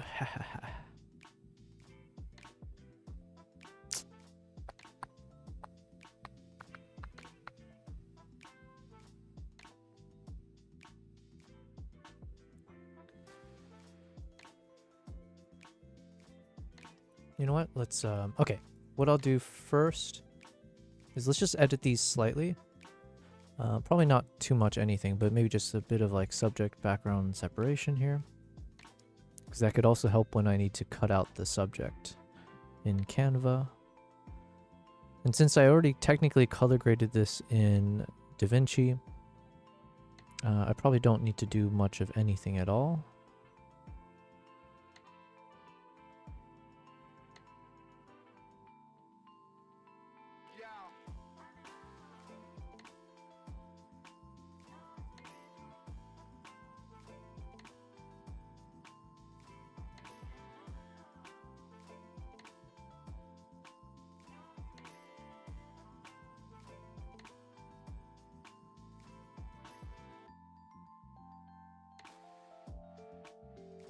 Also, since this is a still frame that I'm editing, it's not like I'm gonna have much space to like really play with the colors and stuff.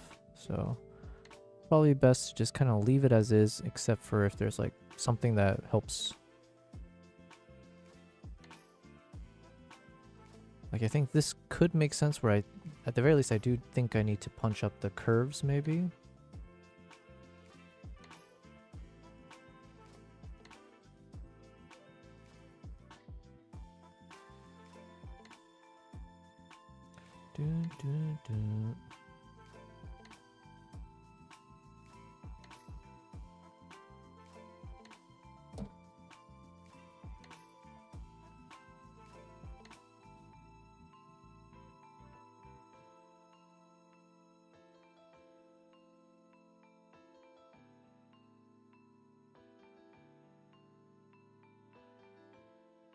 Okay, maybe we'll just...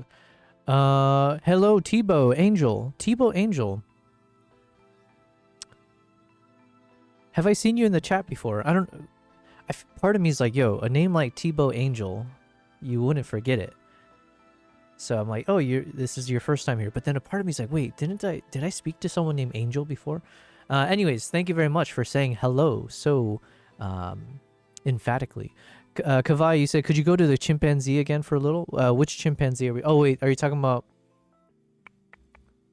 like this guy, yeah? I mean, I have a few options here, right? So I could mix in like the forest shot with the forest shot. So let's say if I stick with this one, then maybe I use like this chimp shot off to the right just to kind of match environments.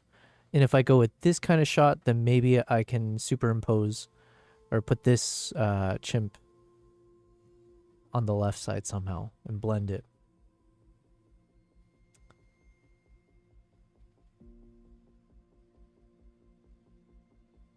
Tebow, you said I've been here before, man? Yeah, okay. Well, then I apologize for questioning. But yes, then welcome back. Thank you for being here. I'm struggling a little bit right now, so this is our struggle session.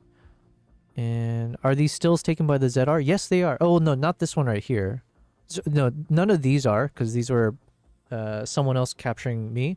I think they shot with the Z8, and then I just color graded them. But these are, yeah, so these are stills that I captured from the ZR. So these are technically, yeah, stills from the video. And then yeah. So these are stills from the video frames, essentially.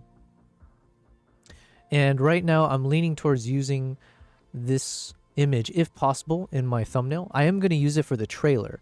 So at the very least, even if we fail miserably at all of this, I have a version of this which I'll use for the trailer. Where is it? I gotta remake it. This guy. Yeah, this guy here. So I created like a 30-40 second trailer, and that's what this will be right here. This is gonna be the thumbnail.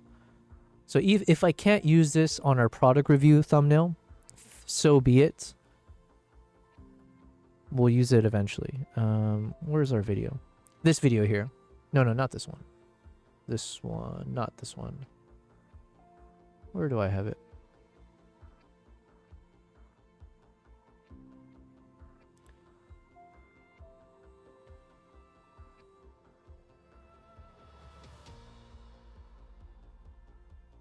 Oh, it is this one. Oh, okay. So this is our trailer. I haven't posted this to YouTube just yet, but it'll be our promotion for it'll be the promotional content. Well, it'll be standalone content.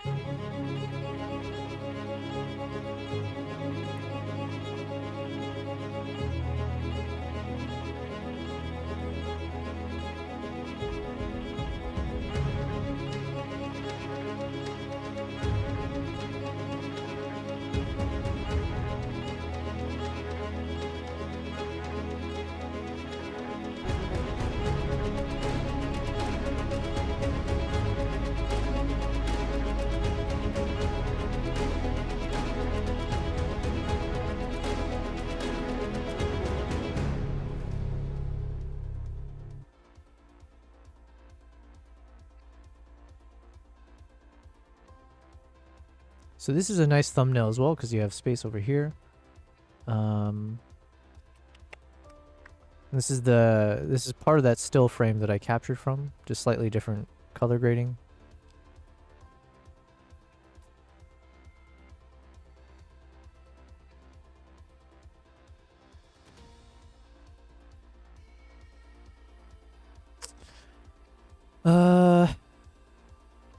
Tebow says, this looks like a movie. Awesome work, bro. Thank you very much. Yes, it is kind of like, I'm treating it as a short film, right? So I'm changing up my language a little bit more. As I get more experience, as I build up more confidence, I am trying to treat myself more like a filmmaker, not like a vlogger or videographer. And so as part of that, we did make a short documentary film. So I am more comfortable saying short film more and more. But yeah, the one I made on YouTube, which is pinned on all the chats, that is like a proper, I say proper, but to me it's a proper documentary film that I made. Like the thought process before I started the video, as I shot, and then the final production was all through the lens of like, I want to do a documentary. It's just a short one. It's 5 minutes, but yeah. Christian, you said this just sounded awesome on the surround sound. Hey, oh, nice, nice. Yeah, I forget when I found this song, and I was like, this has to be the song. But once we had that, it was on stream. But when I had that moment where like we were listening, and then the song clicked, I was like, this is it. This is the one that we want to use in a trailer. Actually, let me see if I can find. I think I even remember it was the last song from one of the newest albums on Lens Distortions. So I'm a big fan of Lens Distortions. It might be the last song. Yeah. So we were listening to all the songs, and I'm a fan of all of them. But then that last one is the one where I was like, yo, this is one that could be used as a trailer. Let me go play this now. And it's called Breakthrough. And that was our breakthrough moment where it's like, oh, this is it.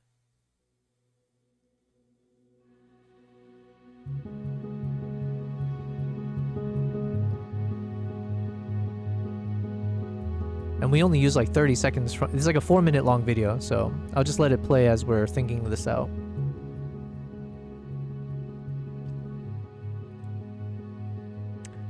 But yes, thank you, Tebow. Thank you, Kristen.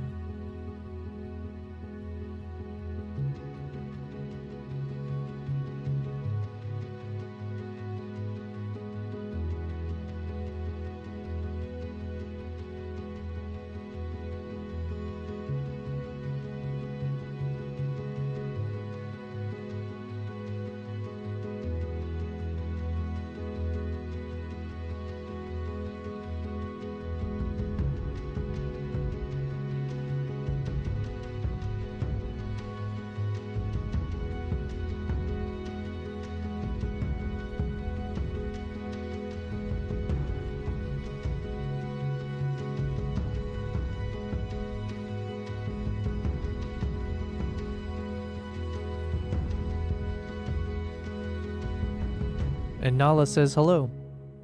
I heard it from the other side of the house and I could feel it. That was great. All right, well, you're listening to the full song now.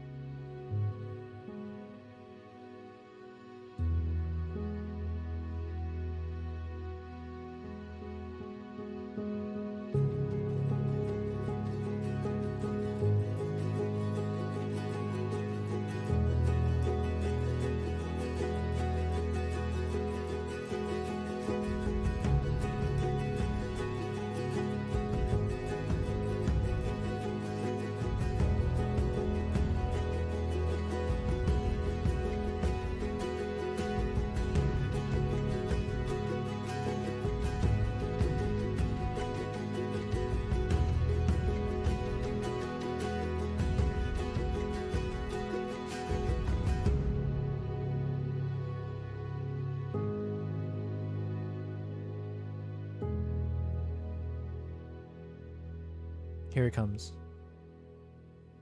Oh wait, no. I'm still wrong.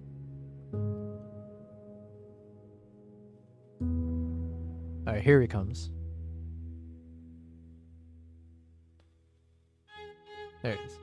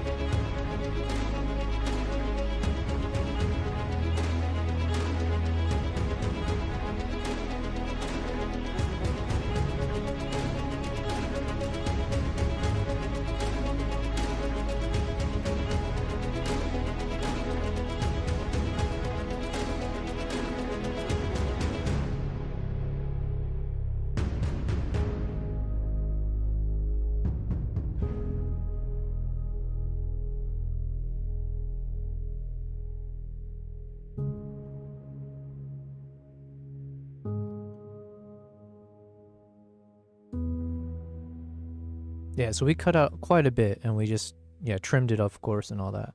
But yeah, epic song. And the moment I remember as we were listening to this, when that beat dropped, that beginning part, This part here.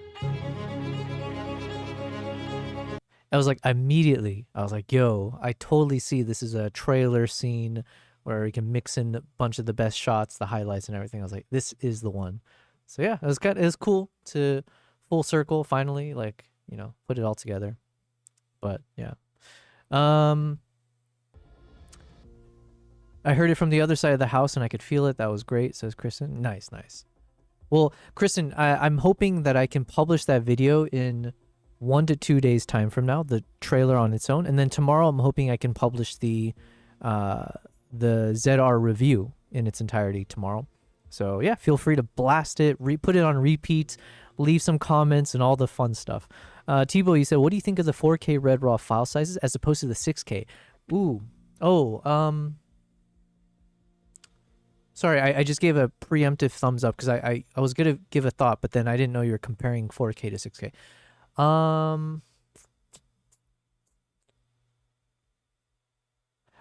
I mean, I can't give a definitive answer because I didn't do a test where I like, here's the number. I did do a test between Apple ProRes RAW and actually no, I could give a test.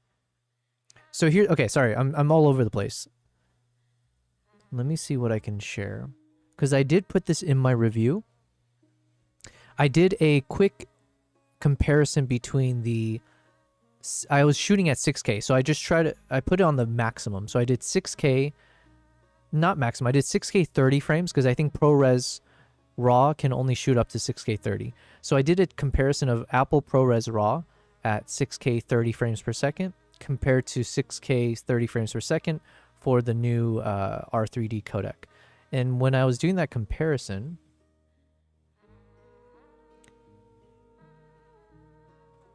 here you can see here. So shooting with the with the R3D codec, I had 60 minutes roughly. So I had about an hour that I could shoot on my memory card. Now keep in mind the memory card, I think it wasn't full. So I think I was using it. So it's not like an empty card, but it's also a large card. I think I had this might have had a 1 terabyte card in there or the 650 gigabytes. I'm not sure. Point is, I was using a large memory card, but I just want to do a relative comparison, right? So with the R3D at 6K 30, I could shoot up to an hour. Compare that to when I show what you can do with the ProRes. So at ProRes, you have 22 minutes, 22 and a half minutes, so like 23 minutes versus 1 hour. And that's roughly in line. And when I did the comparison, the R3D was exactly the same as shooting at NRAW. So if you have Tebow, if you have like a Nikon, if you have like a Z9, Z8, Z6 III, you can actually do the comparison because it was literally the same files. Like, so for instance, when I switched over to NRAW 12-bit 6K 30 frames, I had the exact same timing of 59 minutes and whatever seconds that I could shoot. So it seems like it's virtually the same as NRAW, and they're both the same that you have almost 2 to 3 times as much filming capacity compared to shooting at ProRes RAW.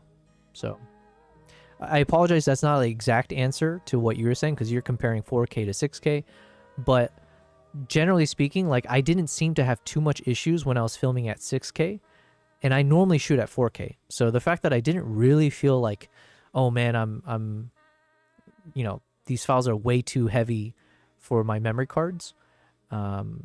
Yeah, so then at 4K, I've never really had issues. I've been always comfortable shooting everything at 4K with my memory cards. Just because, yeah, like I can shoot 3 times as much as when I was trying to shoot with like a ProRes. Kristen says, sounds good. You picked the perfect song for it. Yeah, I think it's honestly, it's like a song made for trailers. So in that sense, I think we had a nice match for that. I get immediate notifications, so I'll be on it. Hells yeah. Well, thank you very much for that. Okay, so then going back to this guy. Oh, and then Nala hopped in. So we got Nala on my lap, and we got Kimbap on the cat bed. So we're just one big family here. I'm just trying to slowly adjust the camera here. Let's lift it up a bit. There you go, Kimbap. T-Boy said, no, it's all right. That's awesome to know. I'm wondering how heavy Red Raw is on the editing suite. That's the other thing. Like, I think it's too small of a sample size, so like grain of salt. When I've been editing with these Red Raw files, they've been super easy for my computer to handle.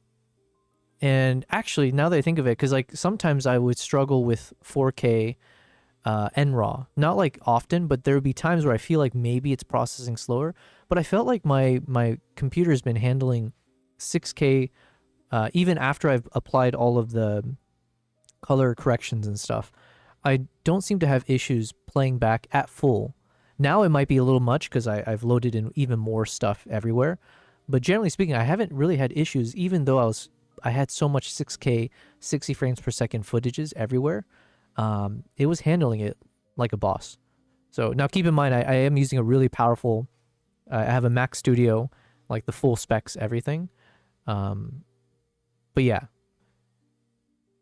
So if your computer can handle like NRAW 12-bit, then it can definitely handle R3D. And I think that kind of makes sense from the little bit that I know. My understanding is that Red is known for having really good compression or like having really efficient files.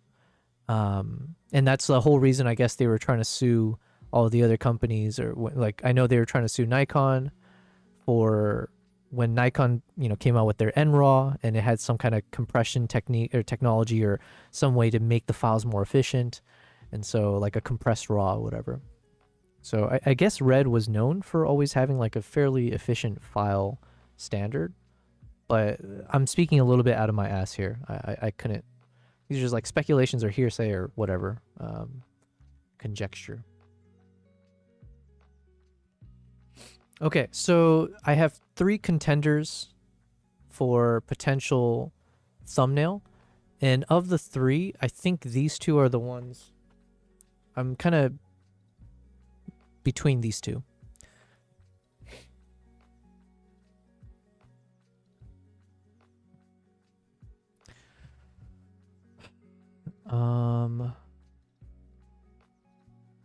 So yeah. Anyways, let's export these guys. Oh, my nose is so runny right now. And what I'm thinking is if we're able to somehow do like a split screen, then I need to pair this shot with one of these shots that I have of the chimp. Just to fit 2 shots in the jungle, if that makes sense. So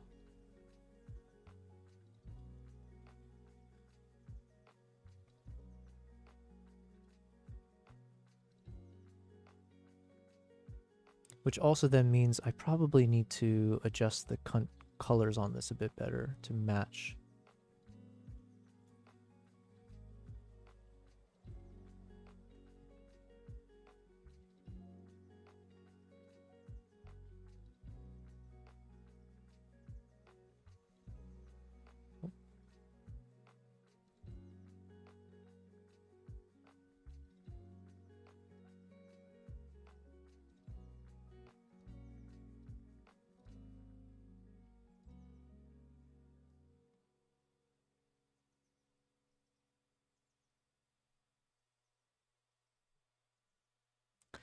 Kavai, I sent an idea on Discord, but whichever you do, I'm good.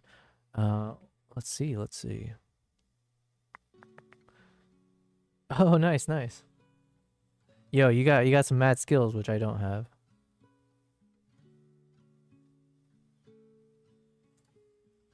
Here, let me copy this. Well, firstly, thank you for doing that. Very, very nice of you to. Well, I'm glad you are engaged with my content to that level, that you're willing to explore. But yeah, this is a fantastic job, man. But here's what I would say. As I'm looking at this, though, one thing that stands out to me is definitely the cages here. It is like I can, you know, the cage just kind of takes away a little bit from, it doesn't take away from the story itself and like what I'm sharing about this island, but to have it as a thumbnail kind of conveys a little bit too much like the wrong vibes is what I'm thinking. But the fact that this, what you did here is exactly, it's like, yo, that's dope. So, and then the other thing is like, I'm thinking I might still need to then, so I will try this, but I'll try to use this shot. Oh wait, no. Hold on. What am I talking about? It's a different shot. Oh, no. Yeah, this is the shot. Okay. Oh, I see. Because then the other thing I was thinking of is if I use one of these shots, it's not going to be this one, right? Where initially I thought like, oh, we can match up the actual shot of the chimp here with the real shot that I took here. But I think in terms of framing, this shot is better framing, to be fair, because then like, yeah, one, the cage is a lot blurrier, so it's not in your face to have the cage here. And there's a bit of good space here still left, but there's also a close-up of the camera here, a bit better close-up. So then it's a little bit more like obvious that the focus is on this camera, and then we have space for everything else. But then the problem with this one, oh, and then when we do that one, then we have a different chimp shot in the frame. But then the other issue I was thinking about with this one is that for an actual thumbnail, at the point where we're zoomed out, so the thumbnail might look as small as this on some people's screens, maybe slightly larger depending on where you're viewing. So then like you can't really make out much detail of the camera here anyways. So then I was thinking there's no point. Like it might be better to just go with one of these cleaner shots, because at least here, even if it's like zoomed out, it's very obvious because it's very minimalist. It's very simple. Yeah, there's no noise. There's no like distractions. You know where exactly where the subject is. And then depending on what I do with this space, just having a clean image here also, I think this makes a bit more sense. And actually, as I look at this, because you can see I'm like leaning my body to the left of the screen. So I feel like that makes sense for me then to add like a diagonal line from the top left going to the bottom right. So having like a split line cutting across here to kind of follow the direction of my body, and then using the space on the right to include one of the other chimp shots that I have. And then the problem again comes down to like, where do I have space for text, which I don't know yet. But yeah. So right now I see this shot paired with like maybe this shot if there's enough space.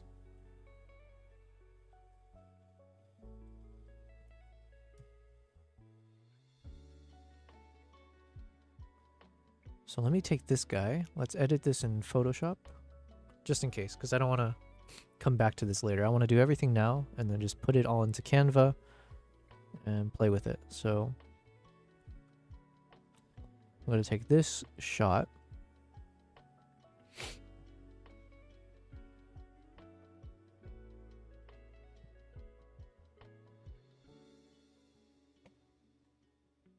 I have to wait for my Photoshop to open.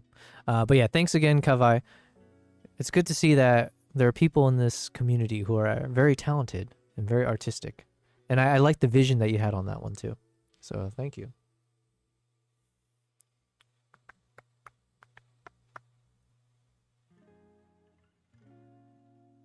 But yeah, I think I want this photo as a... Yeah, I might want this as a frame somewhere. Such a cool shot. It's like a cool framing for sure. So I can see me blasting this on my wall somewhere in the future. Or I guess I could put this as my background too. Maybe later. Let's see.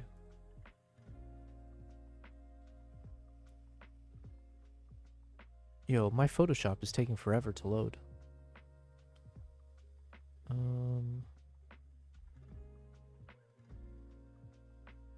Which one was it? This shot.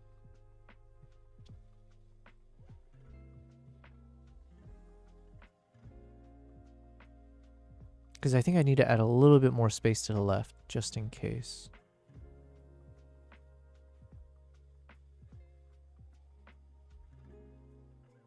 Okay, why did Photoshop not launch? Try again.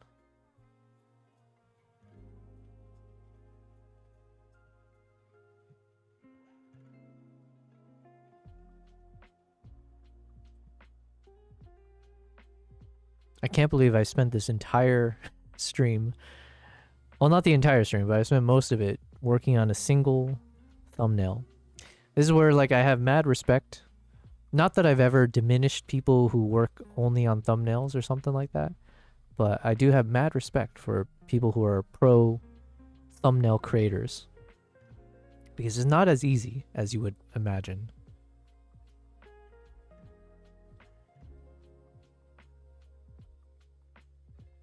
This one's cool framing though, for sure.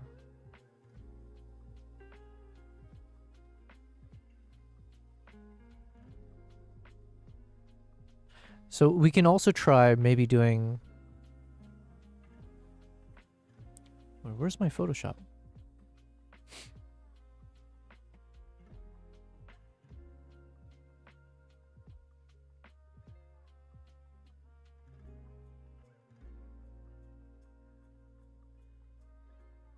Okay, my Photoshop keeps failing to open. So let me try a different way. There we go. Oh, there it is.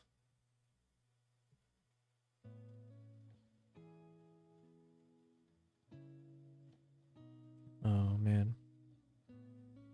There's like a lag to my Photoshop right now.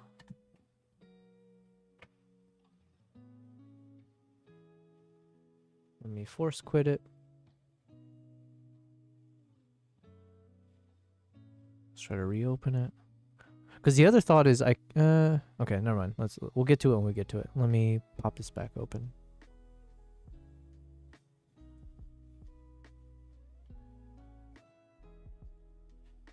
Okay, so then let's go to edit, Photoshop. There we go. Okay, so now I just need to extend this guy more this way, just in case.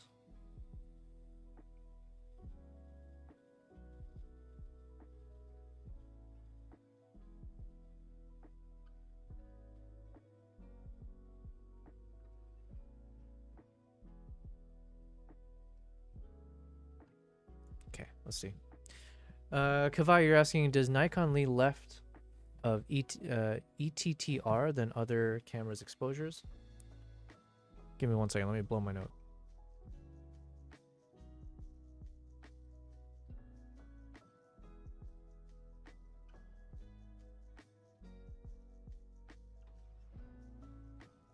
Okay, I am back.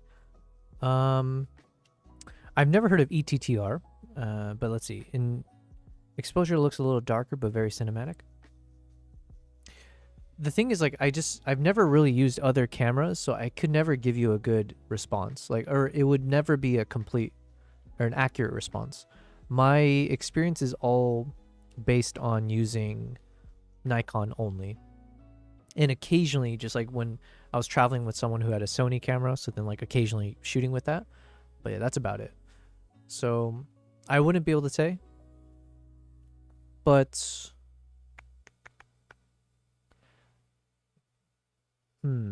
I do feel that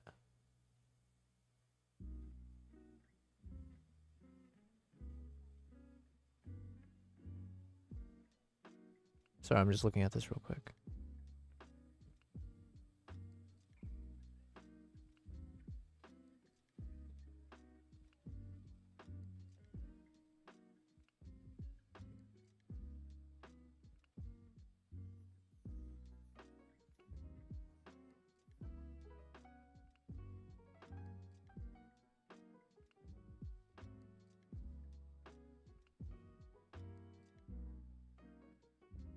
Okay, this one looks the best except for down here, but that's fine. I don't need that part.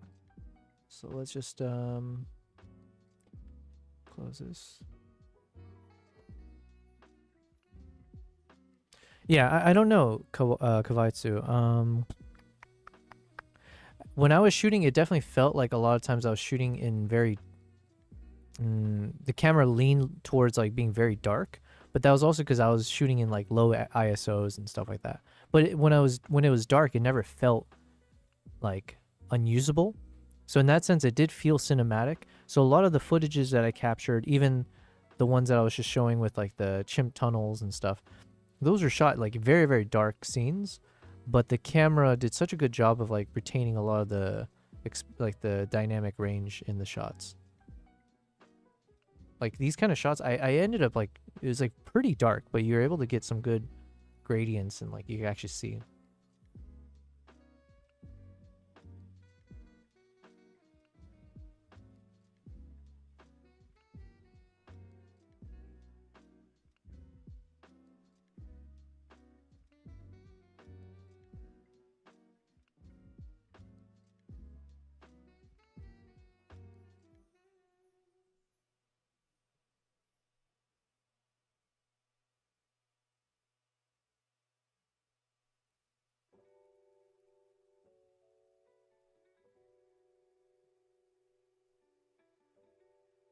Yeah, something like this could work.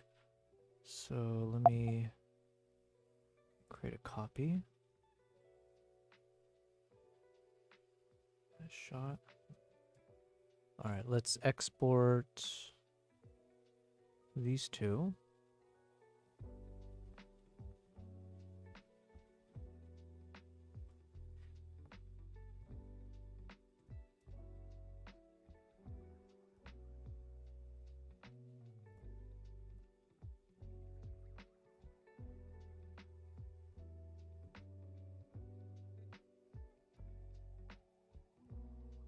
And then we exported. Okay, I think we have all the pieces to try.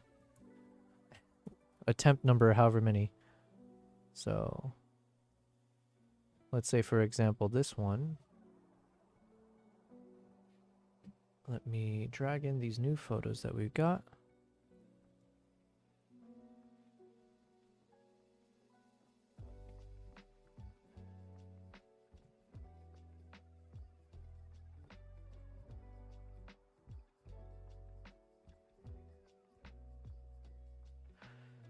Kavai said ETTR is exposure to the right. Oh, okay. I didn't know that was the acronym. So more details in the dark are retained, but sounds like dynamic range is well retained in this Nikon. Gotcha. Okay. Yeah, because I know that the policy or like that technique where everyone always recommends like you should shoot slightly to the right of like this right of center of like your exposure, your histogram, let's say.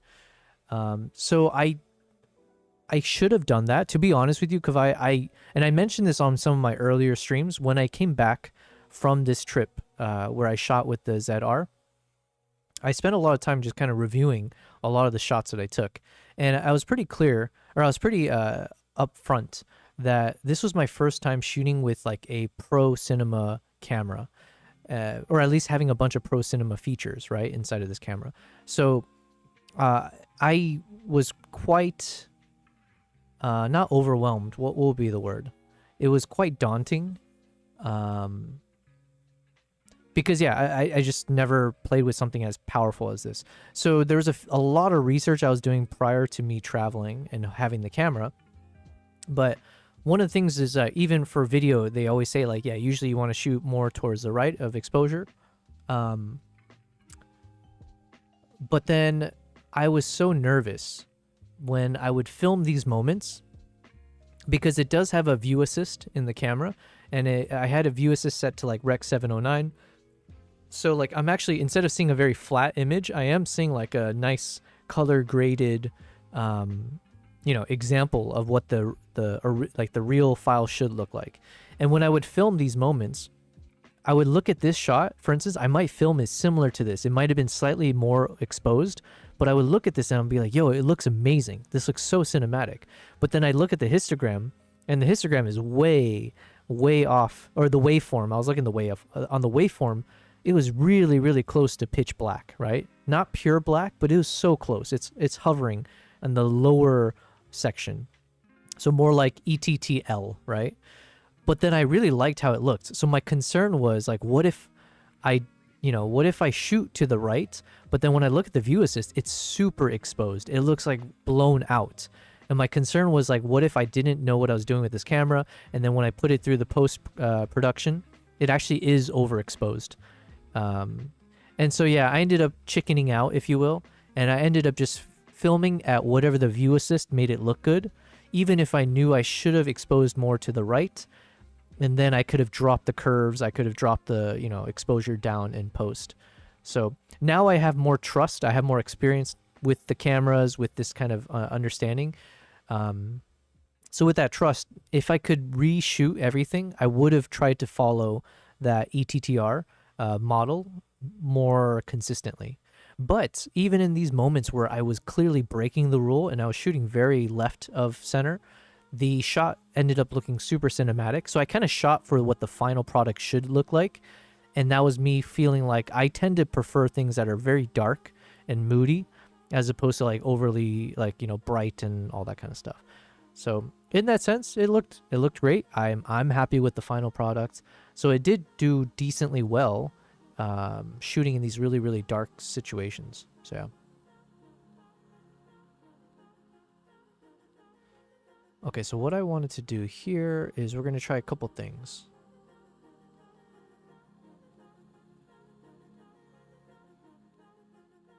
This might cut off part of the lens here, though. Let's see. That didn't do anything. We couldn't detect the background in this image. Oh.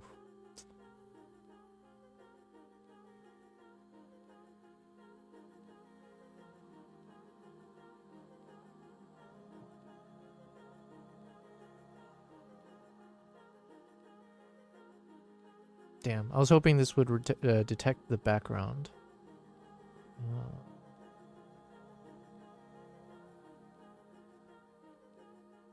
But yeah, I can see a world where we try to mix these two shots together and I just kind of blend this better.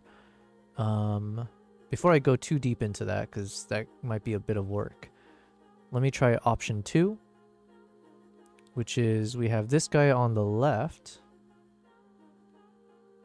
and then we have this guy on the right. Let's put this guy in.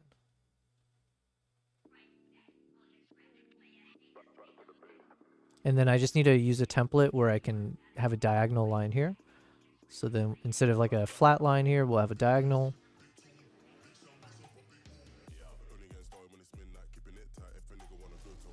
And then somehow I need to find area to put some text, which I don't know yet.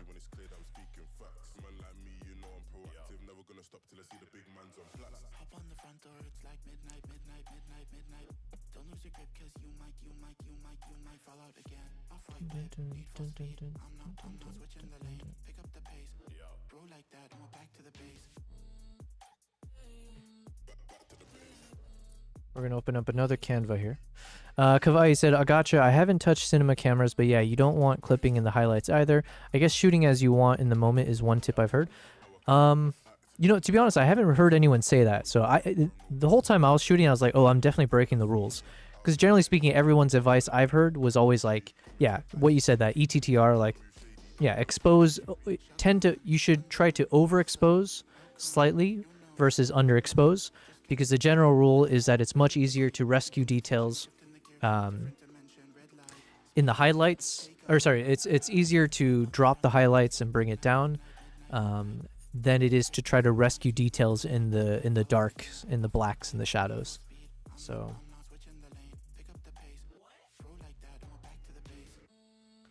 split screen.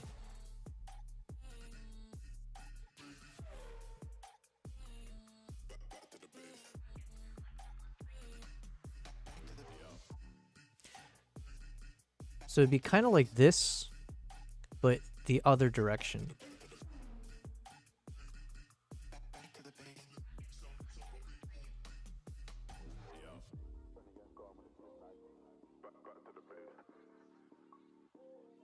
I don't know why, but I'm not a fan of these kind of like paper cut styles. Or I don't, maybe it feels a bit more like tacky to me. I'm not sure. Like, I think I prefer these like thin styles over that.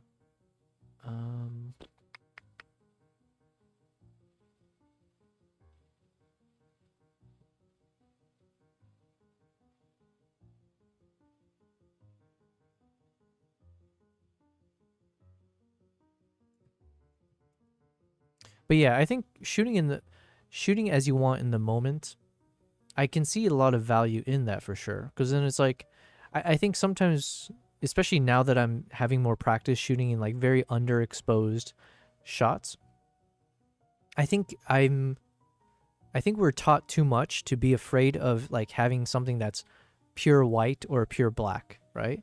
Whereas like I think it's totally fine to have a shot where you have a lot of, especially I think it's a bit more forgiving on like pure black areas as opposed to like pure white. Because oftentimes when you think of pure white areas, it's like usually because it's like the sky. And then there, I think it oftentimes ends up just looking ugly to have like a blown out sky. But then having like a pure black area because like you're in the shadows of like some dark, moody area, I think there's nothing wrong with that, right? As long as it's not hiding details that you don't want hidden. So like, even in these kind of shots here, there's nothing wrong with this being pitch black if like it helps to draw the eyes towards something anyways. So with all this pitch black, obviously the face, the eyes more in focus. So I think like pure black doesn't seem to hurt as often in my opinion. So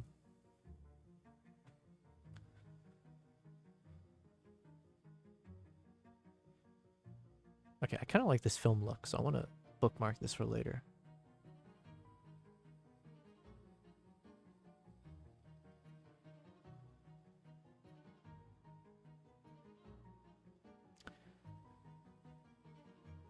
You said, Troy, you said, I hate sticking to rules, especially with the amount of dynamic range these cameras have nowadays.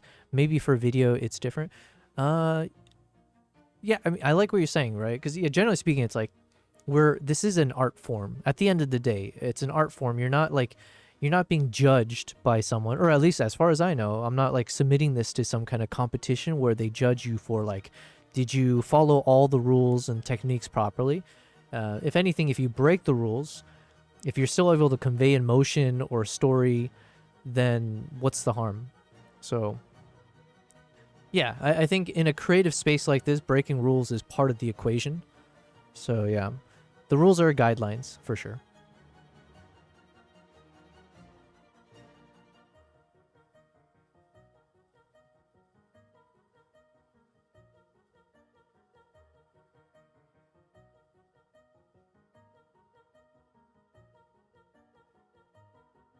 Okay, this is kind of annoying. I know the idea that I want to try here, but every single example I'm saying, they have the split screen, but in the opposite direction. Okay, this one maybe. Maybe this one. Okay, let's try this one. All right.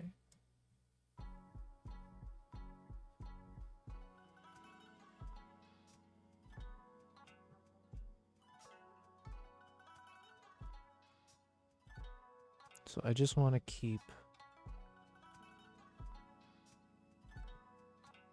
Actually, we'll keep these little top and bottom shadows.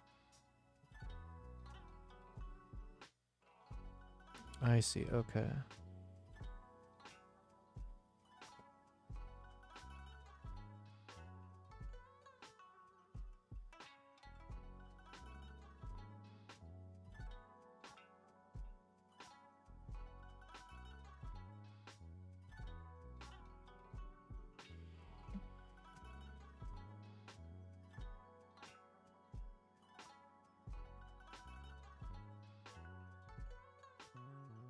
Oops. Okay, let's redo this. So I want this one to be the background. Yep. And then this one we'll just drag into this thing here. Oh. Why? You're shitting me. Why would it be like this? Let me see. Nothing is ever simple. Nothing is ever easy, yeah? How do I just rotate this guy?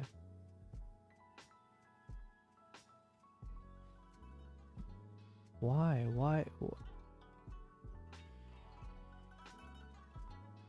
Wait, did I have it?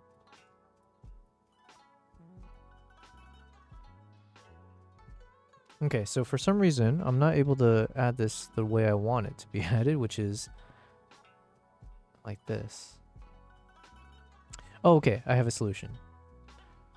Sometimes our brain works, okay, when it comes to improvising. So that means if I rotate this guy, I'm not sure which direction though, so we'll go with one direction. Is there like a automatic way I can rotate this?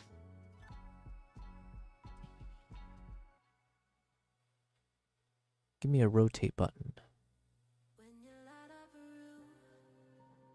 Is that okay? Position maybe. Arrange. Rotate. Here we go. So let's say if I make this 90 degrees. No, let's try negative 90 degrees. So now if I add this in, nope, I was wrong. Okay, so I think it is 90 degrees. Let's go with 90. Yeah, we got it. Genius. Genius, I tell you. Nobody will appreciate that level of genius that just happened. Yo, what's up, Siegfried? It's been a while. It's whoa, what a day. I feel like today, maybe yesterday, no, not yesterday, but today, I feel like there's been a few people who've hopped in that I haven't seen in quite some time. So, but yeah, welcome, Siegfried. Hopefully you've been well. I'm just working on my next video here, as you're seeing, the thumbnail. So I'm working on like creating the thumbnail for this guy. For our product review of the Nikon ZR. So the ZR review is done, finally. I just need to, after this stream ends, I need to export the video. And right now you're watching me struggle to get the thumbnail. So I'm trying to figure out how can I make the best thumbnail. And it has not been an easy journey, okay? It's been one of struggle session to the max.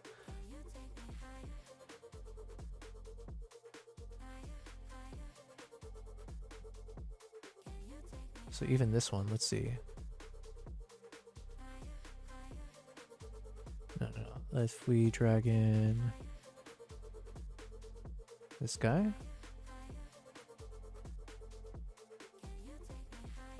How you liking the camera? Man, it's been fantastic. Like,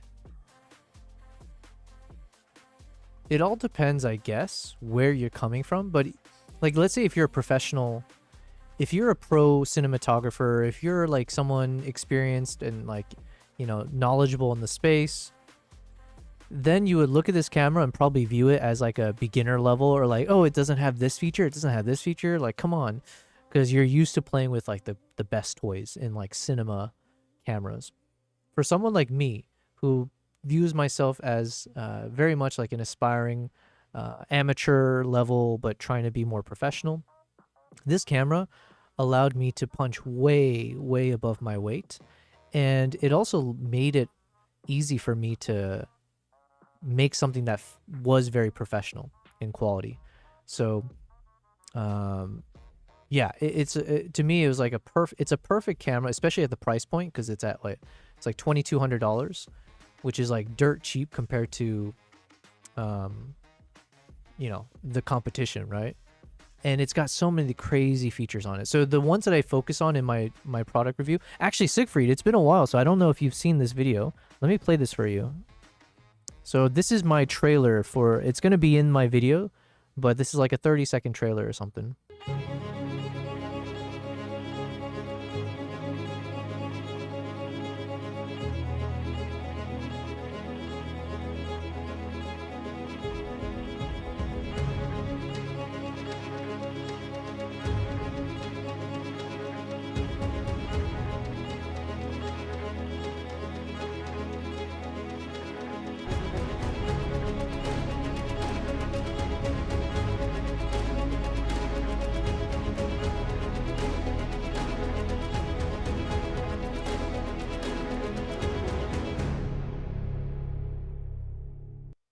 So yeah, it's like to me, I think the quality was fantastic. Shooting that red raw. Actually, let me read your comments first. How you like? Heard everything is great except some people not liking the micro HDMI. I do leave a comment in my review about that, but honestly, I don't think it's a big deal. Until someone tells me like, oh, by using a micro HDMI, the quality is like drastically different or stuff like that. It seems like the major complaint that I hear from people, or I think the major issue is more around the durability of those cables. Because even for me, yeah, I'm playing with this HDMI, micro HDMI cable, and the cable is like very flimsy. But as far as I can tell, for the things that I was using or whatever, because I was only using it to hook up to my Atomos, and then also hooking up to my computer. When I was testing it for one of our streams, I used it as our live streaming camera. Had zero issues with it, so I don't know. It's not a big deal in my opinion. And the reason that this camera is what it's being touted for is like it's a camera where you're not necessarily needing to hook up a bunch of accessories. It's meant to be a camera where it's got everything built in. You don't need an Atomos. You don't need like an external monitor. Why? Because you have this beautiful 4-inch screen that kind of renders it obsolete for, you know, a lot of the aspiring filmmaker like stuff that I'm trying to do. It renders it obsolete. So you don't necessarily need the Atomos. It's got the 32-bit 32-bit flow audio built in, so then you don't necessarily need to hook up like an external microphone and stuff like that. It's got 7.5 stops of in body image stabilization. So, and I show some examples of like how I'm literally walking backwards with the camera and I end up with really stable shots. So then it's like, oh, you don't necessarily need a gimbal for like certain types of situations. So then it's like you're removing a bunch of things. No gimbal needed. No external mic not necessarily needed. No external monitor necessarily needed. So it's like trying to position itself as like an all-in-one camera for like more of the, you know, beginner to intermediate level of like professionalism, I would say. So if you're trying to do like more cinematic vlogging, if you're trying to do like documentaries, weddings, stuff like that, I feel like this camera is perfect for that kind of stuff. Like the running gunners, which is where I put myself in that boat. Was this the camera that is collaborated with the Red Cinema line? Yeah, so as far as my understanding goes, after Nikon acquired Red, I think then you saw like they had one lens come out of like a cinema lens, like the PZ 28 to 135 millimeter f4 power zoom lens. And then there was always this assumption that they're going to work together on something. You bought Red because you're probably going to go into video and you're trying to use their technology. So this is that first example where they built in like the Red codec. So it's very much, in my opinion, it's like a Nikon Z6 III camera inside, in the sense that it's got the same 24.5 megapixel sensor. It's a partially stacked sensor and all that. So it's got the Nikon Z6 III, but now it's got that red raw color science built in, and it's also got certain features that were designed more for filmmaking as opposed to photography. Yeah, I heard that too. Yeah, they collab with. Yeah, so it's weird to say collabed because at this point it's one company, I guess. But now they're actually taking that first step of like showing, here's where we can marry Red's codec and Red's concepts, or sorry, like Red's technology with Nikon's technology together, I guess. Siegfried, you said absolutely breathtaking, especially that one scene with the chimp holding his hand out, the emotion on his face. Thanks, man. Yeah, it's I put a lot of thought. Well, I you know what? I do put a lot of thought into into everything I do, for sure. But this one was like beyond intense to put it all together. So I'm really, really happy with how it turned out. Because the 5-minute film, I literally filmed it in 3 days, and then I put it all together in like 5 days. So I am very proud of myself for doing all that, for sure. But yeah, are you talking about this shot right here? Maybe. Yeah, I think that's the only one. Oh wait, no, hold on. Yeah, we had a couple.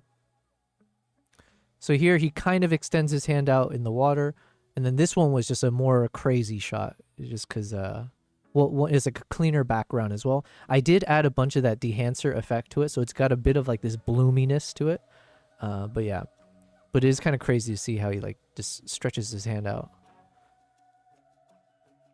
This ended up being one of my favorite shots though, because there's like a nice light coming through, and you had all these like flies that are bouncing light off of it, so it felt more like fairy tale vibes. And then I did try on this shoot I had a whole like shot list of like, okay, I need these kind of shots, and for the most part I was able to get everything on it, generally speaking, not everything. But one of the things is like definitely trying to get some like over the shoulder shots. So I was happy I was able to get this one. So I had like the positioning from, you know, over the shoulder looking at the chimp, and then trying to marry it with the over the shoulder from his view. So yeah.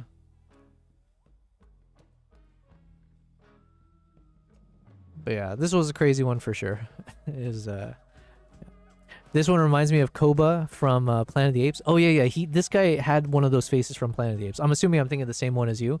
There's the one that's kind of like this very bald, big looking head, kind of evil looking. This one was like freakishly evil looking when it smiled at you. But yeah.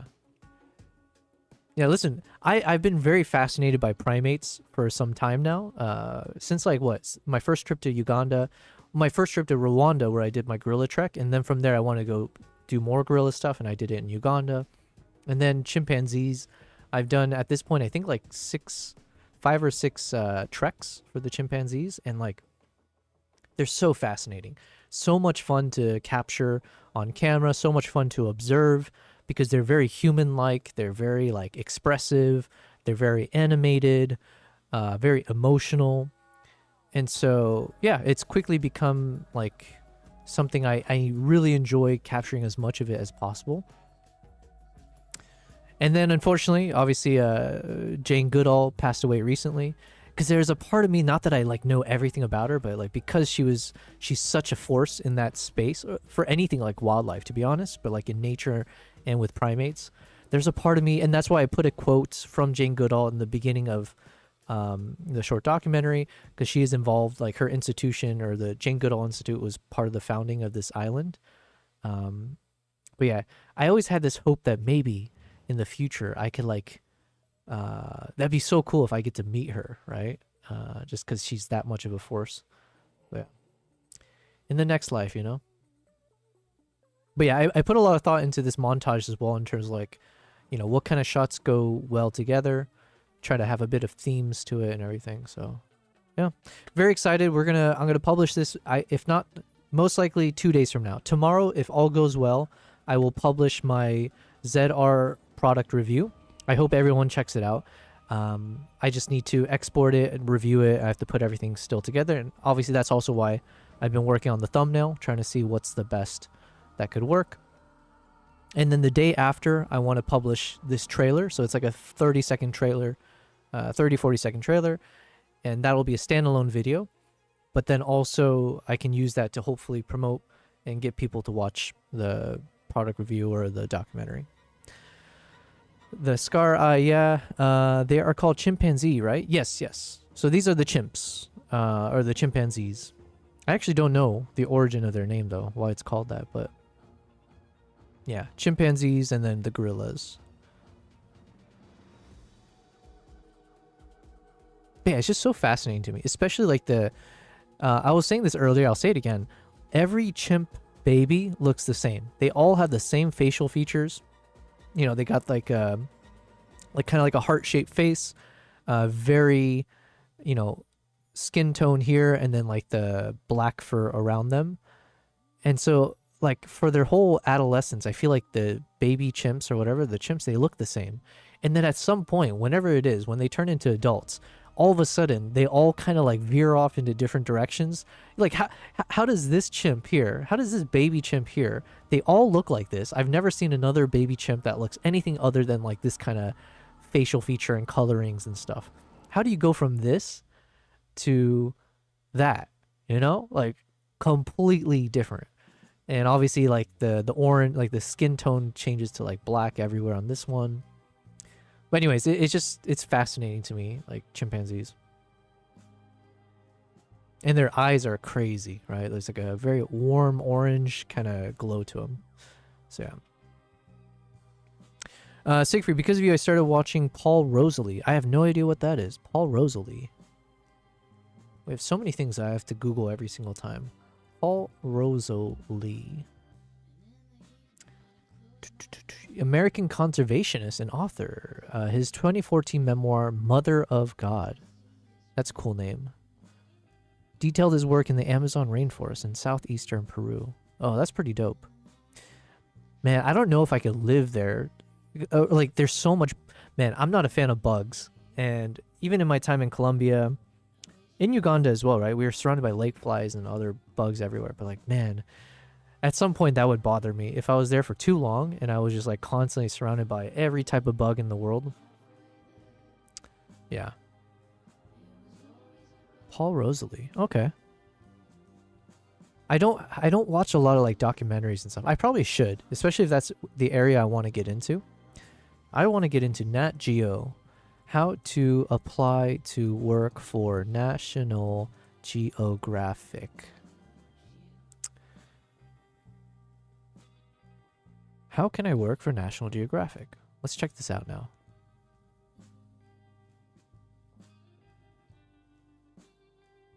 We offer a unique opportunity to be a part of a world-class institution. Yes, we all know. Wait, is that it? There's nothing else to this? They just point you to the careers page. Fine.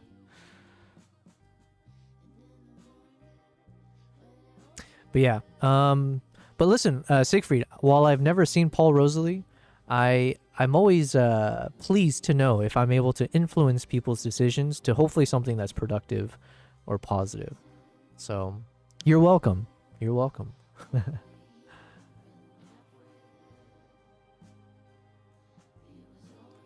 All right, let's see which of these can I potentially use.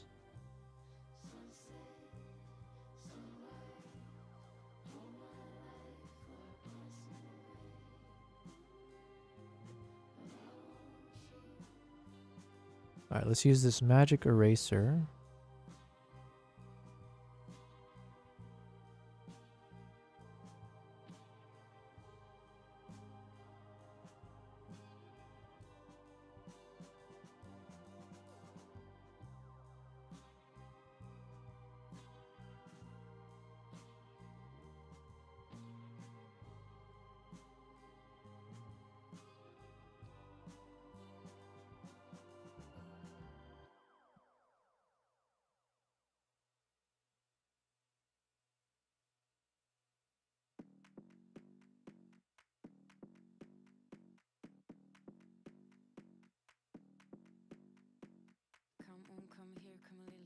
What the heck is this? Alright, this tool is annoying me now. Siegfried, you're asking how dangerous was it for you there? Not at all, not at all. These are... While these are like wild chimps, most of them are wild chimps. Some of them were like raised in captivity since like birth. But most are wild. But they've spent years with these caregivers and like, you know, they know what they're doing. They wouldn't put me in a dangerous situation. Yeah, chimps are like very... I don't know how to say this, but they have like a tight bond with the caregivers there. They're smart animals, right? So it's like you can hear horror stories about like chimps, like pet chimps and stuff, right? Like where they bite the owner's face off or something. But that's like also because you're talking about like an environment that's not conducive for chimpanzees. Whereas here it's like the chimps have like 96% of the entire island is for them, right? So majority of the time that chimps are just exploring the island, living with amongst themselves. And then the caregivers are, their only interactions is like to feed them, to take care of them, like vet stuff like that. And I think these chimps are like super smart where they recognize that. So and it was really amazing to see how the chimps were bonding with like the humans there, like with the caregivers, with the doctors and stuff. So I never felt scared, but I also have a tendency to like not... I end up being a bit reckless, I would say, when I'm shooting or when I'm like, you know, in wildlife stuff, where I kind of like shut off the part of my brain that should feel fear. So it's not like it's not meant as a brag. It's just like I have a tendency where when I'm in the moment, I'm just so focused on trying to get the capture. So oh Jesus, what did I do here? This feature is definitely not what I wanted. Yikes.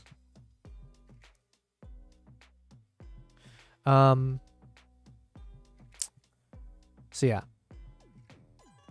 How about silverbacks? Have you ever encountered one? Yes, several times. If you go to my YouTube channel, not to plug myself too much, but this is my live stream.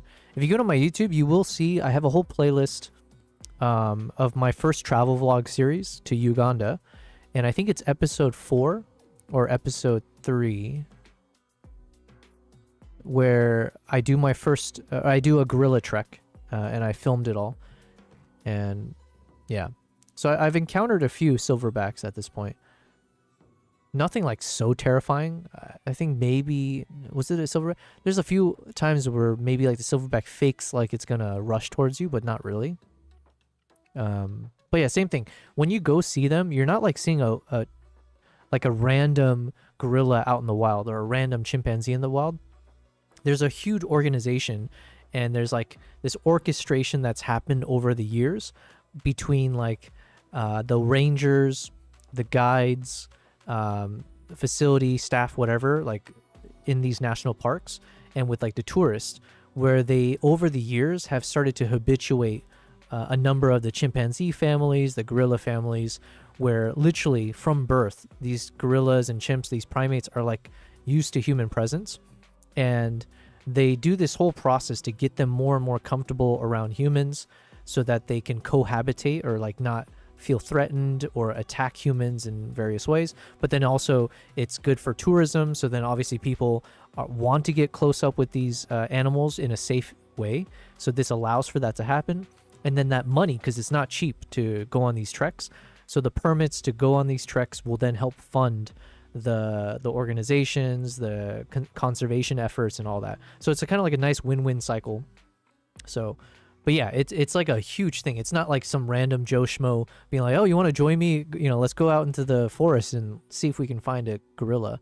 It's like, no. They've got a team of rangers who've been like tracking each gorilla family throughout the night. They even like stay out at night in the forest, and they continue to monitor and track the gorillas, see which direction they're going. So then when the tourists arrive and they're assigned that gorilla family, then they're radioing in with the other group that's going with the tourist group to like tell them where to go, meet up, blah, blah, blah. There's like a whole thing. It's really cool. It's fascinating.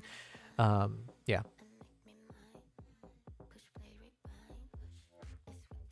Okay, unfortunately, I don't think I can do what I wanted to do, which is I wanted to remove this background.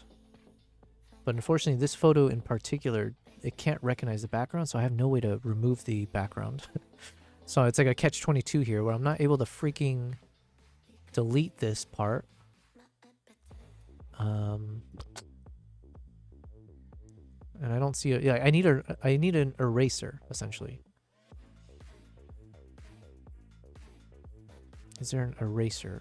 Magic eraser. Oh, wait, but that's what I tried using, and then it created that ugly ass thing.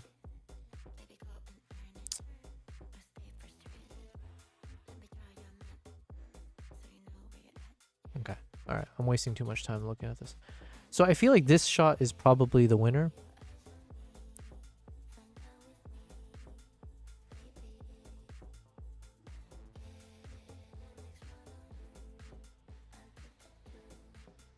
But I saw there's a tool here. Siegfried, you asked, I heard they are way more random when interacting with humans. Possibly. I mean, it's like every time, not that I've done so many, but it's like every time you do one of these treks, they all act so differently each time. So like what you'll experience is so different each time. The encounters, sometimes they'll charge at you, sometimes they're like screeching. The gorillas, sometimes they're just lazy. You'll see viral videos where, you know, they might approach you. I've had a mother gorilla like push past me to get to her children in front of me on the path. I've had like chimps like barreling right towards me and then turning at the last moment. But yeah, like nothing ever that feels dangerous. As long as you follow their rules, then you're fine. And you know what? I've had some really cool captures, and we haven't had time yet to actually go through any of this. So again, nice little like in the future, hopefully if you guys continue watching these streams, we have so much footage to go through. And one of those cool moments is like, let me see if I can find it in my... Yeah, we've had so many experiences to share. Let's see if I can find it quickly. Since you have seen one in real life, I need to ask the $100 question that people have been asking this year. Who would win, 100 humans versus one gorilla? 100 humans. Kristen, you said that trailer was so epic. Thank you very much. Yes, thank you. I will publish it in about 2 days from now. That's the goal. Tomorrow, I'll publish the ZR review video, and then the day after will be the trailer. So hopefully you'll give it a like there and all that. But thank you very much. I appreciate it. It was a lot of fun making it. But yeah, 100 humans would obviously win. Because, like, even if just, I'm assuming bare knuckle, right? Like, no weapons. The gorilla is just going to get tired. Especially when you think of big animals like that are super muscular. Like, gorillas are in crazy muscular, you know, whatever. They're probably going to... I don't know how good their endurance is, right? They're not like gazelles or like, you know, prey. Like, you know, where their whole survival is based on their agility, their endurance to be able to like outrun a cheetah or whatever out there in the wild. So like with a gorilla, not that they're like predators per se, because I think they're herbivores, right? Gorillas are herbivores primarily. Do they eat any? Are they carnivorous? I know chimps are carnivorous, or they're like omnivores, whatever. They do sometimes eat small invertebrates. Okay, point being, either way, they got too much muscle mass that they're gonna burn through their energy so quickly. There's no shot that they can survive 100 humans, because it's just gonna gas out. It's gonna gas out eventually, and then yeah, what can a gorilla do? And then the other thing is a gorilla, I don't know how thick the hide is. I'm assuming it's fairly thick, but it's also got like soft spots in other areas, right? So it's not like a bear. A bear has a super thick hide, right? Because then when the bear fights another bear, and they got their like 9-inch daggers or whatever on their paws, they're fine, right? Yeah, gorilla's gonna die eventually. It'll probably take out half the squad, let's say. How about that? I heard it's somewhat common for chimps to be cannibals. I've never heard about them being cannibals, but they do eat other monkeys, right? Or they'll eat monkeys. So like there's a bunch of like endangered monkeys and stuff, and unfortunately chimps love snacking on them. I've never you know, it's kind of sad. It's like obviously you don't want to see them die, but as a wildlife photographer and like, you know, videographer, whenever you can capture the hunt, it's so fascinating, right? You're like seeing Mother Nature in action. So it's always a sad feeling when you see like a baby buffalo die, which I have seen, right? Like a tiger, or not a tiger, a lion took it down, and then like it took hours before it finally successfully killed the baby. But yeah, never a nice feeling, but it's like that's the real world. It would be nice if I could capture chimps hunting a monkey, just because it's like it's crazy. You don't even think about it. You don't think that's something that's out there, but yeah, they do hunt. Okay, I was trying to do magic expand. Let's see if we can make this work. Full page. Let's try freeform.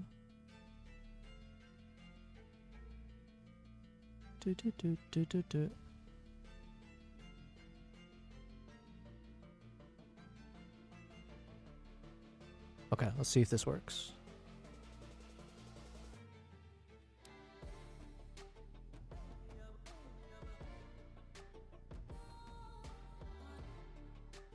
Expand.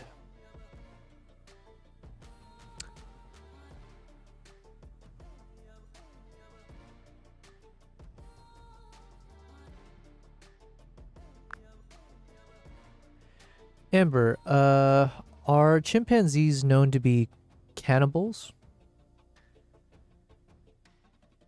So, interestingly enough, yes, chimpanzees can be known to practice cannibalism.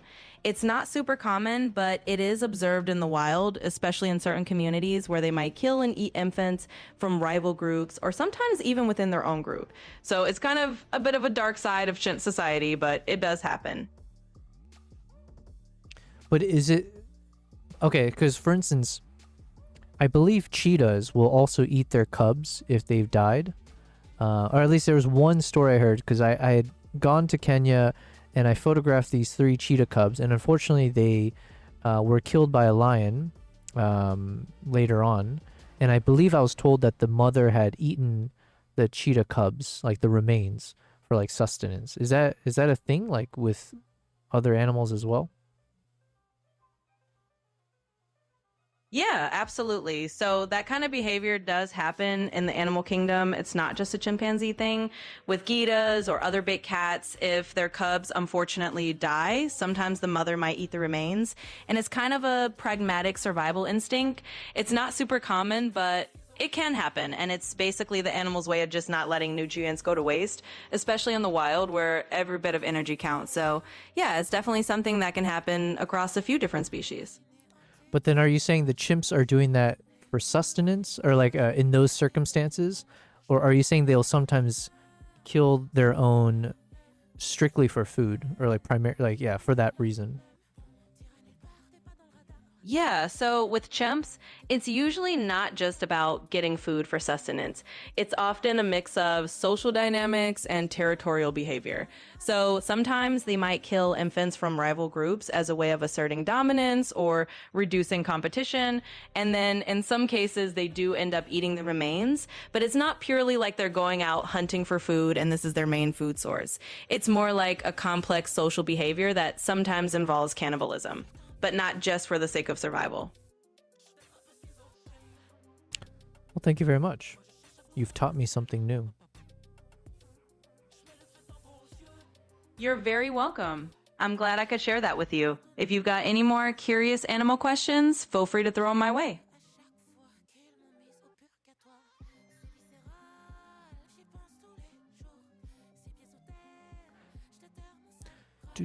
Siegfried said, "Oh yeah, I forgot they have like gang wars with other groups." Yeah, like chimps are crazy. Okay, chimps are like, I would be. I think I'm more terrified of chimps than I am of gorillas. I don't know if that's a logical fear to have, but in my mind, I feel like chimps are just terrifying. They were so, every time I've seen them out in the wild compared to gorillas, the chimps were always way more animated, and they're like screaming, right? You hear them screeching. I mean, that's going to be part of my product review. Let me see if I can show it from here as well, because I show a part here where you can hear them. Nature of And I have, by the way, this is not the only trip. Every trip I've gone on with the chimps, I have, especially the most recent one, I have some crazy awesome footage where you can hear the chimps everywhere in the forest screeching into the mic.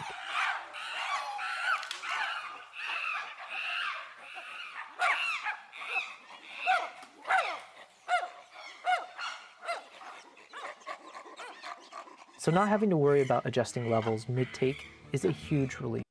But yeah, these guys are crazy. Just like, yeah.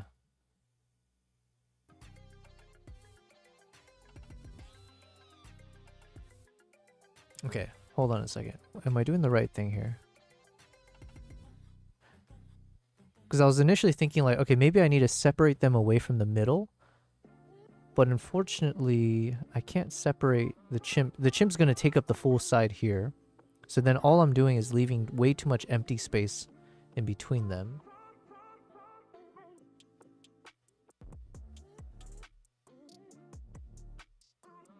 So I think maybe it's just better to keep it hugging each other, kind of. So now here at least is a bit equidistant, like the space between the face of the chimp and the borderline here, and then me to the borderline.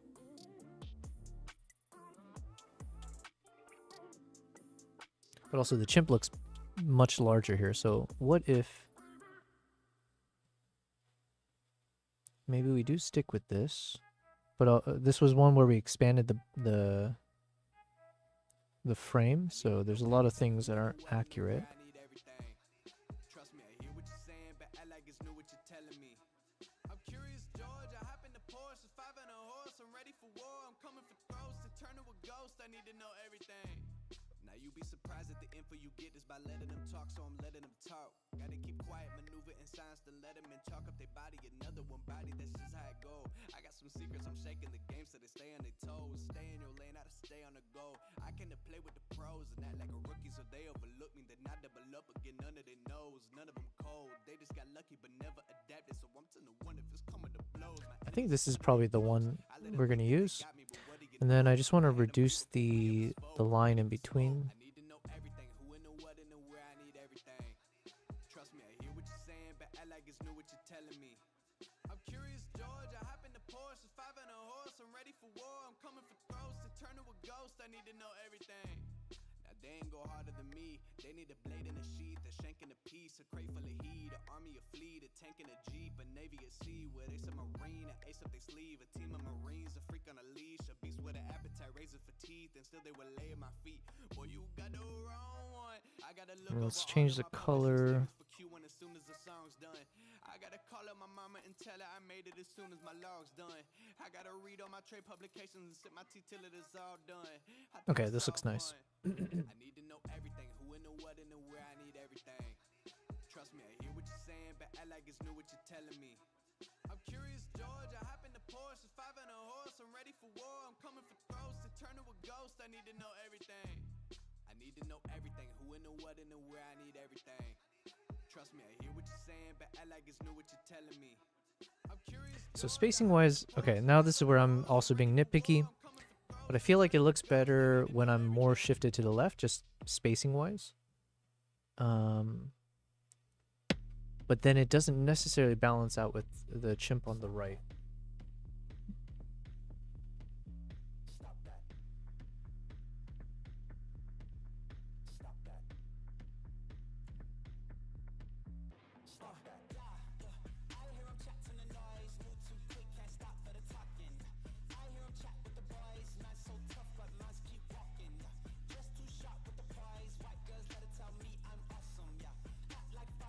Because like here, basically, the chimp is like hugging the edge of the right side, whereas I have all this space on my left side.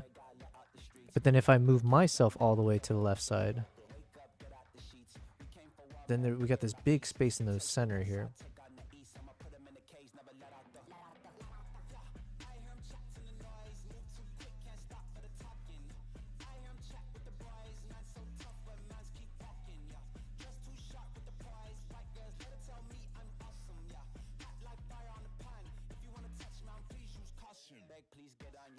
Okay, if I have a bit more of a diagonal line. Okay.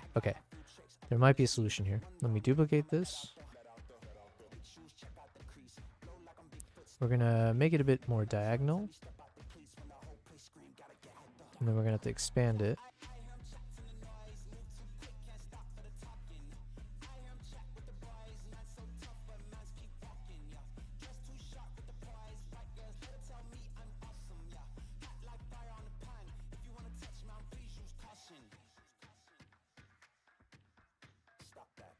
And then let's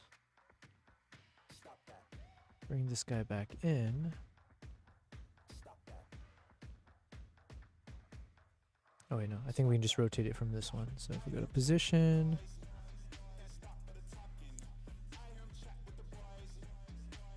let's try switching this to what, -90?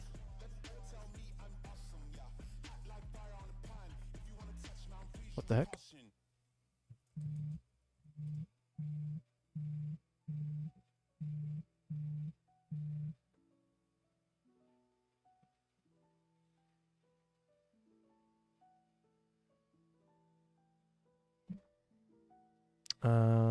Did I disconnect myself? Let me see.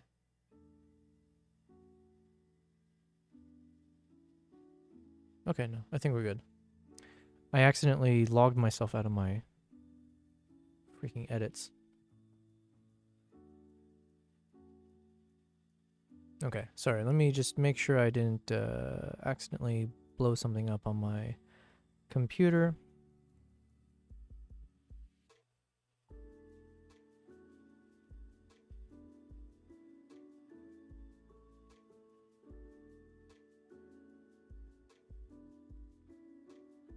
Okay. Damn it. What was I trying to do? Yeah, I was trying to just do -90. Oh, nice.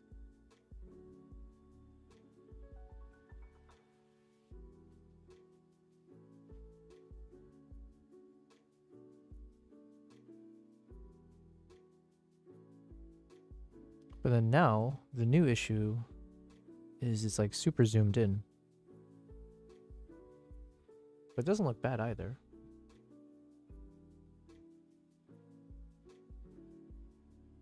Huh. Yeah, because like you don't really need to see my waist. And if anything, it's made the camera slightly larger on screen.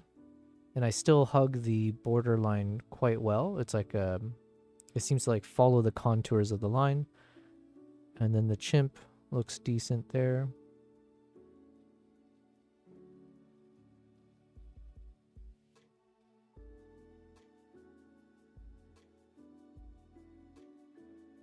Okay, I think we've got it. So then, shift it slightly that way. Now I have some space where I need to put the text, which is kind of have to be probably bottom right section. And I still need to figure out what is it that I'm going to say.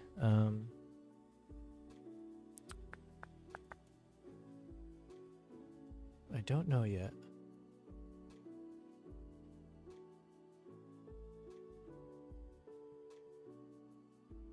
But listen, I think this is probably where I should it's 10:30 p.m. I need to eat dinner.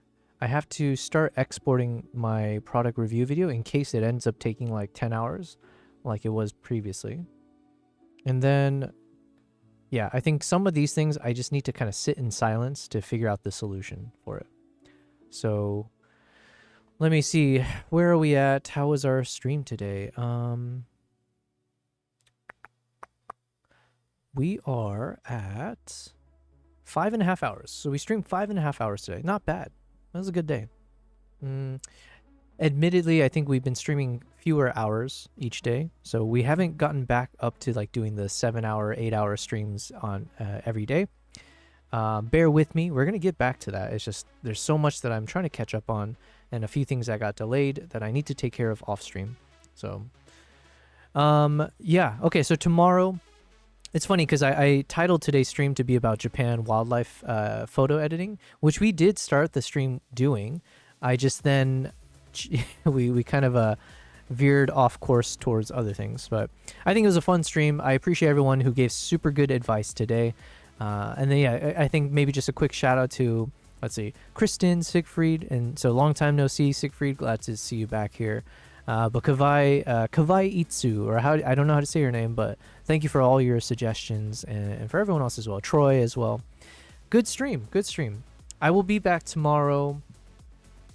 Oh, you know what? Here's the other thing. If I am on time, if I do everything properly, the hope is that I could upload the video tomorrow and then maybe I'll upload it before I start my YouTube stream. Or my live stream. I'm not sure. Anyways, I'll see about how to coordinate because then obviously I would love to share the link with you guys so you can check it out and show it some love because obviously everything helps.